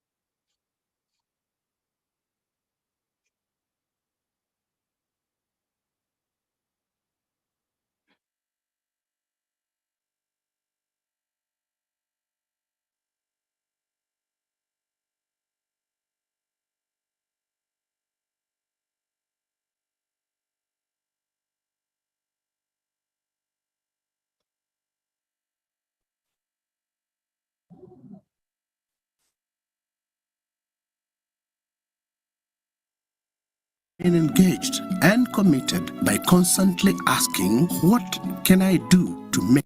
Welcome to the East Africa's Great, a premier business and technology university of choice. This is KCA University. My name is Dr. Ibrahim Tirimba Ondabu. I am the chairman of the committee which was entrusted to plan and prepare for the launch of these two PhD programs under the School of Business. For the very first time, we shall be launching a PhD in finance program. We shall be launching a PhD in business management program, both of which have been tailored to meet the needs of the market. These programs have been arrived at after a series of consideration at the stakeholder level, after undertaking vigorous market survey to determine the needs of the market, and after seeking approval from the accrediting body, that is the Commission for University Education.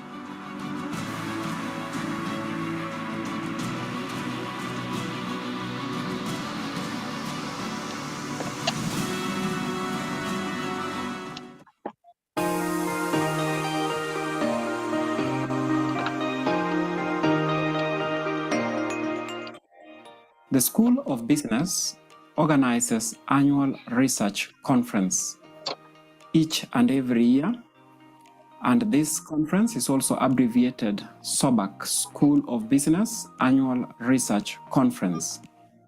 This year's conference is taking place on the 27th and 28th of the year 2022. SOBARC is exciting because we are living in a world where there are many challenges that require solutions. SOBARC is here to give us an avenue through which we can be contributors to the solutions of the many challenges that the world is facing today. We shall be having players from the industry or industry captains interacting with academicians during the conference. We have picked the best in the industry, and as they come with their practical experience, we want to believe that the academicians will also showcase their theoretical understanding, and that the fusion of theory and practice will leave us with more knowledge even as the conference goes on. Friends, I encourage all faculty members to continue engaging in qualitative research and dissemination of knowledge. I thank you very much from KCA University.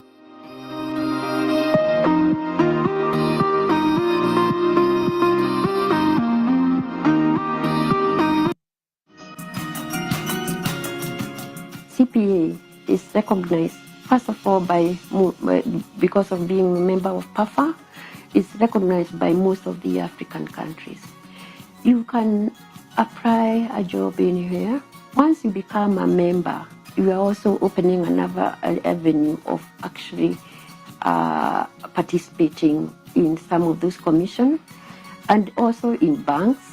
The central bank guideline dictates that the share of audit committee of all the banks has to be a member of ISPAC. I'm proud to be a fellow of Certified Public Accountant. Please join the ISPAC and you also be proud.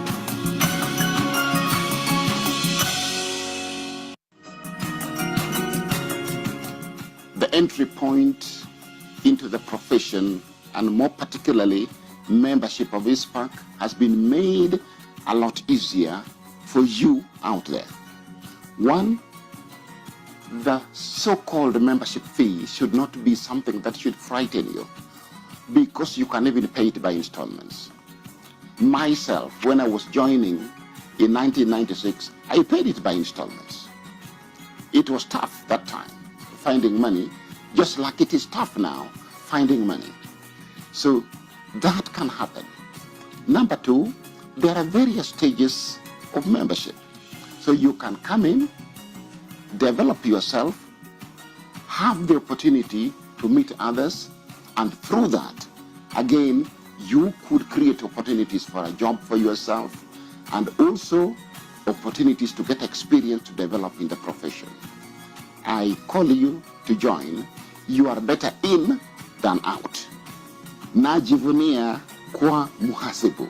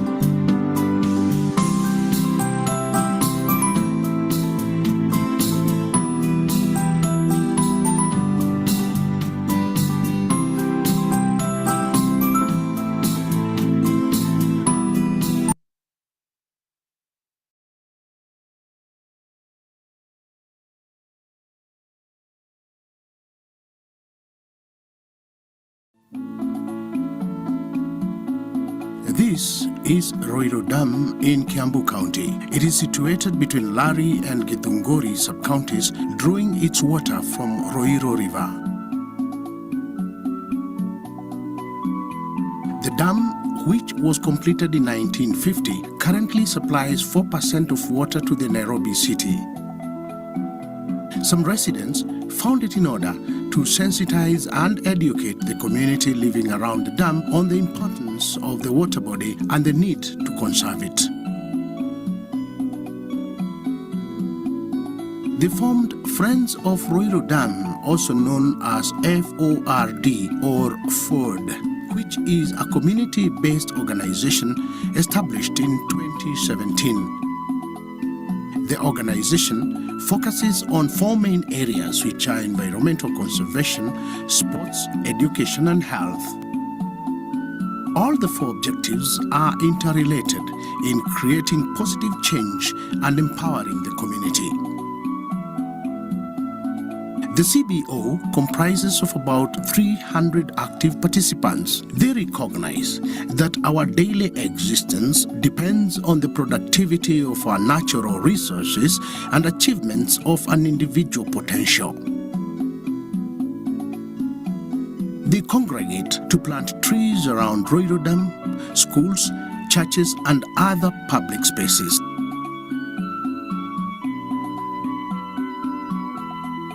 So far, FORD has planted more than 500,000 seedlings. The members strive to create awareness, inspiring and empowering the community to leave a place better than they found it. In particular, FORD helps the youth and women to understand that natural resources are their own and they must protect them.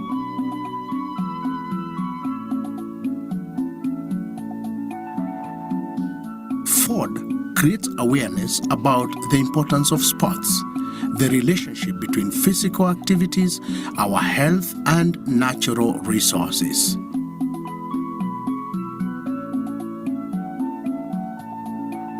Thirdly, FORD supports academic performance with the realization that an educated community is more likely to find meaningful employment and is less likely to engage in degradation of natural resources or crime such as drugs and illicit brew.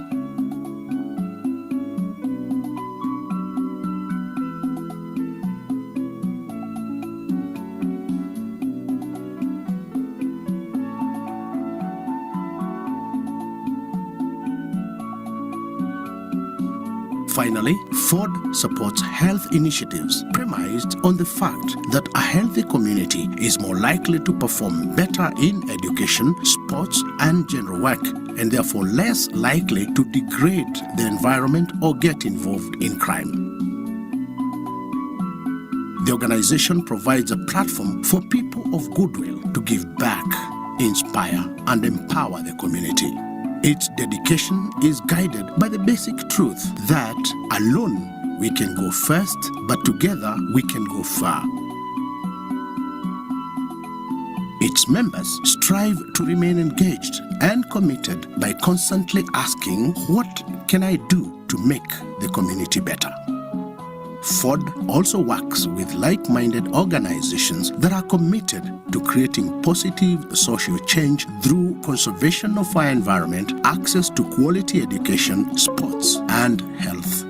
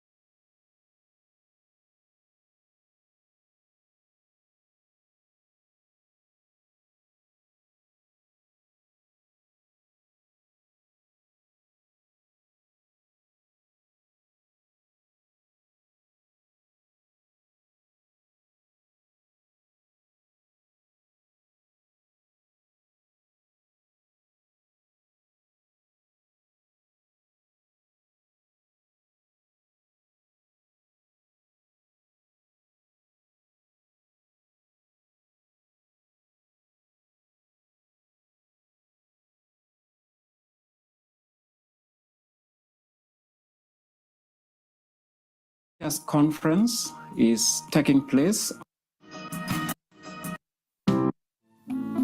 Welcome to the East Africa's Great, a premier business and technology university of choice. This is KCA University. My name is Dr. Ibrahim Tirimba Ondabu. I am the chairman of the committee which was entrusted to plan and prepare for the launch of these two PhD programs under the School of Business. For the very first time, we shall be launching a PhD in finance program. We shall be launching a PhD in business management program, both of which have been tailored to meet the needs of the market.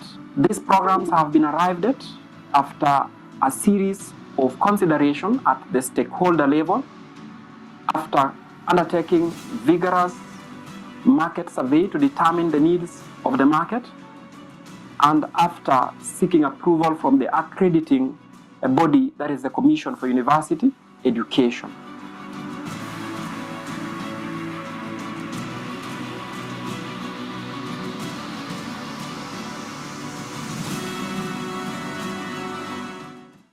Welcome to the East Africa's Great, a premier business and technology university of choice.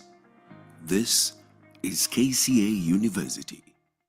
My name is Dr. Fanny Swaswa, Chair, School of Business, Department of Business Administration and Management. I'm happy to be talking about our PhD program this afternoon, which will be launched on 22nd July. This is an exciting program because in the past we've been training our master students and letting them go to other universities, but now we are happy that we'll have our students with us from degree, masters, all the way to PhD. And this program is specifically designed for students who are interested in academia and business. And therefore, we are looking forward to an exciting time when we can train for the industry, business people who can be able to add value to the market. And we are calling upon our alumni especially the students who have passed through KC University for their master's program, to come and take up this exciting program. And we will be here to give them the support. We have a rich academic staff that is going to ensure that this program is delivered to the best of our knowledge. And therefore, I take this opportunity to welcome all our alumni and anybody else outside there who can come and take up this program because KCA, we have a name in the market. And this is just another step that we have made at KC University. So I welcome everybody out there who is looking for quality education, especially at PhD level. Welcome, all of you.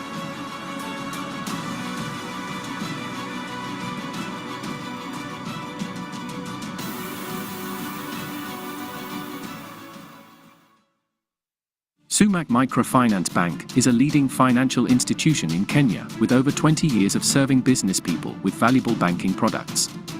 Sumac has prided itself in empowering businesses all over Kenya while we seek to change people's livelihoods in the process.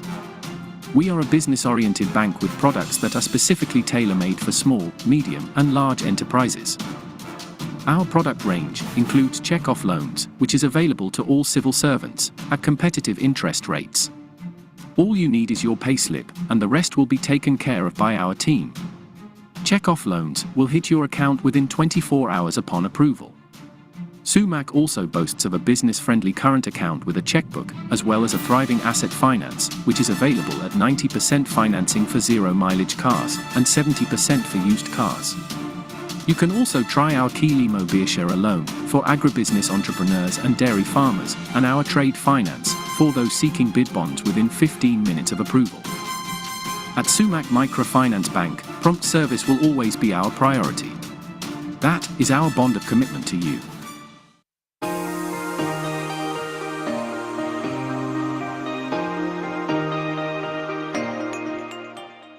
The School of Business organizes annual research conference each and every year, and this conference is also abbreviated SOBARC, School of Business Annual Research Conference.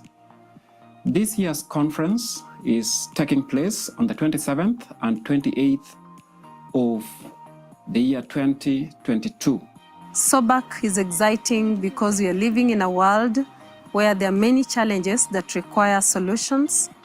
SOBARC is here to give us an avenue through which we can be contributors to the solutions of the many challenges that the world is facing today. We shall be having players from the industry or industry captains interacting with academicians during the conference. We have picked the best in the industry, and as they come with their practical experience, we want to believe that the academicians will also showcase their theoretical understanding, and that the fusion of theory and practice will leave us with more knowledge even as the conference goes on. As the chairperson of the School of Business Annual Research Conference, I encourage all faculty members to continue engaging in quality research and dissemination of knowledge. I thank you very much from KCA University.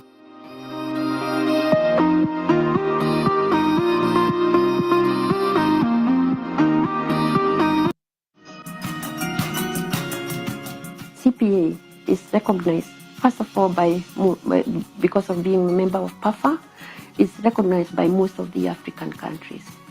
You can apply a job in here.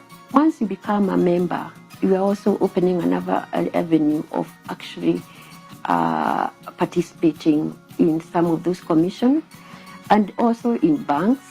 The central bank guideline dictates that the share of audit committee of all the banks has to be a member of ISPAC. I'm proud to be a fellow of Certified Public Accountant. Please join the ISPAC and you also be proud.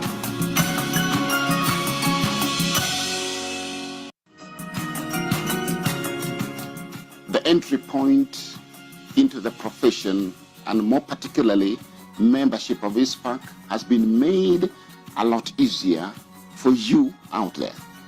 One, the so-called membership fee should not be something that should frighten you, because you can even pay it by installments. Myself, when I was joining in 1996, I paid it by installments. It was tough that time, finding money, just like it is tough now, finding money. So that can happen. Number two, there are various stages of membership. So you can come in, develop yourself, have the opportunity to meet others, and through that, again, you could create opportunities for a job for yourself, and also opportunities to get experience to develop in the profession. I call you to join. You are better in than out. Najivunia kwa muhasibu.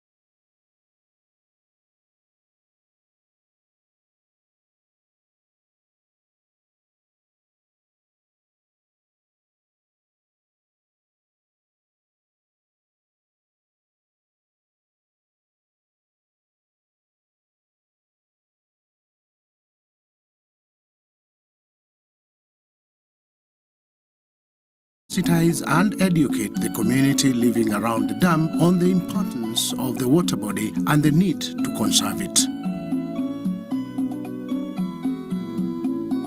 They formed Friends of Ruiru Dam, also known as FORD or FORD, which is a community-based organization established in 2017.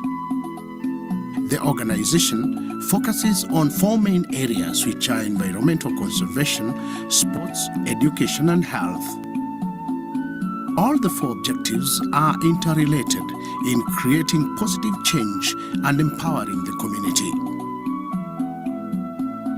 The CBO comprises of about 300 active participants. They recognize that our daily existence depends on the productivity of our natural resources.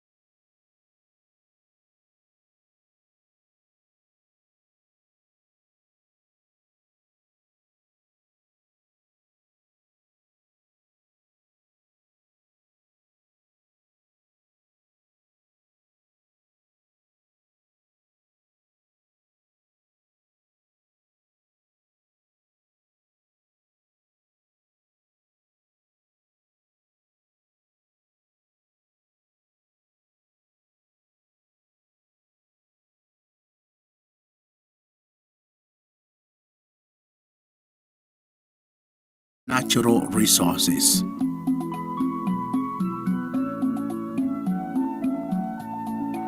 Thirdly, Ford supports academic performance with the realization that an educated community is more likely to find meaningful employment and is less likely to engage in degradation of natural resources or crime such as drugs and illicit brew.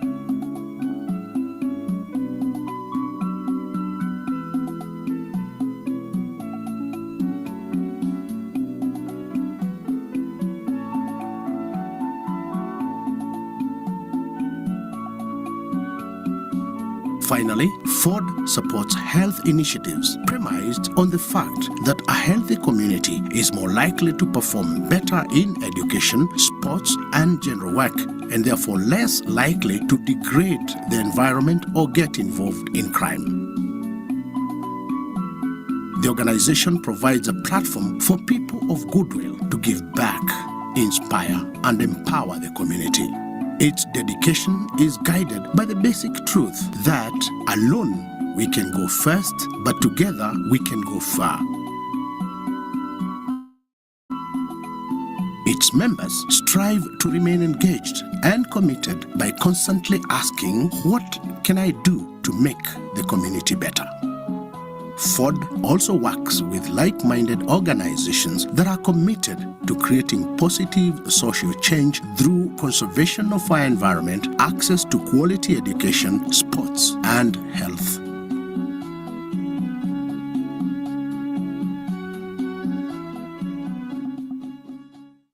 Welcome to the East Africa's Great, a premier business and technology university of choice.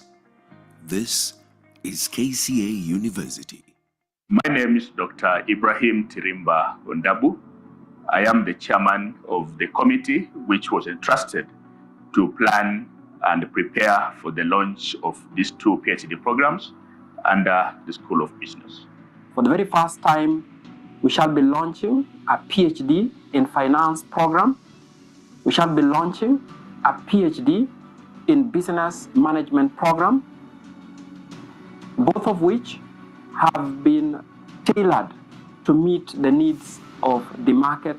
These programs have been arrived at after a series of consideration at the stakeholder level, after undertaking vigorous market survey to determine the needs of the market, and after seeking approval from the accrediting body, that is the Commission for University Education.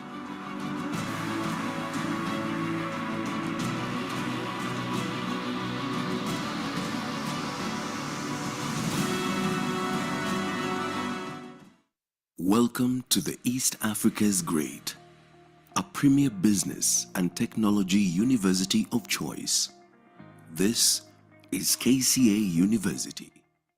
My name is Dr. Fanny Swaswa, Chair, School of Business, Department of Business Administration and Management.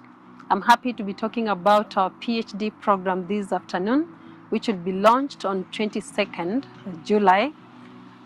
This is an exciting program because in the past we've been training our master students and letting them go to other universities, but now we are happy that we'll have our students with us from degree, masters, all the way to PhD. And this program is specifically designed for students who are interested in academia and business. And therefore, we are looking forward to an exciting time when we can train for the industry, business people who can be able to add value to the market.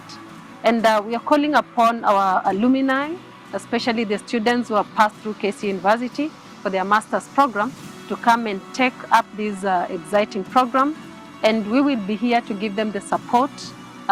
We have a rich academic staff that is going to ensure that this program is delivered to the best of our knowledge. And therefore, I take this opportunity to welcome all our alumni and anybody else outside there who can come and take up this program because KCA, we have a name in the market. And this is just another step that we have made at KCA University. So I welcome everybody out there who is looking for quality education, especially at PhD level. Welcome, all of you.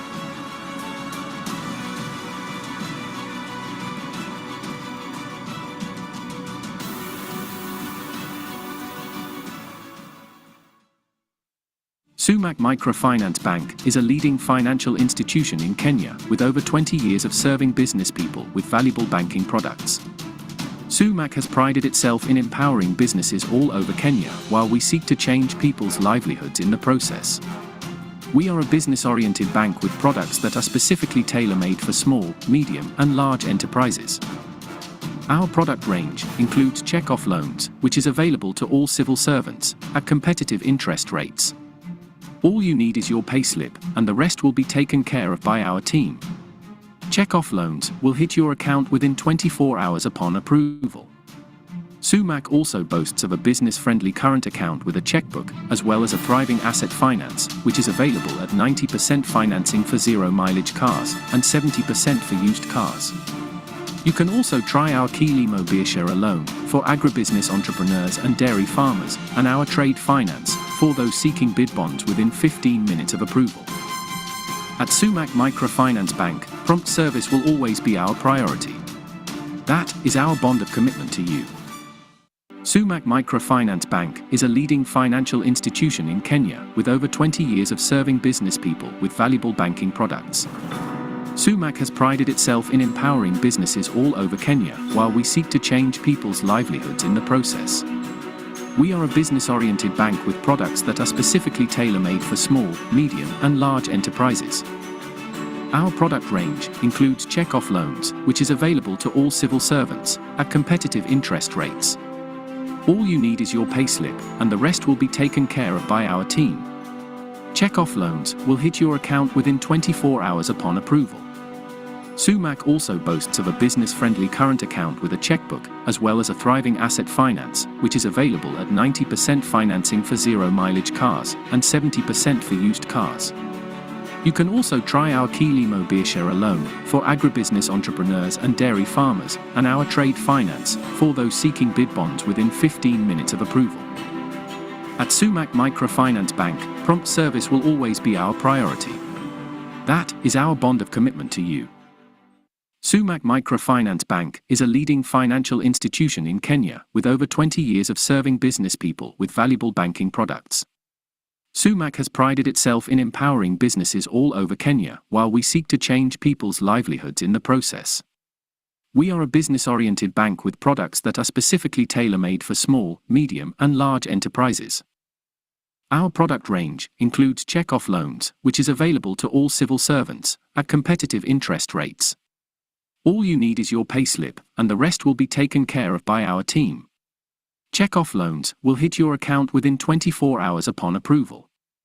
SUMAC also boasts of a business-friendly current account with a checkbook, as well as a thriving asset finance, which is available at 90% financing for zero-mileage cars and 70% for used cars. You can also try our Kilimo Beershare loan for agribusiness entrepreneurs and dairy farmers, and our trade finance for those seeking bid bonds within 15 minutes of approval. Microfinance Bank, prompt service will always be our priority. That is our bond of commitment to you. Welcome to the East Africa's Great.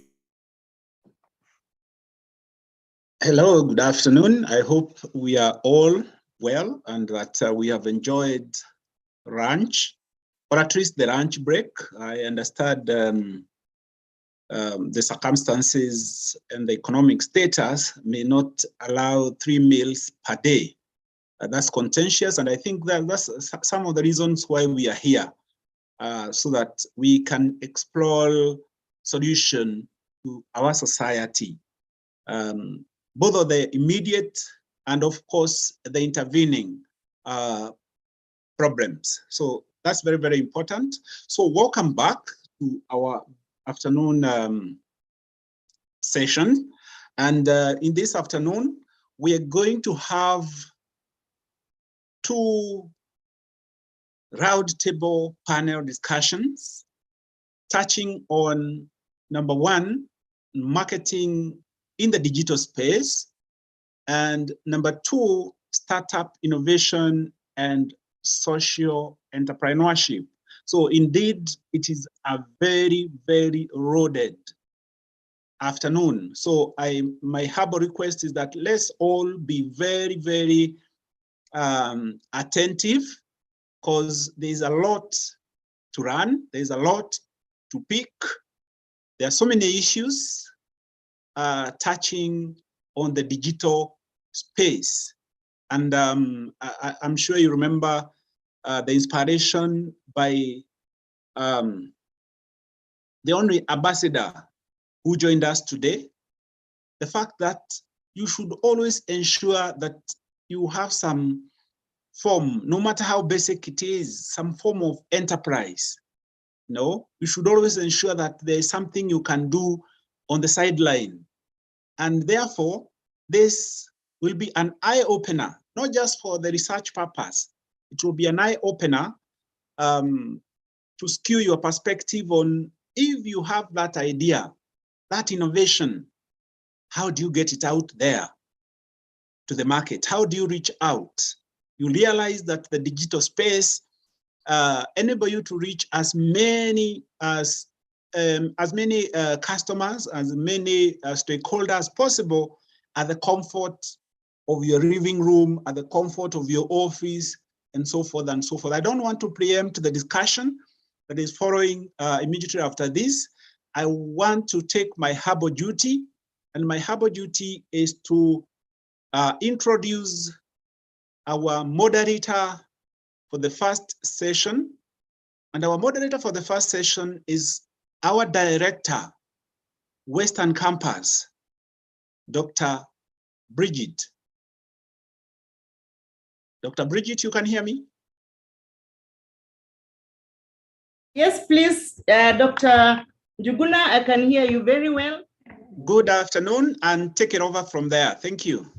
Thank you very much. And as you can hear, I'm very excited about this another achievement of School of Business. I want to take this opportunity to invite and ask everybody who is attending this conference to feel happy with us, because somehow we have made it happen once again. I want to take this opportunity again to thank our organizers and to ask all people who are attending to feel free, feel at home, and come and be with us another time.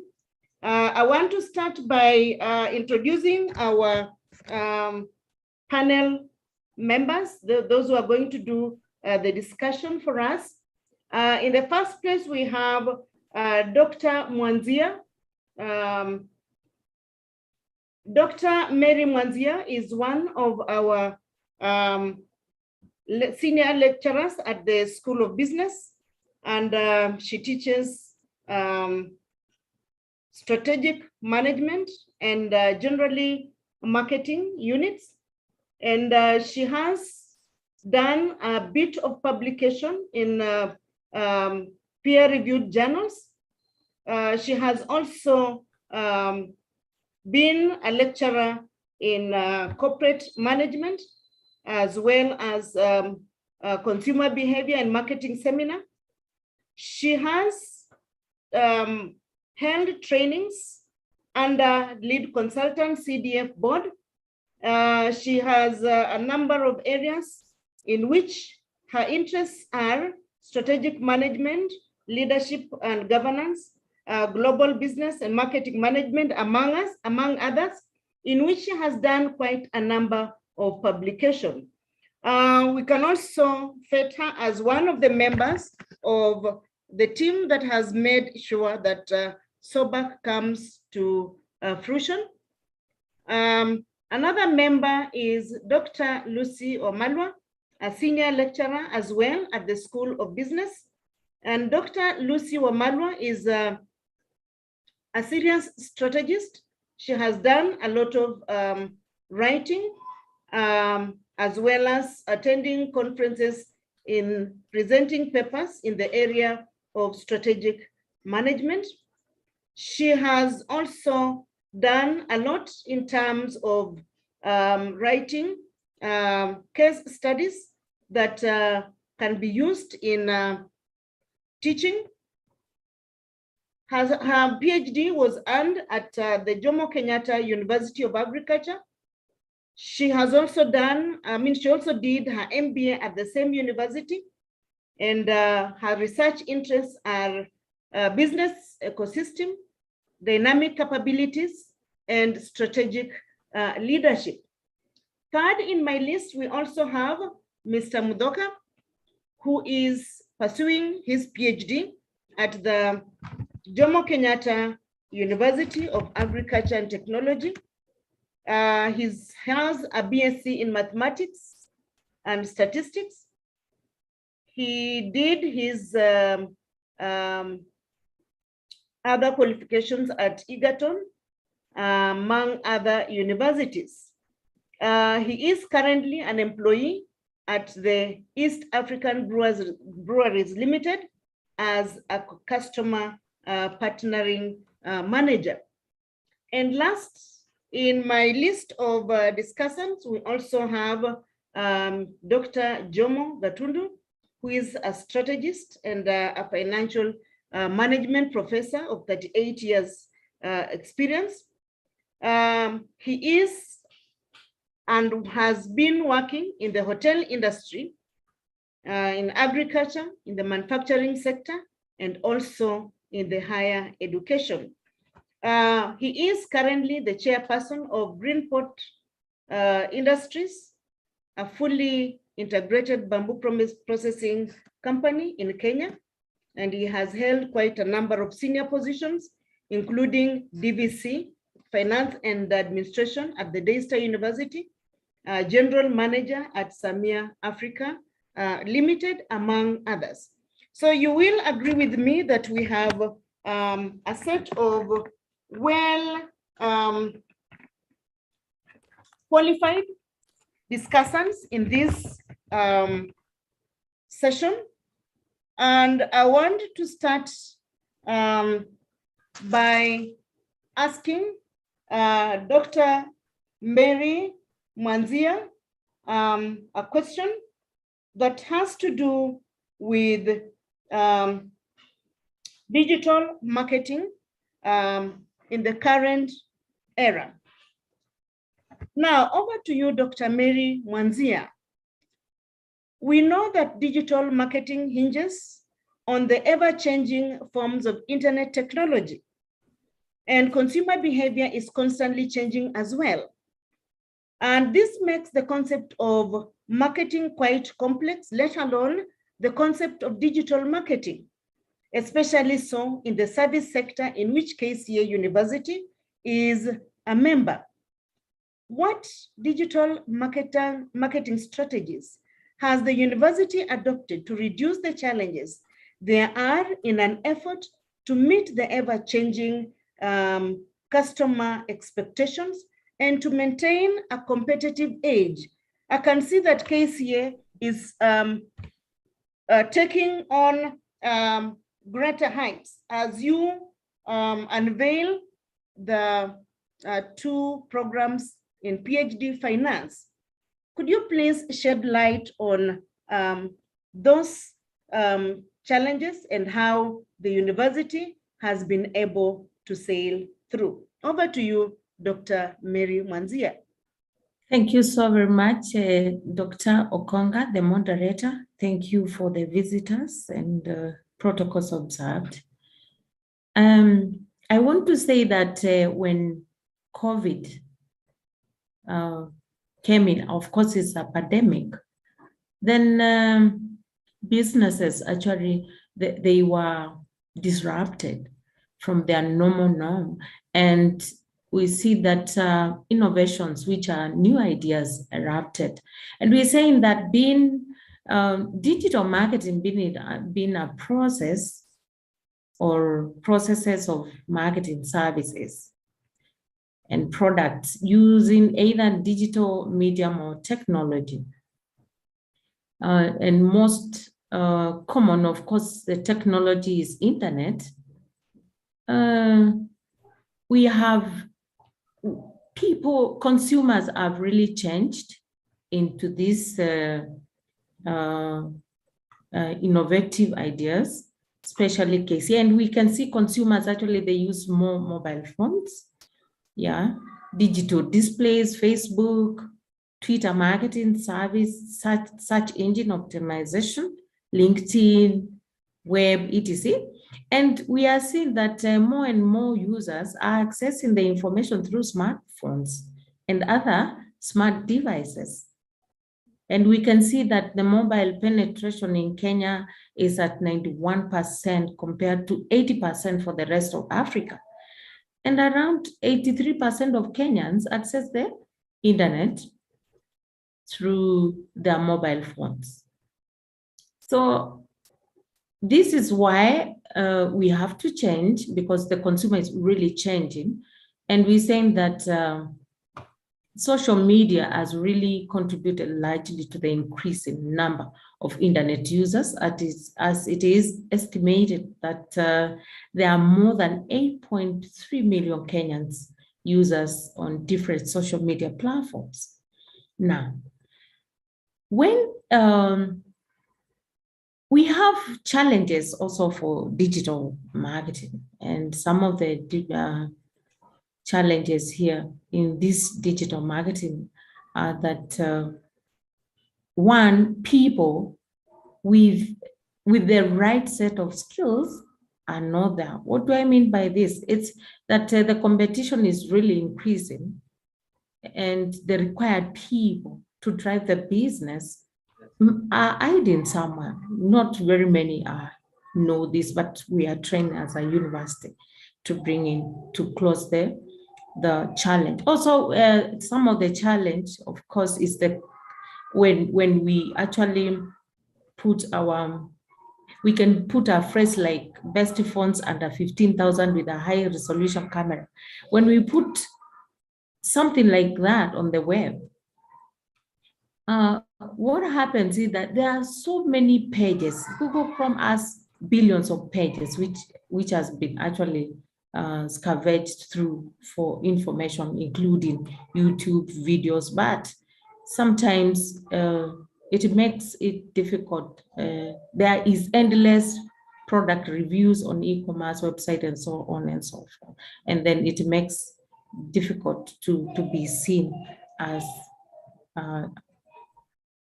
marketing our own. And also we have a transparent brand identity is also a challenge to digital divide and to digital marketing, that brands are winning ads with their customer-centric approach, and on the other hand, there are brands which are once loved and who are betrayed in trust.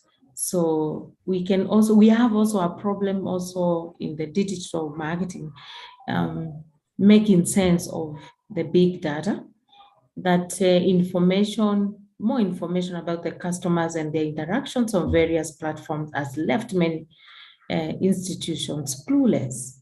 And also integrating teams, we have a challenge in this, where communication among teams really take place.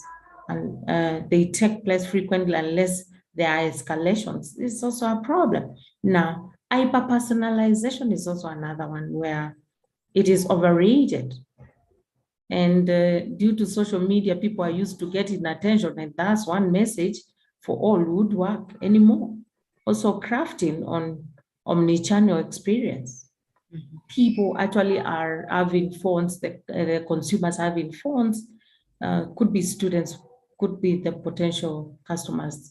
And they scroll Instagram for a while, they go and check on the platforms of maybe to pick up on their shopping list. They go to Facebook, they go to Instagram, they go to LinkedIn. So these cycles are really endless, and the pattern repeats with the majority of them.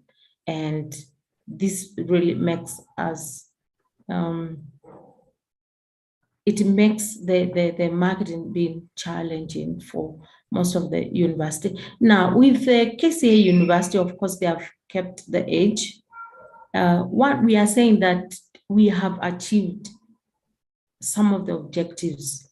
Yeah, we have modernized and upgraded ICT systems by digitizing the working and functioning of the institution as a foundation for and to accelerate digitized service delivery.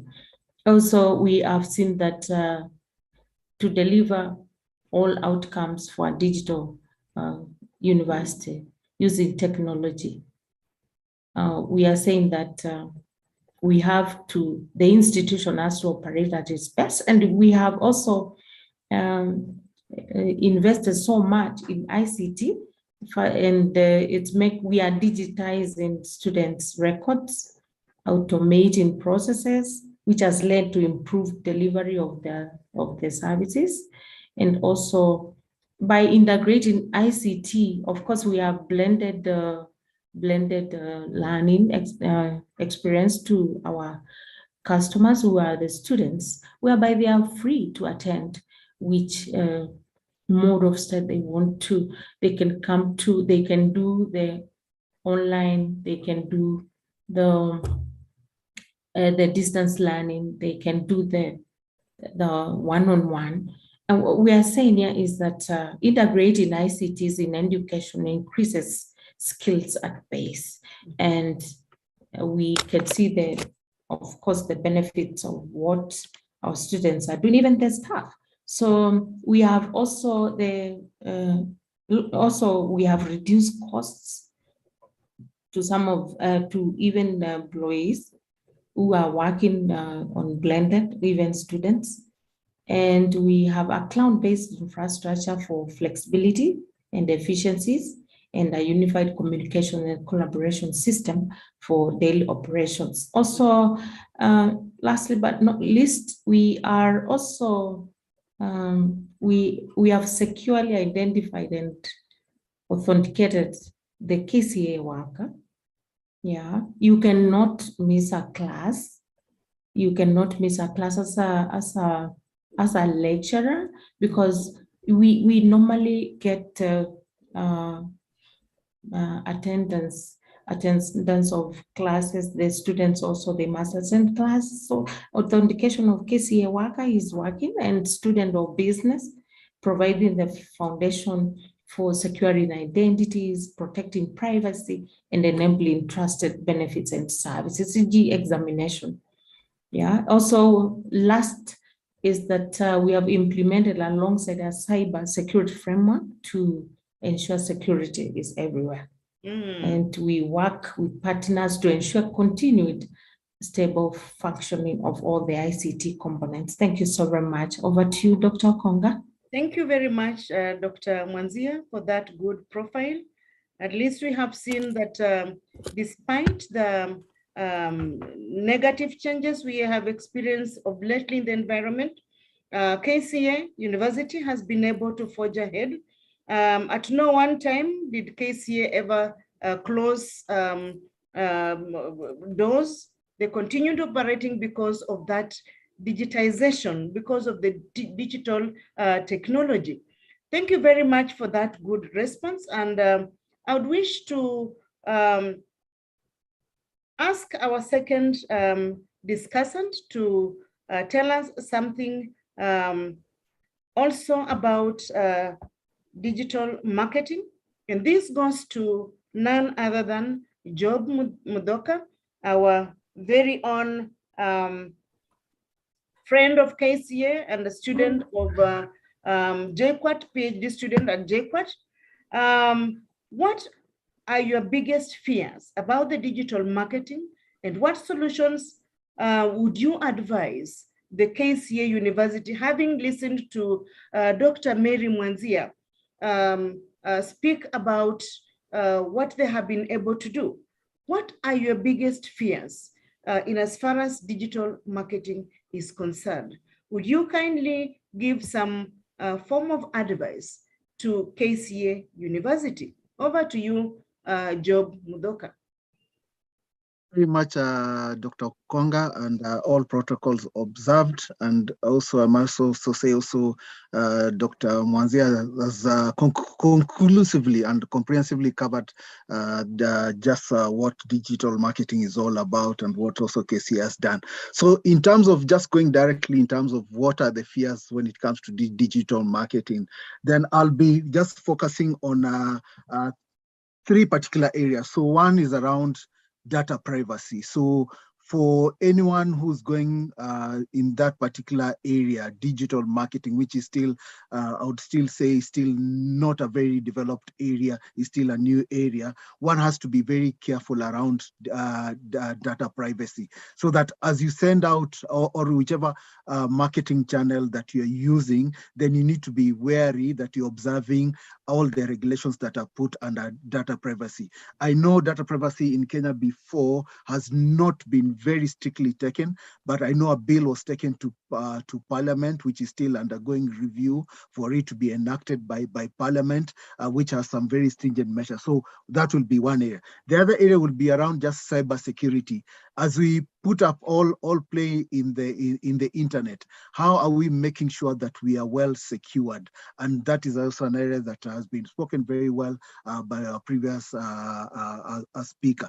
And then the final one for me would be again around regulations. Are we observing all the regulations? The beauty about this being still a very new area, it's one of those areas that still has a lot of white space. And when I say about white space, I can first mirror like the organization that I'm currently working for, whereby you find when we come to other forms of marketing, not digital marketing, we currently have a lot of restrictions in terms of we can only advertise or put our adverts at particular times. But when it comes to digital marketing, it's open for us to be able to advertise at any given time. So with such kind of white space, then organization then to make sure that they are following very ethical rules, as much as there are no specific guidelines then on how they're able to play there, but they play in a very sustainable way such that people can come. And again, going back to the theme of the conference. Thank you very much. Back to you, Dr. Okay. Thank you very much, Mr. Mudoka, for that good response. Maybe at one point, you will need to respond to some questions that are flowing on the chat when time allows. Now, I want to pose another question to our another able senior lecturer who has done a lot of research and a lot of teaching in the area of marketing, but by current standing, she is a strategist, and that is none other than Dr. Lucy Simani Wamalwa. Now, Dr. Lucy Wamalwa, what are the biggest, what advice would you give to other organizations that wish to embrace digital marketing, consider the trends and timings that the world is sailing through, and address this from an objective point of view? Over to you, Dr. Lucy Simani. I'm actually excited to be here. Thanks a lot, Dr. Okonga. What I'll actually say is, as the world is going, we are actually moving towards digital economy, and digital marketing is becoming very important today. And if you look around you, the models of doing business are also transforming from traditional model of doing business into new models of doing business today. So looking at it from an objective point of view, everyone actually is moving towards what we may call business ecosystems or business platforms today. And when I refer to business ecosystem, I'm referring to amalgamation or organization coming together to perform business. The basic ecosystem concept you'll have around us is an ecosystem like M-Pesa, for example. Then you're actually having firms that are coming in the same market that are actually doing business using a completely different model of doing business online. So we have peer-to-peer ecosystems such as Uber that you have around us. We also have different types of business ecosystems that are around us. So the model of doing business today is changing. And when you look around you, that is how business is done. You have Netflix, you have Showmax, and other models of business that are constantly changing to adapt into this new space. And with the current improvement in technology, internet accessibility being on the rise, then there is need for business also to rethink their business models so that they're able to fit into the new space that you're having today. And even for small SMEs that are operating today, an ecosystem that is developed on a platform-based app is actually much more easier to set up.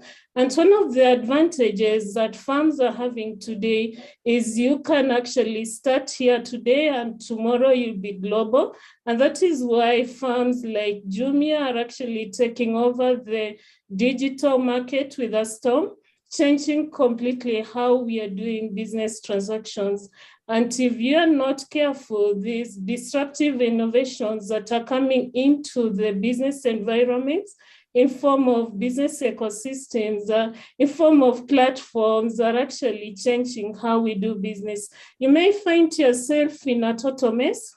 The way the yellow taxi is one particular time very popular, but with the incoming of Uber and Bolt and other platforms, this has actually been pushed aside. So for me, I think the future of any business strategy or any business model is about platforms, and business ecosystem is the new way of doing business, whether it's strategy, whether it's marketing, and actually even employment is also shifting to this particular scale.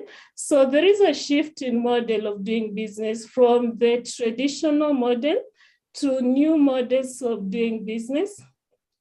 Thank you, Chair. And I hope I have not diverted from your question.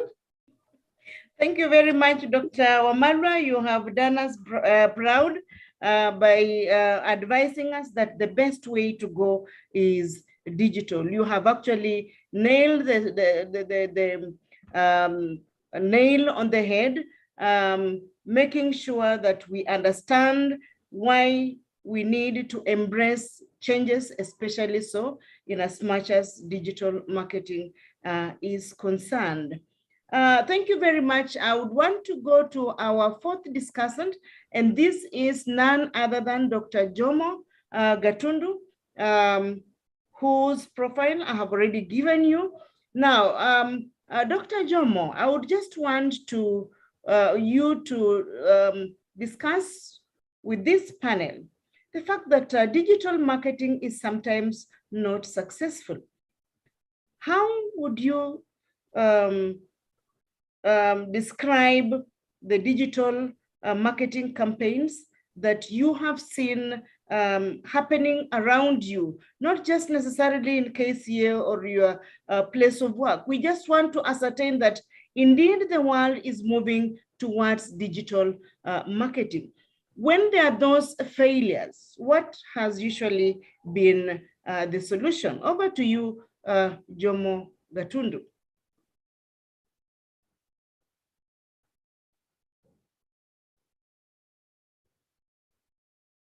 Dr. Jomo? Yeah, thank you very much. Thank you very much, Dr. Okongo, and thank you for inviting me to come for this discussion and for the conference.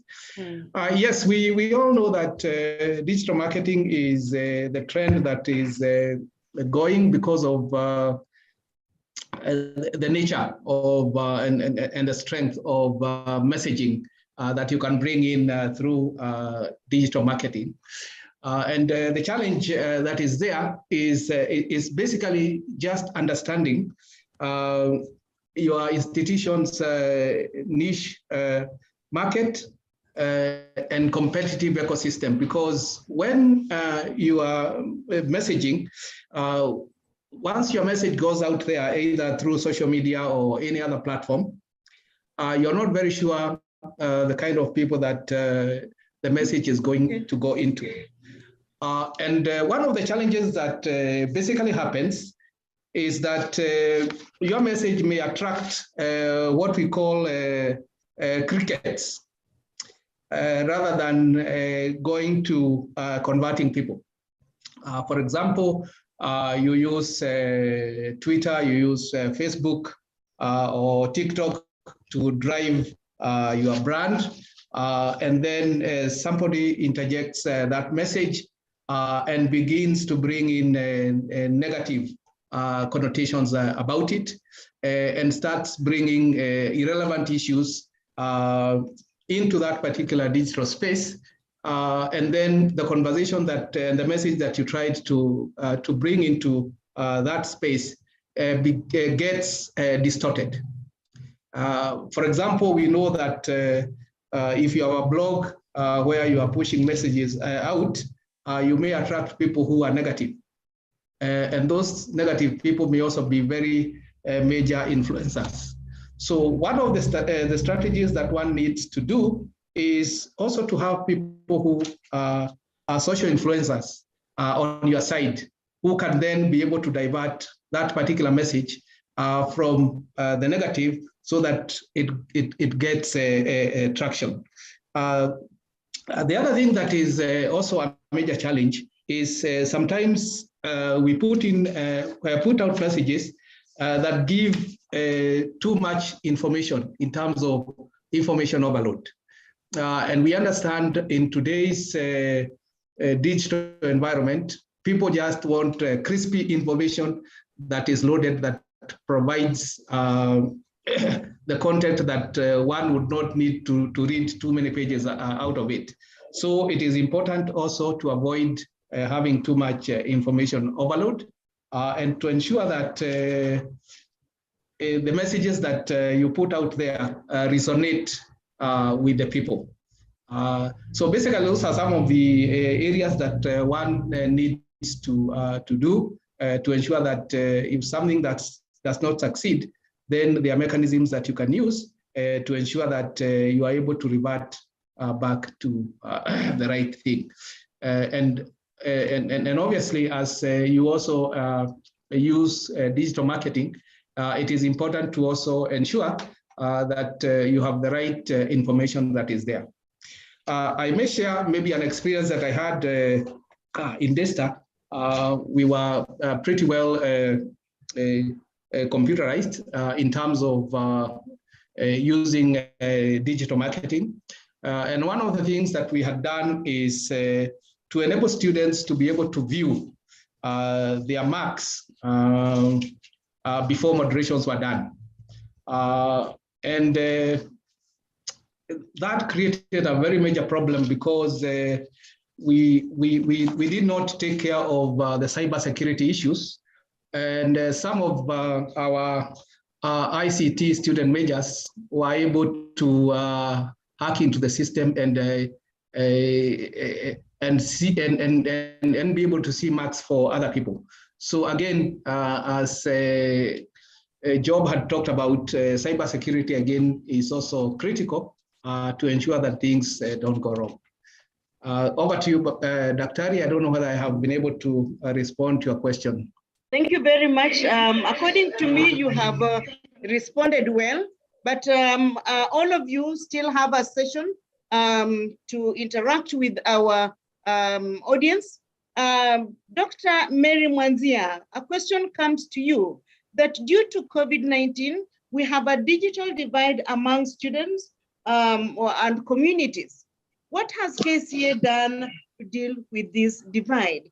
It means that the students and other members of the community feel like they have actually been separated. What do you have to say of this, Dr. Mwanzia? Thank you so very much, Dr. Okonga. And first of all, we need to understand at least what is digital divide. And of course, this is a gap where in terms of access to usage for information and communication technology. And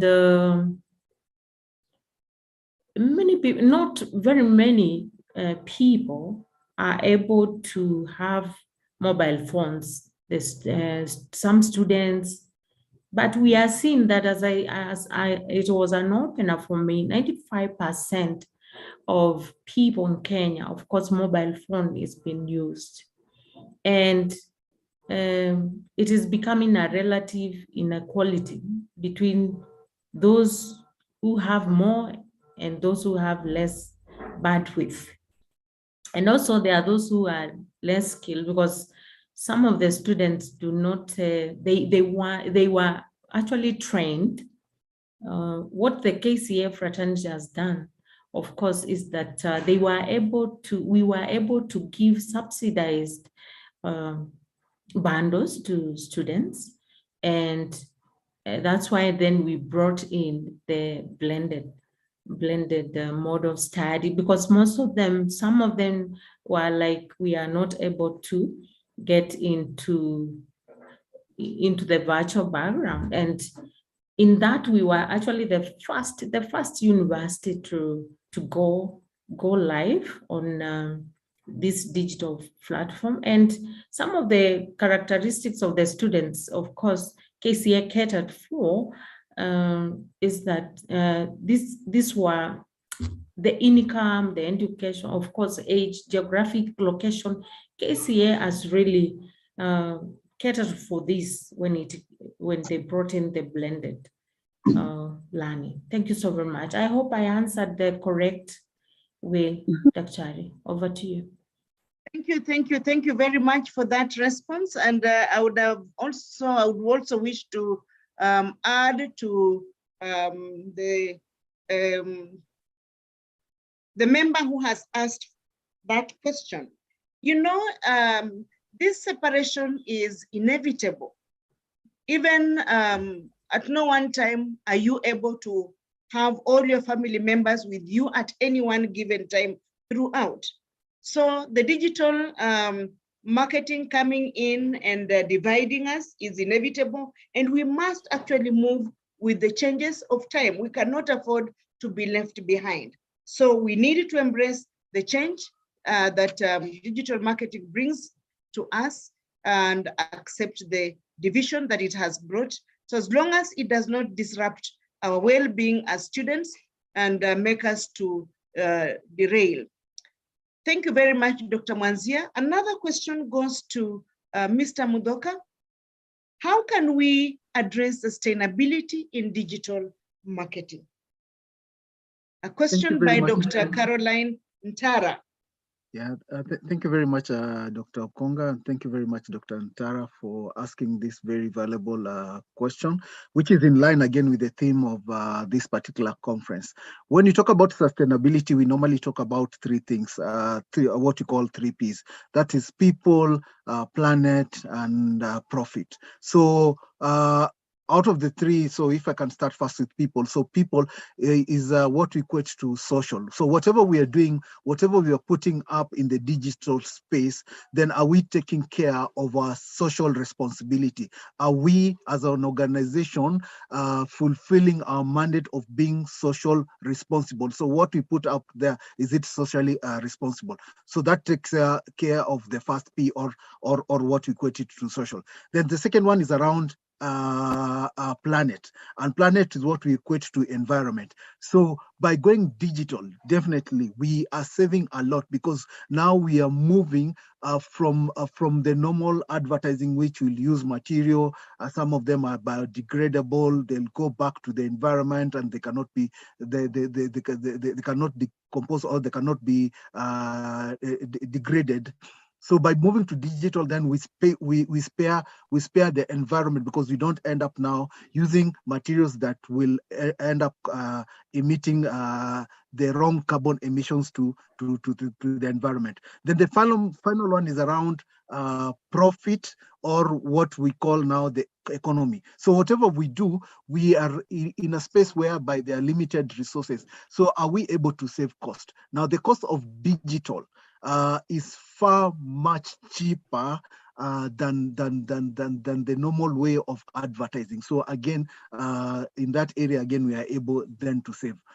Thank you very much. I hope I've been able to answer the question around sustainability. Okay, thank you very much, Mr. Mudoka. More questions are coming for you. I can see they're still lined up. Another question is, how does EBL deal with negative publicity now that that may be propagated through social media? You cannot escape that social media, so as long as you are on digital marketing platforms. Over to you. Mr. Mudoka? Thank you very much. Again, a very good question from Dr. Antara. Not Dr. Antara, this is from Dr. Jackson. Sorry for that. So one of the things, before you go to digital marketing, you must have a digital policy, and the policy then it must defines then very clear guidelines on how then are you going to put up your digital marketing. So from an EABL perspective, one of the things we normally do, and this is common to everyone, is that in whatever you do, you'll always have what we call naysayers. There are people who will always come with negativity or say negative comments. So we normally see that one. So what you do, we don't really counter them. We really don't try to fight them at all. What we try to do is then what positive things can we be able to do really to be able to counter the negative. And here, one of the strategies we have been using, which is now very commonly used in the digital space, is by using influencers. So we look at the influencers because mainly this normally comes from the youthful generation. So who are the people who are influencing the youth? How can we use them to propagate the positives about EABL and what we are doing? And as we're doing that one, we also normally in the space of operating the sustainability space, whereby, as I just spoken about, we look at what is our social responsibility around that particular area. So we use influencers, or what we call promoters, really to counter the negative by using now positive messaging. Thank you very much. Back to you, Dr. Konga. Okay, thank you very much for that response. I'm hoping that Dr. Ndolo is satisfied with that response. Now, I have two questions for Dr. Wamalwa. Get prepared, Dr. Wamalwa. The first question comes from Dr. Jane Njuru. Could you comment on the challenge of complying with privacy and data sharing regulations in regard to digital space? That is question number one. And question number two comes from Caroline Tara. What are some of the ethical issues in digital marketing, and how can consumers and marketers protect themselves against this negative influence in the form of ethical issues? Over to you, Dr. Lucy Simani Wamalwa. Thank you so much, Dr. Konga. I'll start by answering the first question, which looks at privacy and data sharing. One of the key things, and if you remember the morning session, the representative from the government said that we do not have clear policies in place. And that means the regulations are not in place on how to manage data protection issues. So these are some of the problems that you may actually have. And more specifically, if you are operating in an African setup, so if you look around you, the issues to do with e-transaction regulations, in which most of the developed countries have clear institutions on how to do things. But when you come to developing country and more so Africa, you realize that only 61% of the countries have put in place such legislation. When it comes to data protection and privacy legislation, you can look at it from two perspectives, or three perspectives rather. First, the regulations are not in place on how to do this, and only 48% of African countries have managed to less clear regulations on how you can go around with data privacy and protection, privacy, and also security of data. So this actually has become a key issue that you face. Another bit of it is companies themselves are not honest when they pick information from you. So some of them will tell you what exactly they intend to use that data for, but others do not clearly explain the use of data, which is an infringement of your privacy. And also looking at our literacy levels as individuals in Kenya today, you realize the literacy levels are very low. And with low literacy levels, some of us do not actually understand what even data privacy means. And that actually becomes an issue that we are facing today. Now, this becomes an ethical issue, and even more worse as the digital divide, which you're trying to kill, is disappearing.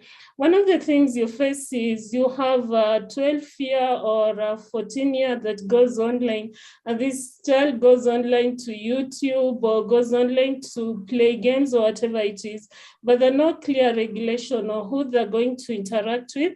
And they're actually able to access data, and with radicalism and several other ethical issues arises from that. So looking at it from the ethical aspect of it, one of the panelists talked about influencers as marketers. So most of the time, influencers will present themselves as people with integrity, or actually some of them have integrity, but what they do not tell the followers is what they're saying may not actually be the reality behind it. So if this is targeting towards the youth or children or people who do not have good information about it, then they're likely to believe what the influencer says, not knowing that the influencer is actually paid by a certain organization to use that particular brand. So this raises ethical issues when it comes to that. And because I'm very much excited about ecosystems, you'll have to forgive me, but most of the time, perhaps if you've traveled on Uber or if you've actually been on Bolt, then if it's a long distance, one of the things that the taxi driver will always tell you is, can we switch off the application so that we can actually go without using the application? And then you wonder, why is it that the taxi driver is always complaining about this? And that actually comes to do with ethical aspect of it. Not really from the taxi driver, but at times you feel they're exploited. They're actually paying much more than the app should actually be getting from them. So these are some of the issues that comes around with it. So you'll actually also, when it comes to protection, I'm sure you've gotten messages from people. At times you've even gotten messages from, is it Kamiti prison or other places like those. Some actually unknowingly will even offer you loans and others. And most of the time you wonder where they manage to get this data from. And that's a problem that we do have. So looking at it, it's an issue that we have.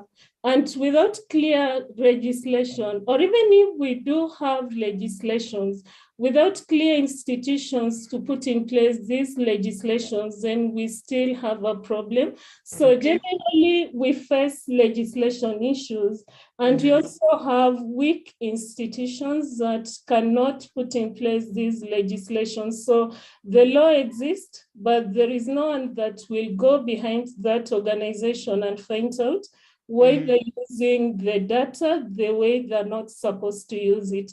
And thank you very much, Dr. Malwa. Thank you very much. Thank you. Because of time, you can give us all that, and we appreciate it is so much that you can talk about. More questions have come on the chat, but due to time, we may not go on and answer all those questions, but maybe just the panel members, as you go away, just take note that these are some of the questions that our audience is asking about. They would want us to think about them. A question from Dr. Ndolo: can the panelists comment on fake news? Because this fake news is a product of digital platform. That is one. Number two, Dr. Ndolo would want Dr. Muthoka to think about if ABL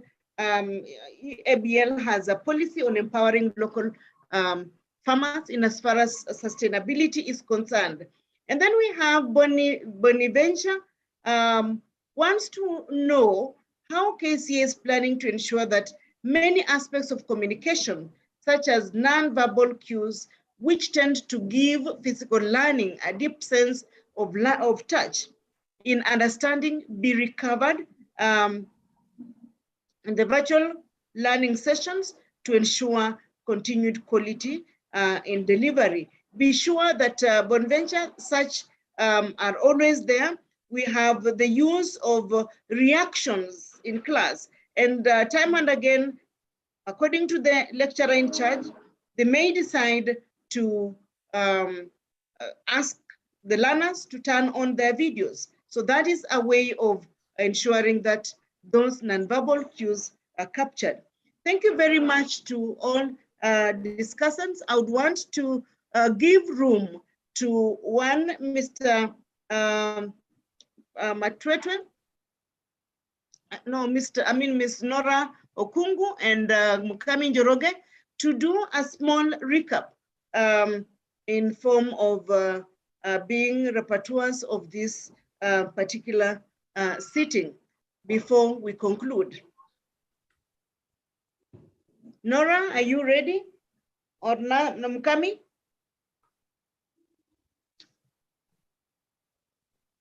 I'm here. Yes, go ahead. Okay, this is Nora. Thank you very much for the marketing panelists, of which we had Dr. Mary Mwanzia, Dr. Lucy Wamalwa, Mr. Mudoka, and Dr. Jomo. And they have taken us through a number of things. Dr. Mary Mwanzia was looking at the challenges that we are having as a result of the digital era, and especially during the COVID pandemic. And she said that we have a number of challenges. One of the things is that we don't have enough resources in terms of personnel. We don't have people with the right skills. And then there is this aspect of endless reviews of products that is being done by different platforms. And sometimes also it's like the brand identity, the people who are producing this particular product, they're not very transparent. And as a result of that, there's lack of transparent brand identity. The information also that we get from the consumer is being misused. And as a result of that, we are facing a number of challenges. So she also mentioned that in KCA University, we've been digitizing our processes, and KCA is functioning very, very well because we have automated most of the services, which has quite improved the delivery of services. We have the blended training, and as a result of that, we have actually reduced the cost of providing this particular services. So the other thing is that we had from Dr. Job Mudoka, and what he said, he was talking about the fears that we have about digital marketing. He talked about privacy. Our data is getting, the information about us is getting into the wrong hands. There is also cyber security, and we cannot make sure that the information is secured. We also not have enough observed regulations, and the regulations that are there are also not being observed. So he actually mentioned that what we need to do is that we have to do it, but we have to play ethically. And then we have Dr. Wamalwa, who was actually giving us advice on what organizations could do as a result of digital marketing. And she said that we are actually not turning back. The models of doing business have changed. The ecosystems are there to stay, and a number of things have actually changed. So what he said that we have just to be very careful, because innovation is very good, but innovation can also be destructive in a way, and especially it can push us into the wrong sides of the business. So she actually mentioned that we need just to understand our market and how to be competitive in it, and we have to be very, very careful. Then the next person that we have is about Dr. Jomo. And Dr. Jomo is also saying that we need to understand our areas of operation. And she said that there is this particular aspect that digital marketing is there. We have to understand that sometimes it may fail. And as a result of that, we need to find ways of sustaining ourselves on the right side. And he actually talked about having the social influencers, because if you do digital marketing and you attract negativity, then how do you actually go around it? We may put our messages there, and sometimes maybe you have too much information, it attracts negative people. And therefore, we need just to identify our targets and deal with the influencers or the promoters. So I think that is what we have. And thank you very much. I think I will take it back to Dr. Bridget. Dr. Bridget, thank you. Thank you very much, Nora, for that good recap. I want each one of us just to have some clap for our discussants, Dr. Mary Mwanzia, Dr. Lucy Simani Wamalwa, Mr. Mudoka, and Dr. Jomo Gatundu. May we give them a 4 factorial? Can we start?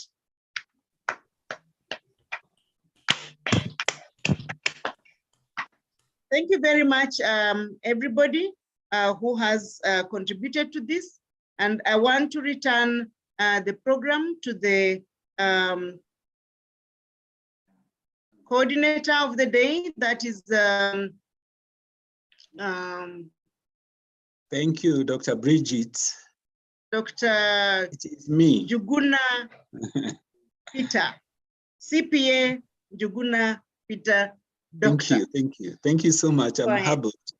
I'm humbled, and I'm actually already missing Kisumu. You look much better than when you are in Nairobi. But anyway, that's on a right note.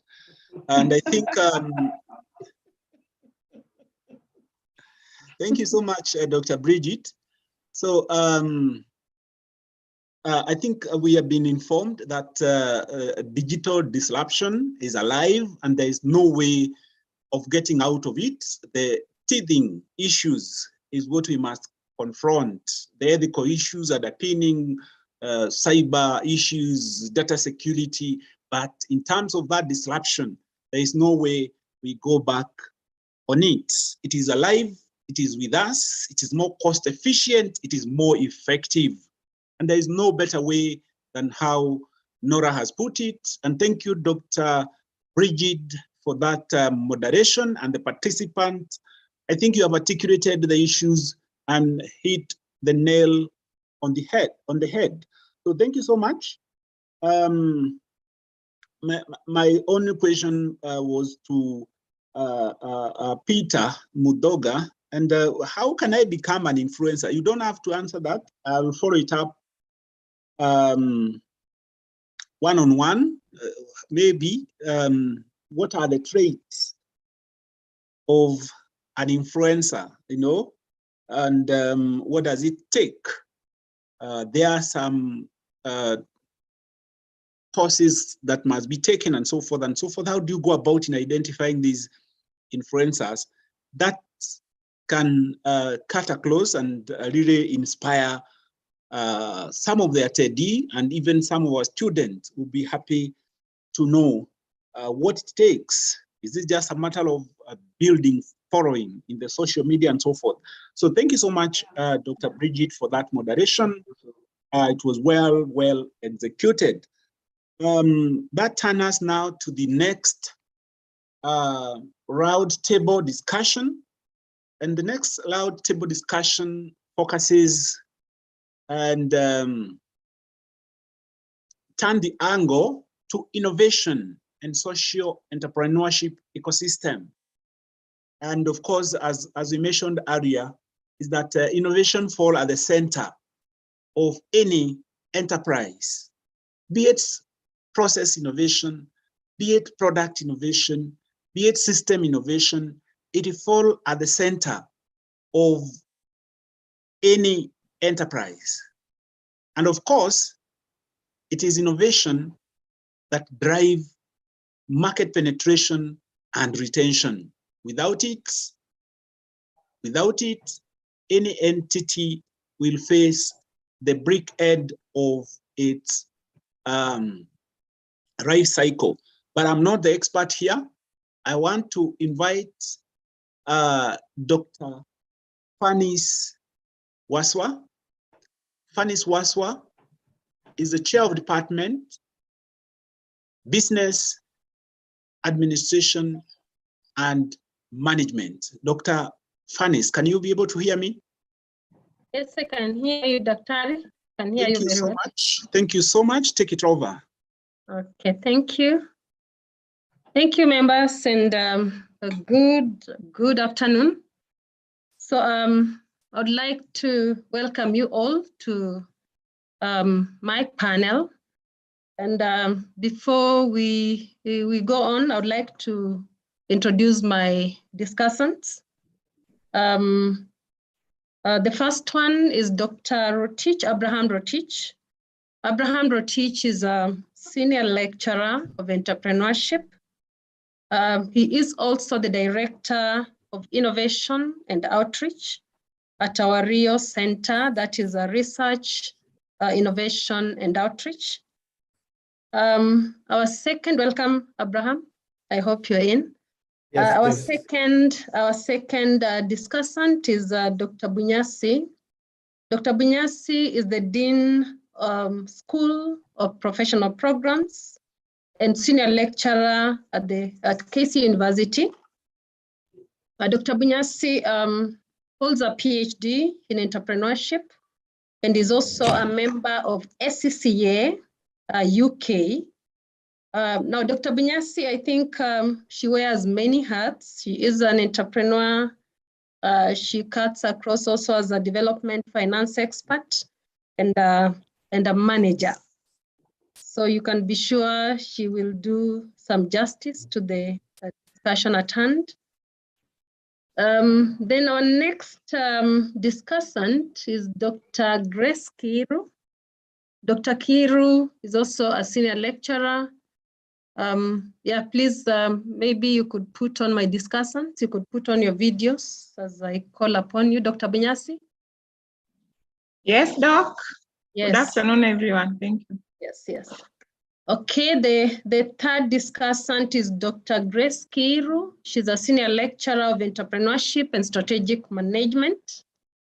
Her research area is strategic entrepreneurship. And you can be sure that she will do justice to the topic at hand, because right now we are in a space where we are talking about practical entrepreneurship and not just theoretical entrepreneurship. Now, our last discussant is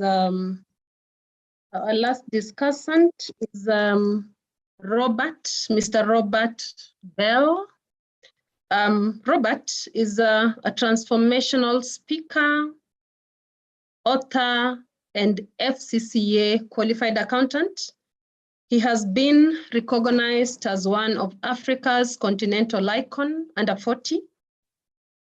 He serves as acting presidential advisor for East Africa Affairs.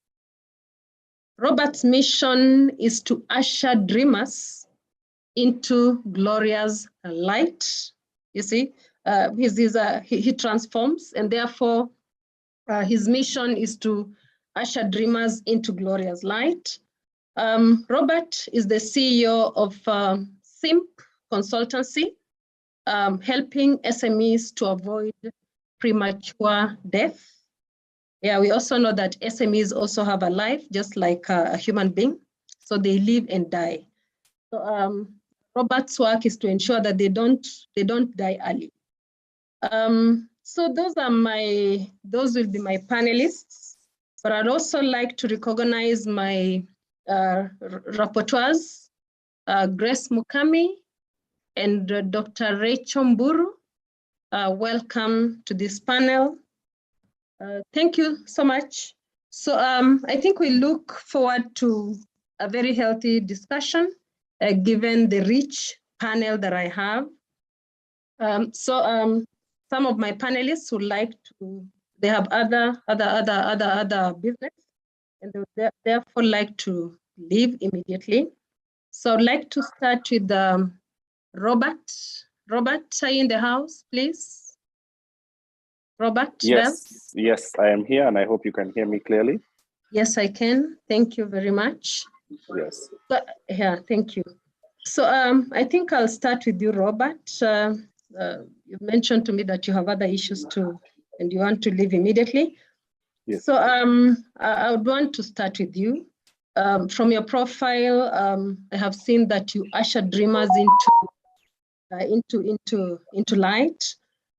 So right now you find that there's a high rate of unemployment, and this is not just a concern for the government of Kenya, but governments around the world, and even to, to policymakers.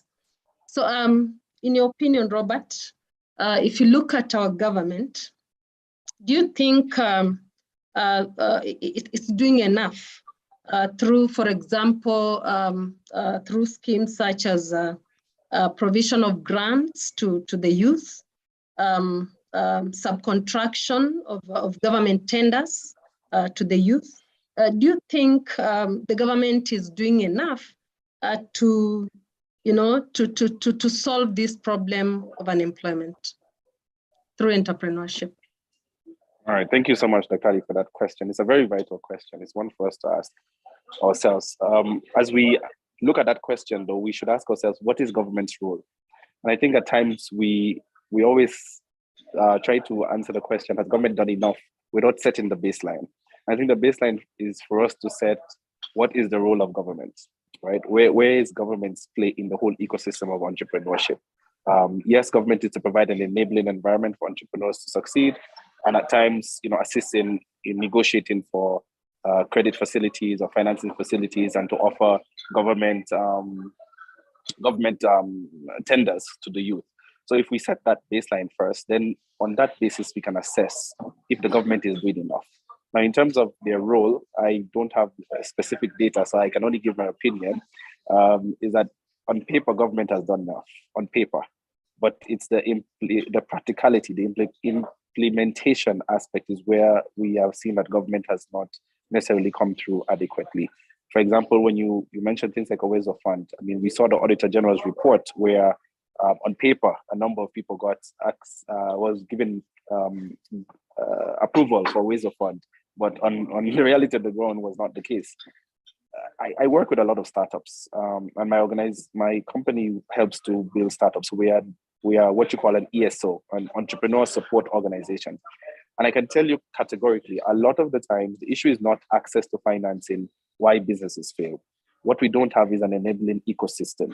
How do you start a business? We don't have enough accelerator programs. How do you sustain a business? As an entrepreneur, how do I manage a business? Because a lot of times we look at entrepreneurship and starting a business as an escape from employment, which actually it's not. If you don't have a job, entrepreneurship is not necessarily a viable option, right? And that's what we have painted it. We have painted as entrepreneurship as the only solution to unemployment, and it's not necessary. We all don't need to be entrepreneurs, but we all can support entrepreneurship. I don't need to start a business per se. I can partner with someone, I can co-found something. And that's where we need the support of the entire ecosystem, the universities, to help people see how they can plug into entrepreneurship so that they can support it. So I've given a little extended answer to your question, is government doing enough? By just helping us to know that government will not do everything. We need to be clear on what government role is, and what the other parties in the ecosystem or in the whole value chain needs to do. Okay, thank you, Robert. Those are deep insights that, entrepreneurship is, we should not look at entrepreneurship as the only source of employment. It's a whole ecosystem. And therefore, each one of us in the ecosystem need to do their part if it has to be of value to the youth and generally to the economy.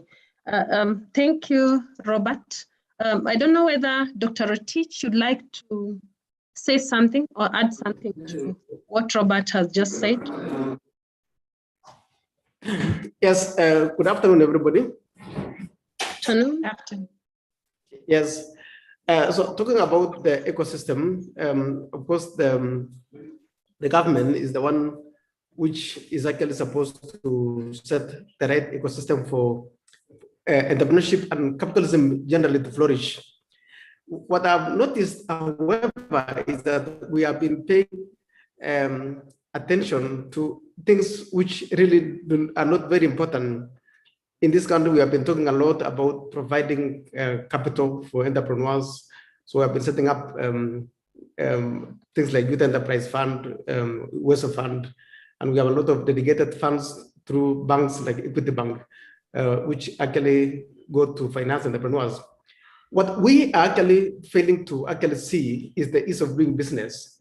So the ease of doing business is actually a barometer of the ecosystem and how supportive it is for business growth.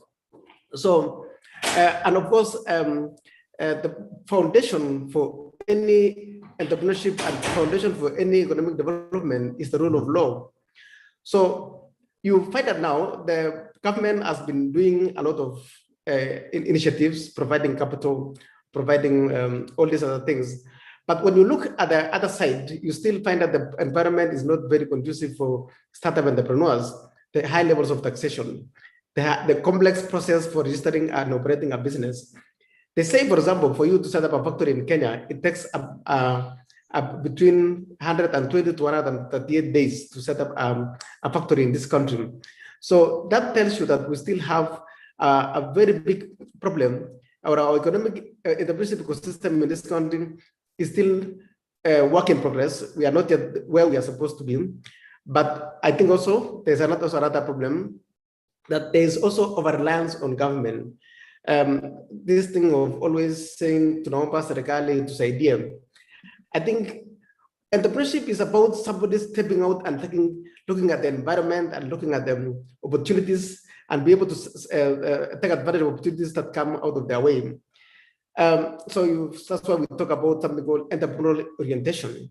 That the people, an entrepreneur is supposed to look at opportunities and run away with them. The entrepreneurs that we have in this country, well, they have done what they have done, but I think this reliance on government has made us weak, in my view. We are not able to have, most of the factories are being set up by people from India or China, or from other parts of the world. And like in Taiwan, where they say, for example, that in Taiwan, if you drop a piece of stone or a block from the tallest building, it's called Taipei 101, the tallest building in Taipei, the capital city of Taiwan. If you drop a piece of stone, it can actually hit either a CEO or a chairman of a company, because one out of every 3 people there is an entrepreneur. They have a very high level of entrepreneurial orientation. So what I've noticed here is that the government has been doing much, but the entrepreneurs are not stepping forward. Yeah, they're not stepping forward. And the few who have stepped forward are still running around, still not paying taxes. They're not paying taxes. There's still a lot of way. They're doing a lot of counterfeits. So I think, my view, the entrepreneurial ecosystem is still a long way to go in this country. Thank you. Thank you very much, Dr. Rotich. Those are deep insights into this issue. So what you're getting from what you got from Robert and Dr. Abraham Rotich is that there's still a lot to be done if entrepreneurship has to really solve the unemployment problem. It's a whole ecosystem that needs to be supported, needs to be understood, and there has to be, each one of us taking a role in that ecosystem if it has to help us. So thank you very much, Dr. Rotich. Okay, there's a question here directed to Robert, but I think we'll look at that at the end of the session. So I'd like to also engage my other panelists. And my question goes to Dr. Bunyasi. Daktari, you find that right now in the world in which you're living, that there are so many problems that require solutions. And as much as most of us may not know that there's a group of entrepreneurs whose main purpose is not to make money, but to add value to society. And I would really want to ask you, Daktari, how can universities help to create, develop, and sustain a rising generation of social entrepreneurs? These are entrepreneurs that add value to society. Their main purpose is not just to make money, but to change society. So what role can the universities play to make sure that these rising generation of social entrepreneurs come up and they indeed add value to society.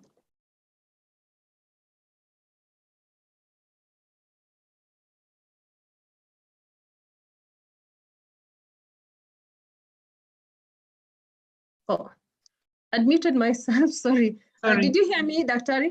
Yes, I did. Thank you. I was just confirming whether you can hear me or not. Thank you. I can, but question. Yes. Yeah, I got it clear. And good afternoon, participants. Thank you, Doc, for that question, a very timely question about the role of the universities in creating and sustaining the generation of social entrepreneurs. First of all, we start by understanding the mandate of universities, and we all know that the mandate of the university, we have three core ones, that is teaching, research, and outreach. And the first question is to ask ourselves, when we are teaching, what are we exactly teaching? So of course we have the various professions where universities are engaged in, but now it has become a mandatory requirement that every higher institution of learning, entrepreneurship has to be one of the units, whether you are doing business or any other profession. So that is the first thing. So when we are teaching, what are we teaching? So that is where it begins. Of course, when you're talking about research, we are looking at creating new knowledge. And in creating new knowledge, we also want to provoke, including the entrepreneurial intentions. And here we are not just looking at entrepreneurs who are going to make money for themselves, but entrepreneurs who can come up with solutions to the community. And of course, you've talked about the problems which require solutions. Another thing is outreach. We are working as universities within communities, within villages where we have communities which are going through, again, problems. So again, as a role for the university to play, which is outreach, we have to work with the communities. So social entrepreneurship becomes very relevant in this case. So as we bring out our graduates, it is very important that we look at how are they going to change the community, change the environment, not just to make money, but to make an impact on the community. And of course, we all again understand that the universities are at the forefront, of course, of countries' economic development. And we cannot just sit and say, I like what Dr. Rotich said, that the government has to provide everything, create jobs, and for us to just go working. We have to look at how do we turn out graduates who are going to be job creators and problem solvers, and not graduates who are going to be job seekers.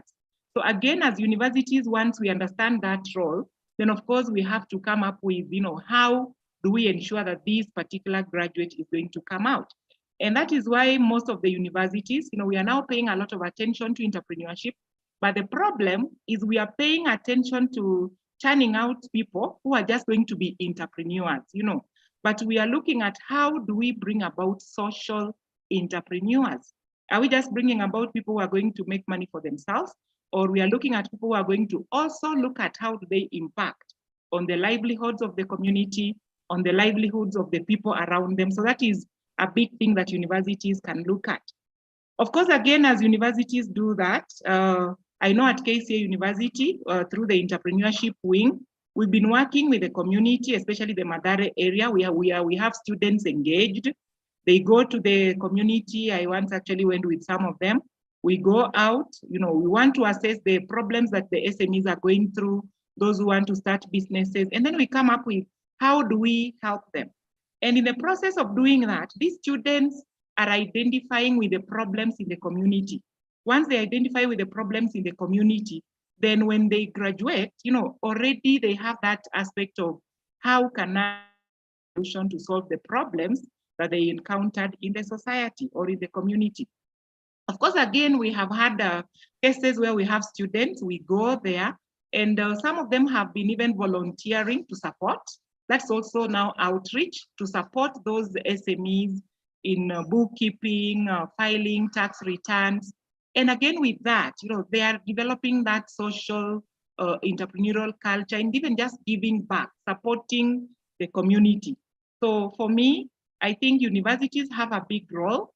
We can actually, benchmark with the big universities all over who have even set up incubation centers dedicated for this to just have, students to provide a platform where student ideas can be nurtured into viable businesses. We can have mentors coming around to support the students. And sometimes even we support students to access initial funding for their ideas. So yes, the university has a role to even also look at the curriculum, because we are saying we don't just want to talk about teaching entrepreneurship. We have done enough of it. But can we look at an curriculum which is now going to nurture the social entrepreneurs, so that, as Dr. Rotich again said, can they, be graduates who are going to come up and they have that entrepreneurial intention to now start businesses, to go out and, of course, make an impact. Thank you, Dr. Back to you. Thank you, Dr. So I think, Dr., what you're saying in a nutshell, that universities really need to come up with a mission, to create social value. So my other panelist is saying she cannot unmute herself. I don't know what the problem is. Dr. Grace, can you hear me? Okay, Dr. Rotich, would you like to add anything to what Dr. Bunyasi has said about universities and creation of, creation and sustenance of social entrepreneurs? Dr. Rotich, are you there? I don't know whether Robert is still, yes, Dr. Rotich.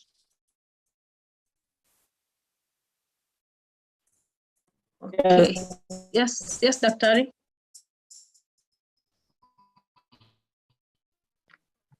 Okay, he appears to have issues with the internet. Is Robert? Yes, I wanted to. Oh, sorry. Yes. This has to do. Yes, am I audible? You are audible, though still very shaky. All right. Yeah, just go on. So I was saying, you see, social entrepreneurship comes in to fill the gap which has been left by the state. So mostly social entrepreneurs operate in disadvantaged areas like slums and rural communities. One of the things which have to be done for us to create a generation of social entrepreneurs is to take students out of the classroom to the community. So that they can be able to learn in the practical way how to appreciate the problems. At KCA University, we are now piloting this thing called challenge-based learning.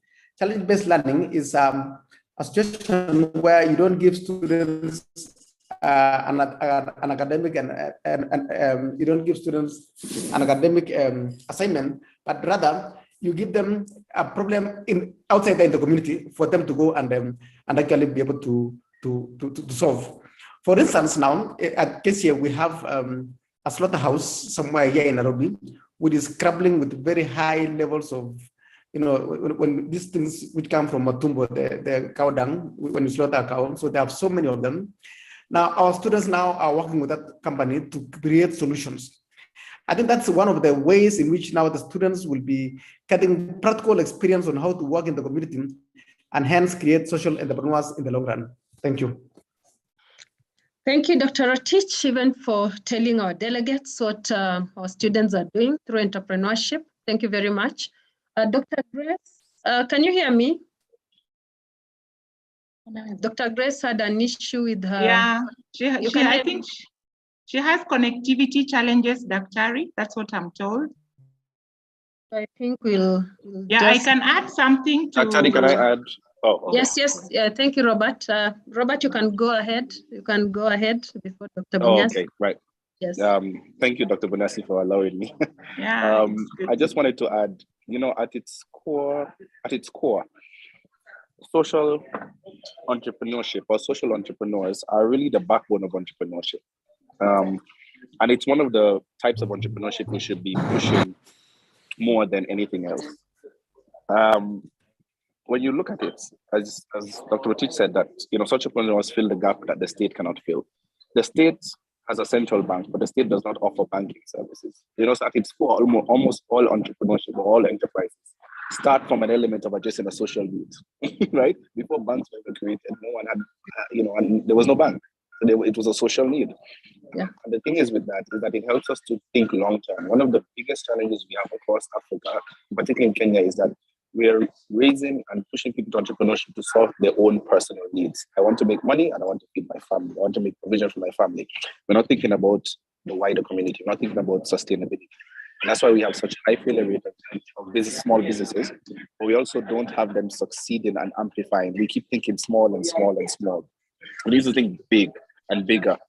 Okay, I'm solving a social issue in this community of getting access to clean drinking water. How can I replicate that across Kenya, across East Africa, across the rest part of Africa, or even the world? And that's the kind of entrepreneurship we need to start thinking about and pushing our young people to think about more sustained and long-term type of entrepreneurship. So that's where the social element comes in, because we now can tie social entrepreneurship. We have UN Sustainable Development Goals, we have AU Vision 2030 and so on. So those things help us to think long term. And I just wanted to put that in, that social entrepreneurship should not be relegated to charity work. We shouldn't just look at it as charity work, you're not making money. It's about meeting a need long term, a sustainable solution. Thank you, Robert. You're done. Thank you very much. I think what I'm liking out of this discussion that it's actually bringing out the fact that entrepreneurs are agents of change, and they're here to change society. They're here to, solve societal problems, and they're here to make the country move. That's what I'm getting out of this discussion. So thank you very much, Robert, Dr. Bunyasi, and Dr. Rotich.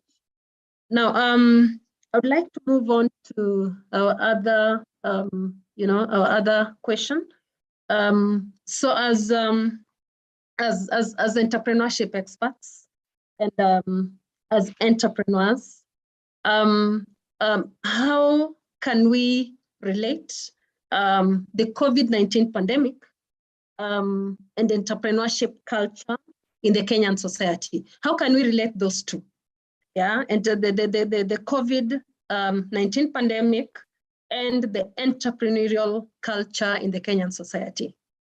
I don't know who'd like to go first. I wish Dr. Grace could come in, but she can't get me.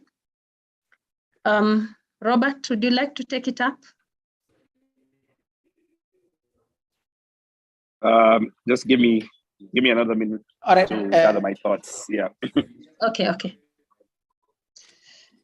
Dr. Rotich, Dr. Rotich, you can go. Yes. Dr. Waswa. Yes. Yes. So what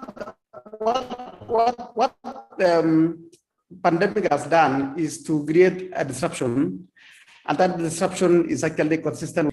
One of the ways of creating entrepreneurs is through creating disruption in society. Now, the pandemic has actually created a generation of innovators. People have been able to come forward to innovate, to be able to beat the number of regulations which came in because of COVID. There are a number of IT platforms which came up. There are people who came up with a lot of solutions to that particular problem. So personally, I would say that for entrepreneurs, the innovators, this was a very golden opportunity to step forward and provide solutions to society. And I think they have done so well. In Kenya now, I think online marketing almost was still not as developed in 2019 as it is right now. Right now, we're able to do this conference online because of the COVID-19. Most people in Kenya, I'm sure, started using the Zoom platform because of COVID-19. In a nutshell, this disruption went a long way to enhance the innovation capability of our people, both at grassroots level and even at national level. And I think it was, in spite of many people died, but I think it was very good for innovators. It was a very good chance. I've seen many people who have innovated, were able to innovate in terms of logistics. People were able to innovate for online marketing and others. So I think it was a very good idea that no, sorry, it's not a good idea that the pandemic came, but it was a good idea that people took advantage of it to drive innovations, to provide solutions to society. Okay, thank you, Daktari. Thank you, Daktari. Okay, for those of us, I think what Daktari is saying here, for those of us who are entrepreneurship experts, we understand that you know, there are two forces that that force us or lead us into entrepreneurship. You can be pushed and you can be pulled. Okay, so what Daktari is saying here is that the COVID-19 pandemic has pushed people into entrepreneurship. I don't know whether, Robert, you're now ready to add something. Yes, I am. And apologies if there's a little background noise. I had to change my location. All right. So what the COVID-19 pandemic has done for us in Kenya is shown us the value of constraints. You know, oftentimes we as entrepreneurs or people want to start a business, I don't have enough money, I don't have time, I don't have this. The COVID-19 pandemic has shown us that at times we need constraints. We need less of things to push us to do things. You didn't have a time to second think, okay, what do I do? You innovated, you tapped into creativity to make it work. And that's what entrepreneurship is about. It's also about making small changes. You know, they call it iteration. When it comes to innovation, you get a minimal viable product and you keep iterating. One of the things that I see holding a lot of entrepreneurs back is they're waiting for the perfect product. So they don't share, they don't collaborate. And the COVID-19 pandemic showed us that get something out, make changes, get feedback, solve the situation. Because you might spend all that time planning, and when you get to the market, you're either too late or your product is irrelevant. So that's what it has helped us to do, to show us the power of constraints and the value of constraints, that entrepreneurship is possible. It just requires a little bit of creativity. Then number two is in corporates now, because yes, we're talking about entrepreneurship, but some of us work for small entrepreneurs, or you might, and this is what I was saying earlier, we all don't have to be the lead entrepreneur. I find a lot of young people don't want to work in what you call startups, a small organization that's starting up. We want to go work at a big organization, Safaricom, and in 3 months after we leave campus, we drive a Mercedes. You know, we need to be a bit realistic. We also need to support small businesses, and that's how we can also foster entrepreneurship. All of us don't have to be the owners, but we can be the key people in the business. And in order for us to do that, we have to think. So the COVID-19 pandemic helped big organizations and even small break down those silos. I'm an engineer. Only thing I can do is engineer. I can't contribute to strategy or thinking.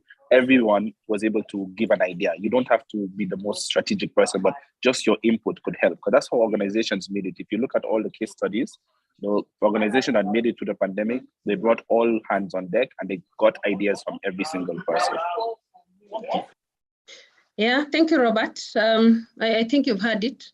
That entrepreneurship is basically not just for special people. All of us can be entrepreneurs, and we don't have to be the high-flying entrepreneurs. We can start down there and still fly up. Thank you, Robert. So I don't know whether Dr. Bunyasi, you have something to add?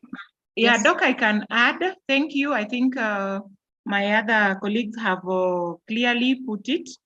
And I also agree that COVID-19 not only caused significant havoc in our country or around the world, but of course it presented quite a number of opportunities for entrepreneurs and even those who are not entrepreneurs. For me, I see it as something which really acted as a catalyst to some people who had not thought of being entrepreneurs. I know quite a number of people who became entrepreneurs through the COVID period. So as much as it caused a lot of havoc, it presented quite a number of opportunities for both non-entrepreneurs and of course entrepreneurs. People are very creative, people are very innovative in the marketplace, in the workplace. We saw schools which were converting even schools into now poultry homes, and so it brought about quite a lot of many opportunities. And those people who are able to tap into the opportunities, of course, were able to make quite a lot of money because they had quite a number of alternatives to tap in. The health policies that, of course, were pronounced by the Ministry of Health, by the President, they also triggered demand for some products which actually were never there. Like masks, we only knew that masks were an issue of the hospitals and all that.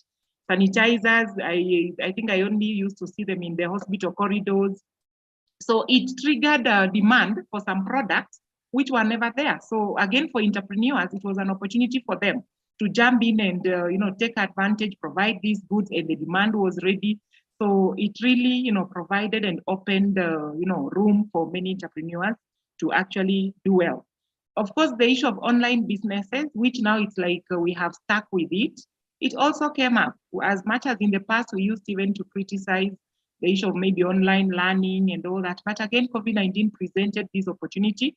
Quite a number of people have done a lot of things on Zoom, on the Google Meet and all those platforms. And even Zoom itself, it made a lot of money. The Zoom, the Google Meet, all those platforms, they were able to make a lot of money. Global and the likes, they also emerged during that period of Corona, that you don't need to go out buying food and buying things. You just need to do, online, some click of a button away. So for me, I think COVID-19 pandemic really made people think out of the box, think entrepreneurial, and it has really, impacted on the entrepreneurial culture in the Kenyan community, and I guess across the world. Thank you. Back to you, Doc. Thank you, panelists. I think what you are saying here is that COVID-19 has been a blessing in disguise. It has created opportunities, it has created scarcity, it has created displacements, and from that we have come up with a new crop of entrepreneurs. So really, we wouldn't say as much as it has terrorized the world, it has brought a lot of opportunities as far as entrepreneurship is concerned. And I think from that, we can say this could be the basis of an entrepreneurial culture in Kenya, because now people understand that we don't have to bank 100% on our employment. We need to do something else to cater for emergencies such as COVID-19. Thank you very much, my panelists. I think this brings us to the end of our discussion. Thank you for the deep insights that you have brought to this congregation. And I think as we end this discussion, the congregation or the delegates are now able to understand, because some of us really, we don't understand entrepreneurship. We hear entrepreneurship, but we really don't know, what entrepreneurship is really about. So I think we've been able to understand that. So I really want to thank my panelists, Robert Bell, Dr. Bunyasi, Gladys, Dr. Abraham Rotich, and Dr. Grace Kiiru. So we are sorry that you are unable to join us because of technicalities, but I think you are with us. I know you are supporting us. So thank you very much. But before we close the session, there's a question here that a delegate put forward to Robert, and the question is, do social entrepreneurs make money? I don't know whether Robert would like to answer that, or I can answer it. Robert?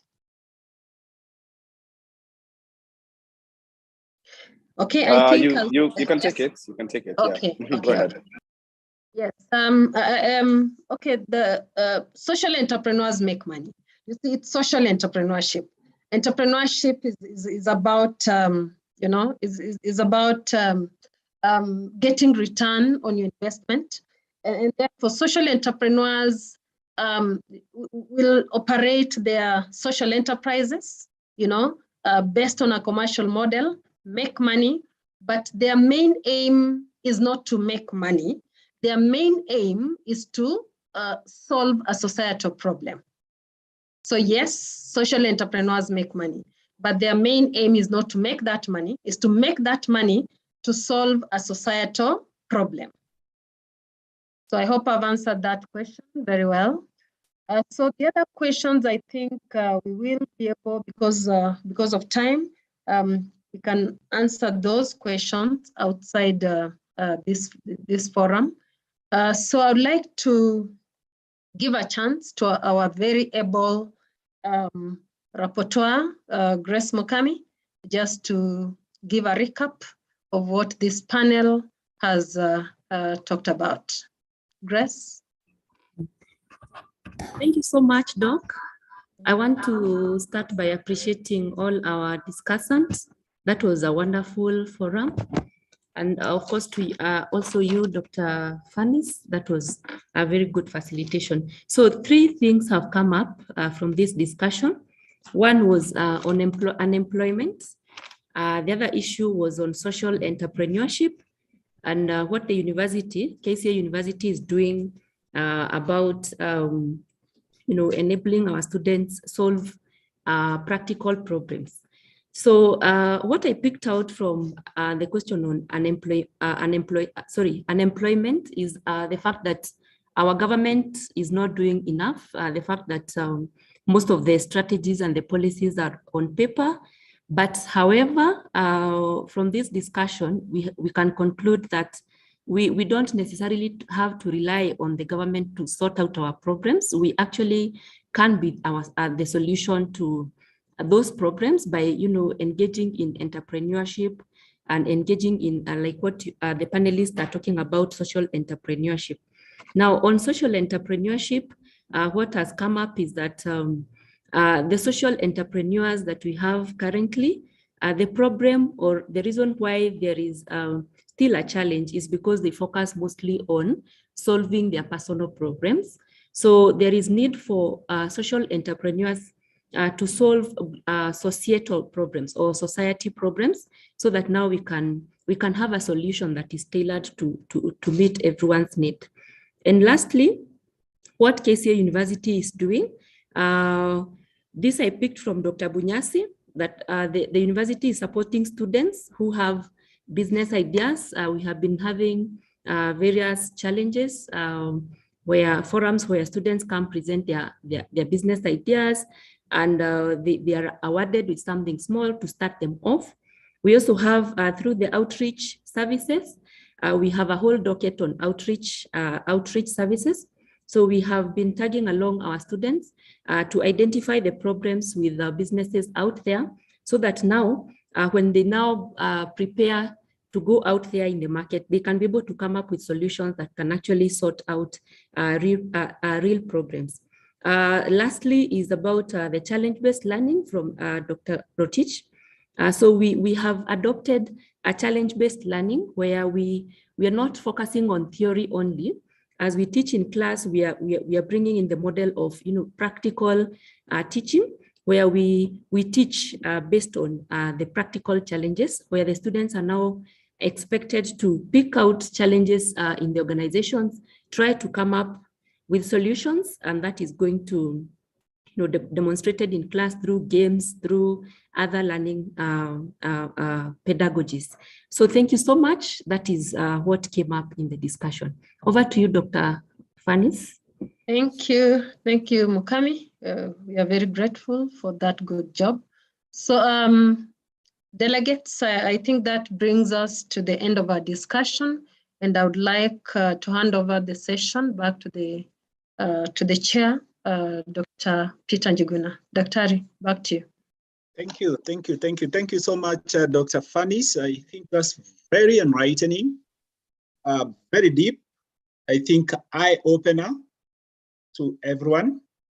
You've brought out the 2 dimensions to entrepreneurial orientation, the push and the pull dimension to entrepreneurial orientation. And you indicated very clearly that indeed, COVID created the push orientation. I was very eager to hear something about the pull dimension, and I hoped that perhaps that could be plugged on the puzzling statistics that were presented by Dr. Rotich, that indeed, if you go to Taipei and you knock a shoulder, most likely you will have knocked down a seal.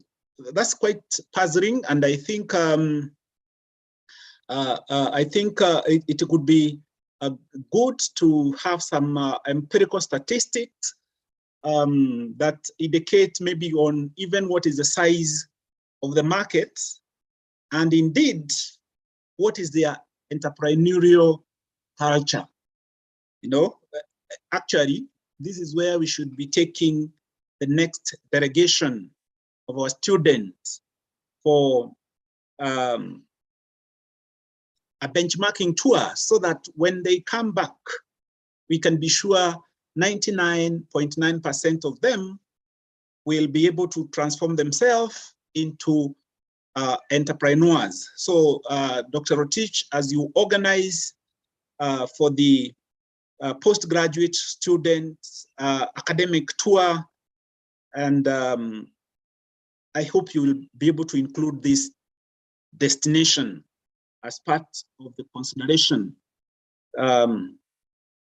Perhaps that will help us create a pool dimension to entrepreneurship orientation. So that is very, very important. I was also very eager. Thank you, Dorica, as well as an exchange program. I think we can be able to identify some of the critical institutions over there, and of course organize for exchange programs. So thank you so much, panelists. That was very incisive discussion, and of course also provide some of the peak themes of this conference. That's very, very important. So we almost coming to the tail end of our today's discussion. This is our day one. I'm sure everyone has something to talk home about. You picked something, one or two. Personally, I have a couple of issues that I'll reckon that I ran in our day one SOBARC conference. But before I reckon anything, I want to first invite the convener of this conference, and that is no other than Dr. Edward Owino, the Dean, School of Business. Thank you very much, Chairman. Indeed, it has been a long day, starting from the morning and coming this far. I want to appreciate everybody for taking your time to join us in this noble course. I'm certain that we've learned a lot from exchange with industry practitioners, and that we are daring to move, or we are daring to learn even more. Of course, in absentia, I want to appreciate our chief guest for honoring our occasion, finding time to join us, and even making the pleasant remarks that he made in the morning. We're talking about a very vibrant discussion coming from the marketing team and the entrepreneurs, closing it off. And I'm certain many of those present here might be more keen on finance and accounts. We have not left you out. Tomorrow, very early in the morning, we shall be starting with those particular disciplines. And subsequently, we shall go into the real game, where we'll break into breakaway rooms as scheduled in the program, and then we'll get serious discussions going on there. If you listened to our presentation in the morning, I want to of course, add and say that that was a master's student. Actually, I was just offering little support and confidence so that she could be able to make the presentation. But that was just a sample of a master's student making her presentation. If a master's student could do that, what about the dons? You know, tomorrow now I'll be listening to Dr. Njogo, I'll be listening to Dr. Ibrahim Teremba, I'll be listening to so many other dons from different parts of the world. And I'm telling you, it will be a heated debate. So thank you so much for joining us this particular day. And I look forward to meeting you tomorrow again on this particular forum as we get the debate going. And with those few remarks, I want to turn it back to our chair, Dr. Njoguna. Back to you, Dr. Thank you, Dr. Owino. And of course, we are glad you mooted this idea. And also, in your wisdom, put together the best team that was steered by Dr. Wangari. So thank you so much for that leadership. It is what has seen this event come to what it is and what we are encountering and what we are experiencing this far. And as I think it has been put so well that I remember remarks by our very own Professor Kieti, representing the VC, that as an institution, we stand a very unique opportunity to transform innovation. And I remember she gave a very good example that Stanford University is the mind game of the Silicon Valley. And my challenge to everyone is at the end of it, and when our story is being told, we shall be at the center of what? You know, I know Dr. Jogo is already championing some initiative where, as a university and a school of business, we can be able to fall into the center of our alike Silicon Valley, and perhaps we will be able to champion that transformation that the country is so eager to listen to. So that is very important. I think also Dr. Wino has put it so well that this is not an isolated event. SOBARC will be an annual event, you know, and because of that, and I'm sure all of us here, through the experience we have had, I know there are those who are saying it is for the first time that they have been to a research conference and that it is so exciting. I hope you have picked a lesson or two and that immediately we will start picking up issues and preparing for the next event. We should be allowed the same time, July 2023. So thank you so much, Dr. Wino, for that readership. And the ambassador was so explicit, the fact that we have no choice. We have to face the challenges that we are facing, be it the pandemic, be it the economic crisis, be it the changing customer preferences. We have no option. We have no choice. We must confront those challenges. And the fact that we must make precise decisions today, we must make those decisions because those are the decisions that will shape up our tomorrow. So that again was very deep, and I hope we were able to pick that a bit as well. So, and of course, so many other issues came up through the various panel discussions, and I'm sure all of us, we have picked one or another issue. So just a bit of housekeeping issues. Number one is that we have had 4 panel presentations, and each of the panel had a rapporteur. The first panel, the rapporteur was Dr. Salome Musau. The second one was Patrick Gikai. The third one was Nora Okugu. And the last one, the rapporteur was Grace Mukami. So to our rapporteur, thank you for the commendable job that you did. The only humble request is that the reports that you have prepared, they were very incisive, but you also need to share those reports with our chief rapporteur. And our chief rapporteur is Dr.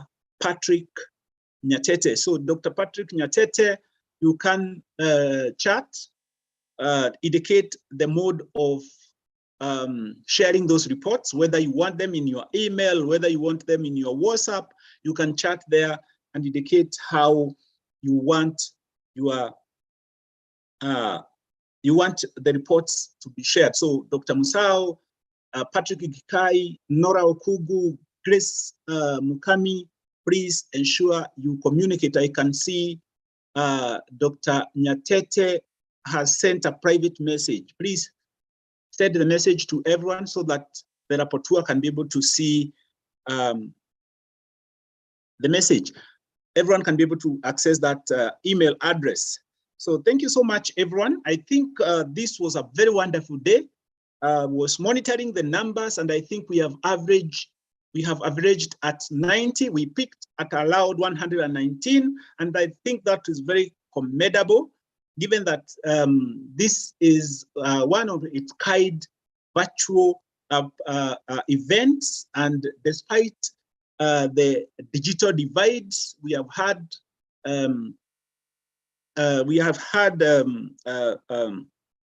guests all the way from Kigali, Rwanda, from the US, from Kampala, Uganda, and from all the counties within the Republic. They were well articulated and well represented. My only other housekeeping issue is the fact that to confirm that there will be certificates for attendance and for participation. So as you log in, make sure you are logging in using your official names, so that as we do process participation certificates, you can be addressed appropriately. Otherwise, thank you so much. Thank you for your cooperation. There was very little disruption despite the technological hitches. There was very little disruption. There was a lot of order, and I think that is very commendable. I was happy to be your chair for today, CPA, Dr. Peter Njuguna. And as I bid you goodbye, I want to do so by inviting Douglas Nyakudi to give a word of thanks to our Heavenly Father, Almighty God, for granting us this day. So Douglas Nyakudi, if you can hear me. Thank you, Dr. Ri. Thank you so much. So you can take it. Okay, good evening, everyone. Let us believe and pray. Our Heavenly Father, we come before you this afternoon. We thank you for the opportunity you've given us and the energy to have this successful conference. Indeed, the School of Business Annual Research Conference has been a success because of your intervention. We thank you for the chief guest and other guests who showed up to make this day a success. We also thank you for the panelists for their successful engagement. We also thank you for the participants who were full of energy and that they engaged the panelists throughout the sessions. Even as we look towards the second day, we still ask for your guidance and we look forward to a successful second day. As we depart to our various destinations, we ask for your safety, we ask for your protection. Or whatever I have not prayed for, Father, I ask you to intervene on our behalf. I ask you, those trusting and believing in your Son, Jesus Christ, I pray. Amen. Amen. Thank you so much. So tomorrow we do that all over again. We start at 9 a.m. But let's join early so that we can have some conversation as we prepare and warm up for starting at 9 a.m. So thank you so much and have a very nice evening and a good present night. Bye-bye. Welcome to the East Africa's Great, a premier business and technology university of choice. This is KCA University. My name is Dr. Ibrahim Tirimba Ondabu.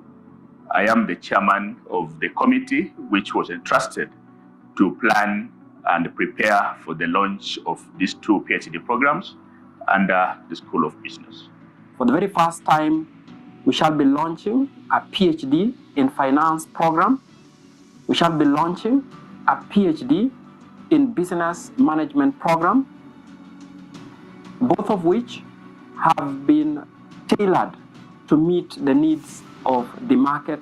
These programs have been arrived at after a series of consideration at the stakeholder level, after undertaking vigorous market survey to determine the needs of the market, and after seeking approval from the accrediting body, that is the Commission for University Education.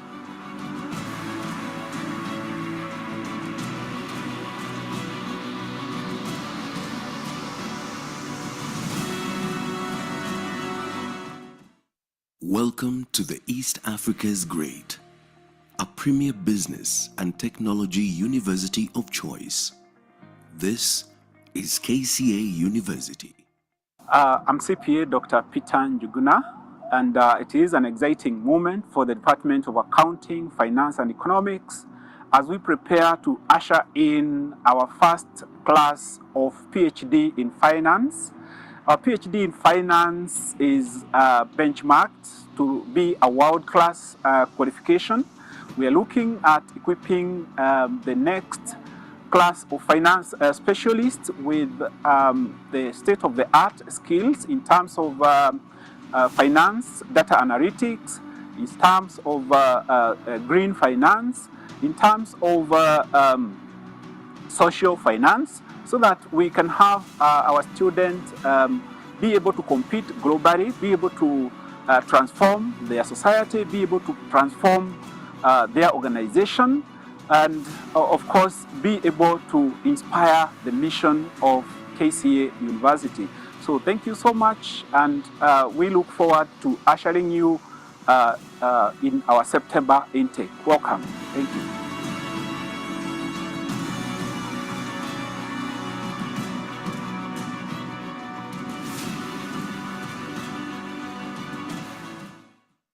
Welcome to the East Africa's Great, a premier business and technology university of choice. This is KCA University. My name is Damiana Kieti, an associate professor of tourism and DVC in charge of finance, planning and development at KCA University. First of all, I am delighted to be part of this launch of the PhD program in finance and PhD program in business management. I wish to say that the launch of these programs is in tandem with the strategic objectives of the KCA University, particularly objectives on promoting KCA as a premier business and technology university of choice, providing enhanced quality and market-driven programs, as well as providing and facilitating research and innovation. More importantly, the launch of this program is a true testimony to the commitment of KCA University to driving the agenda of finance and business, which globally and locally can be considered as the biggest business service sector and engine that drives many economies in the world. And therefore, this is really a defining moment for KCA University as we launch these two very critical, important programs. And as a division, we want to assure the potential students for these two programs that we are putting into place all the necessary mechanisms to allow for successful roll out of these two programs. Thank you very much.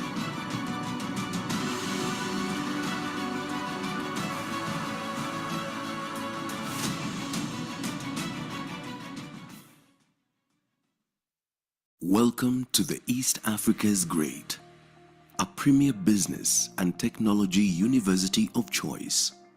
This is KCA University.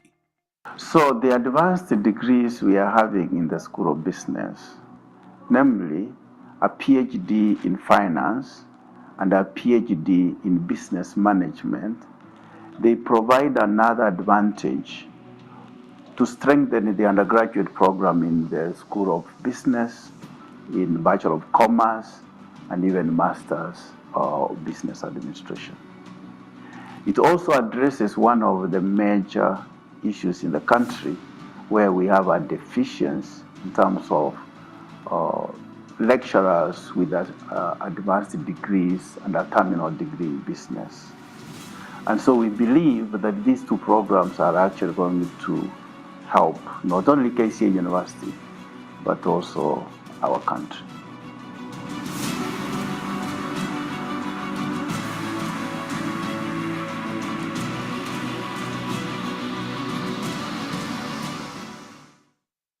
Welcome to the East Africa's Great, a premier business and technology university of choice. This is KCA University. My name is Dr. Fanny Swaswa, Chair, School of Business, Department of Business Administration and Management. I'm happy to be talking about our PhD program this afternoon, which will be launched on 22nd July. This is an exciting program because in the past we've been training our master students and letting them go to other universities, but now we are happy that we'll have our students with us from degree, masters, all the way to PhD. And this program is specifically designed for students who are interested in academia and business. And therefore, we are looking forward to an exciting time when we can train for the industry, business people who can be able to add value to the market. And we are calling upon our alumni, especially the students who have passed through KC University for their master's program, to come and take up this exciting program. And we will be here to give them the support. We have a rich academic staff that is going to ensure that this program is delivered to the best of our knowledge. And therefore, I take this opportunity to welcome all our alumni and anybody else outside there who can come and take up this program because KCA, we have a name in the market. And this is just another step to that we have made at KCA University. So I welcome everybody out there who is looking for quality education, especially at PhD level. Welcome, all of you.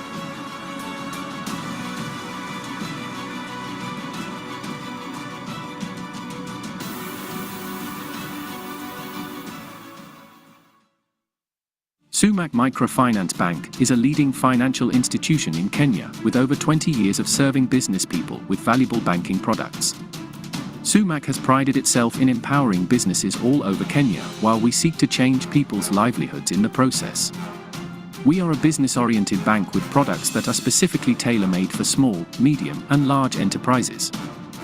Our product range includes check-off loans, which is available to all civil servants at competitive interest rates. All you need is your payslip, and the rest will be taken care of by our team. Check-off loans will hit your account within 24 hours upon approval. Sumac also boasts of a business-friendly current account with a checkbook, as well as a thriving asset finance, which is available at 90% financing for zero-mileage cars and 70% for used cars. You can also try our Kilimo Biashara loan for agribusiness entrepreneurs and dairy farmers, and our trade finance for those seeking bid bonds within 15 minutes of approval. At Sumac Microfinance Bank, prompt service will always be our priority. That is our bond of commitment to you. Sumac Microfinance Bank is a leading financial institution in Kenya with over 20 years of serving business people with valuable banking products. Sumac has prided itself in empowering businesses all over Kenya while we seek to change people's livelihoods in the process. We are a business-oriented bank with products that are specifically tailor-made for small, medium, and large enterprises. Our product range includes check-off loans, which is available to all civil servants at competitive interest rates. All you need is your payslip, and the rest will be taken care of by our team. Check-off loans will hit your account within 24 hours upon approval. SUMAC also boasts of a business-friendly current account with a checkbook, as well as a thriving asset finance, which is available at 90% financing for zero-mileage cars and 70% for used cars. You can also try our Kilimo Biashara loan for agribusiness entrepreneurs and dairy farmers, and our trade finance for those seeking bid bonds within 15 minutes of approval. At SUMAC Microfinance Bank, prompt service will always be our priority. That is our bond of commitment to you. SUMAC Microfinance Bank is a leading financial institution in Kenya with over 20 years of serving business people with valuable banking products. SUMAC has prided itself in empowering businesses all over Kenya while we seek to change people's livelihoods in the process. We are a business-oriented bank with products that are specifically tailor-made for small, medium, and large enterprises. Our product range includes check-off loans, which is available to all civil servants at competitive interest rates. All you need is your payslip, and the rest will be taken care of by our team. Check-off loans will hit your account within 24 hours upon approval. SUMAC also boasts of a business-friendly current account with a checkbook, as well as a thriving asset finance, which is available at 90% financing for zero-mileage cars and 70% for used cars. You can also try our Kilimo Biashara loan for agribusiness entrepreneurs and dairy farmers, and our trade finance for those seeking bid bonds within 15 minutes of approval. At SUMAC Microfinance Bank, prompt service will always be our priority. That is our bond of commitment to you.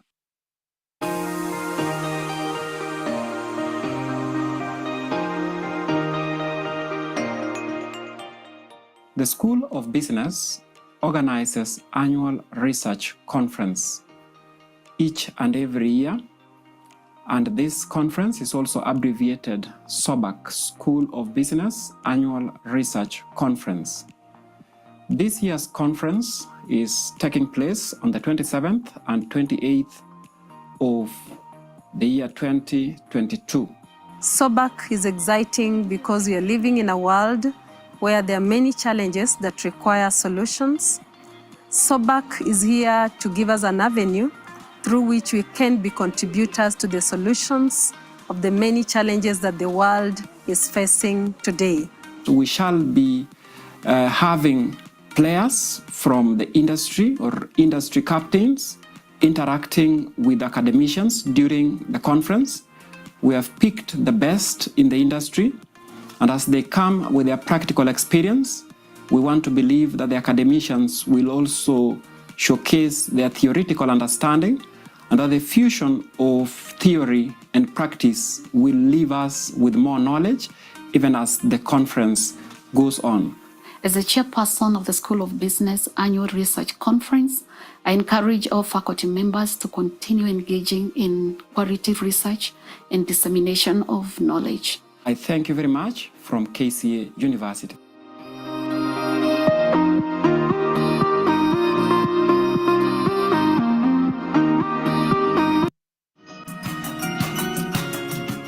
CPA is recognized, first of all, because of being a member of PAFA, is recognized by most of the African countries. You can apply a job in here. Once you become a member, you are also opening another avenue of actually participating in some of those commissions, and also in banks. The central bank guideline dictates that the share of audit committee of all the banks has to be a member of ISPAC. I'm proud to be a fellow of Certified Public Accountant. Please join the ISPAC and you also be proud.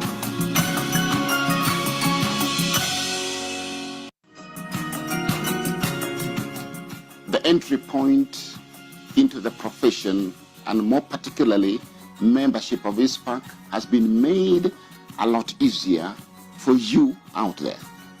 One, the so-called membership fee should not be something that should frighten you, because you can even pay it by installments. Myself, when I was joining in 1996, I paid it by installments. It was tough that time, finding money, just like it is tough now finding money. So that can happen. Number two, there are various stages of membership. So you can come in, develop yourself, have the opportunity to meet others, and through that, again, you could create opportunities for a job for yourself and also opportunities to get experience to develop in the profession. I call you to join. You are better in than out. Najivunia kwa muhasibu.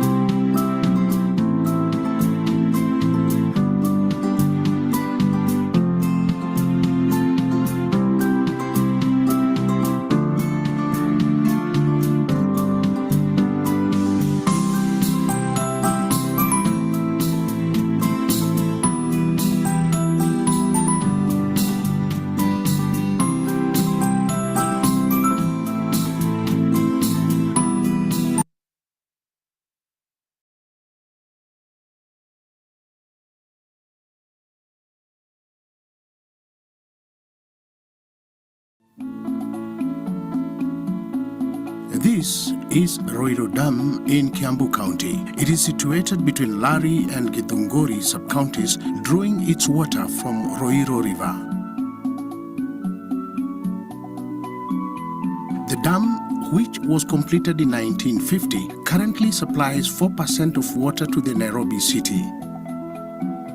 Some residents found it in order to sensitize and educate the community living around the dam on the importance of the water body and the need to conserve it. They formed Friends of Roiro Dam, also known as FORD or FORD, which is a community-based organization established in 2017. The organization focuses on four main areas, which are environmental conservation, sports, education, and health. All the four objectives are interrelated in creating positive change and empowering the community. The CBO comprises of about 300 active participants. They recognize that our daily existence depends on the productivity of our natural resources and achievements of an individual potential. They congregate to plant trees around Roiro Dam, schools, churches, and other public spaces.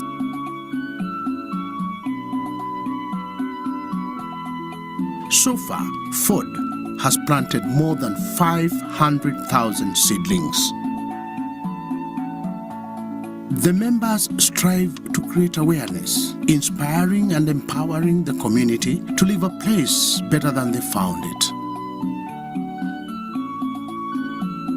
In particular, FORD helps the youth and women to understand that natural resources are their own and they must protect them.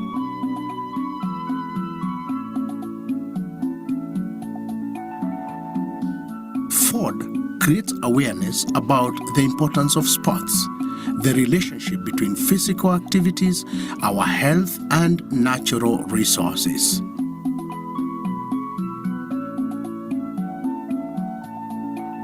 Thirdly, FORD supports academic performance with the realization that an educated community is more likely to find meaningful employment and is less likely to engage in degradation of natural resources or crime such as drugs and illicit brew.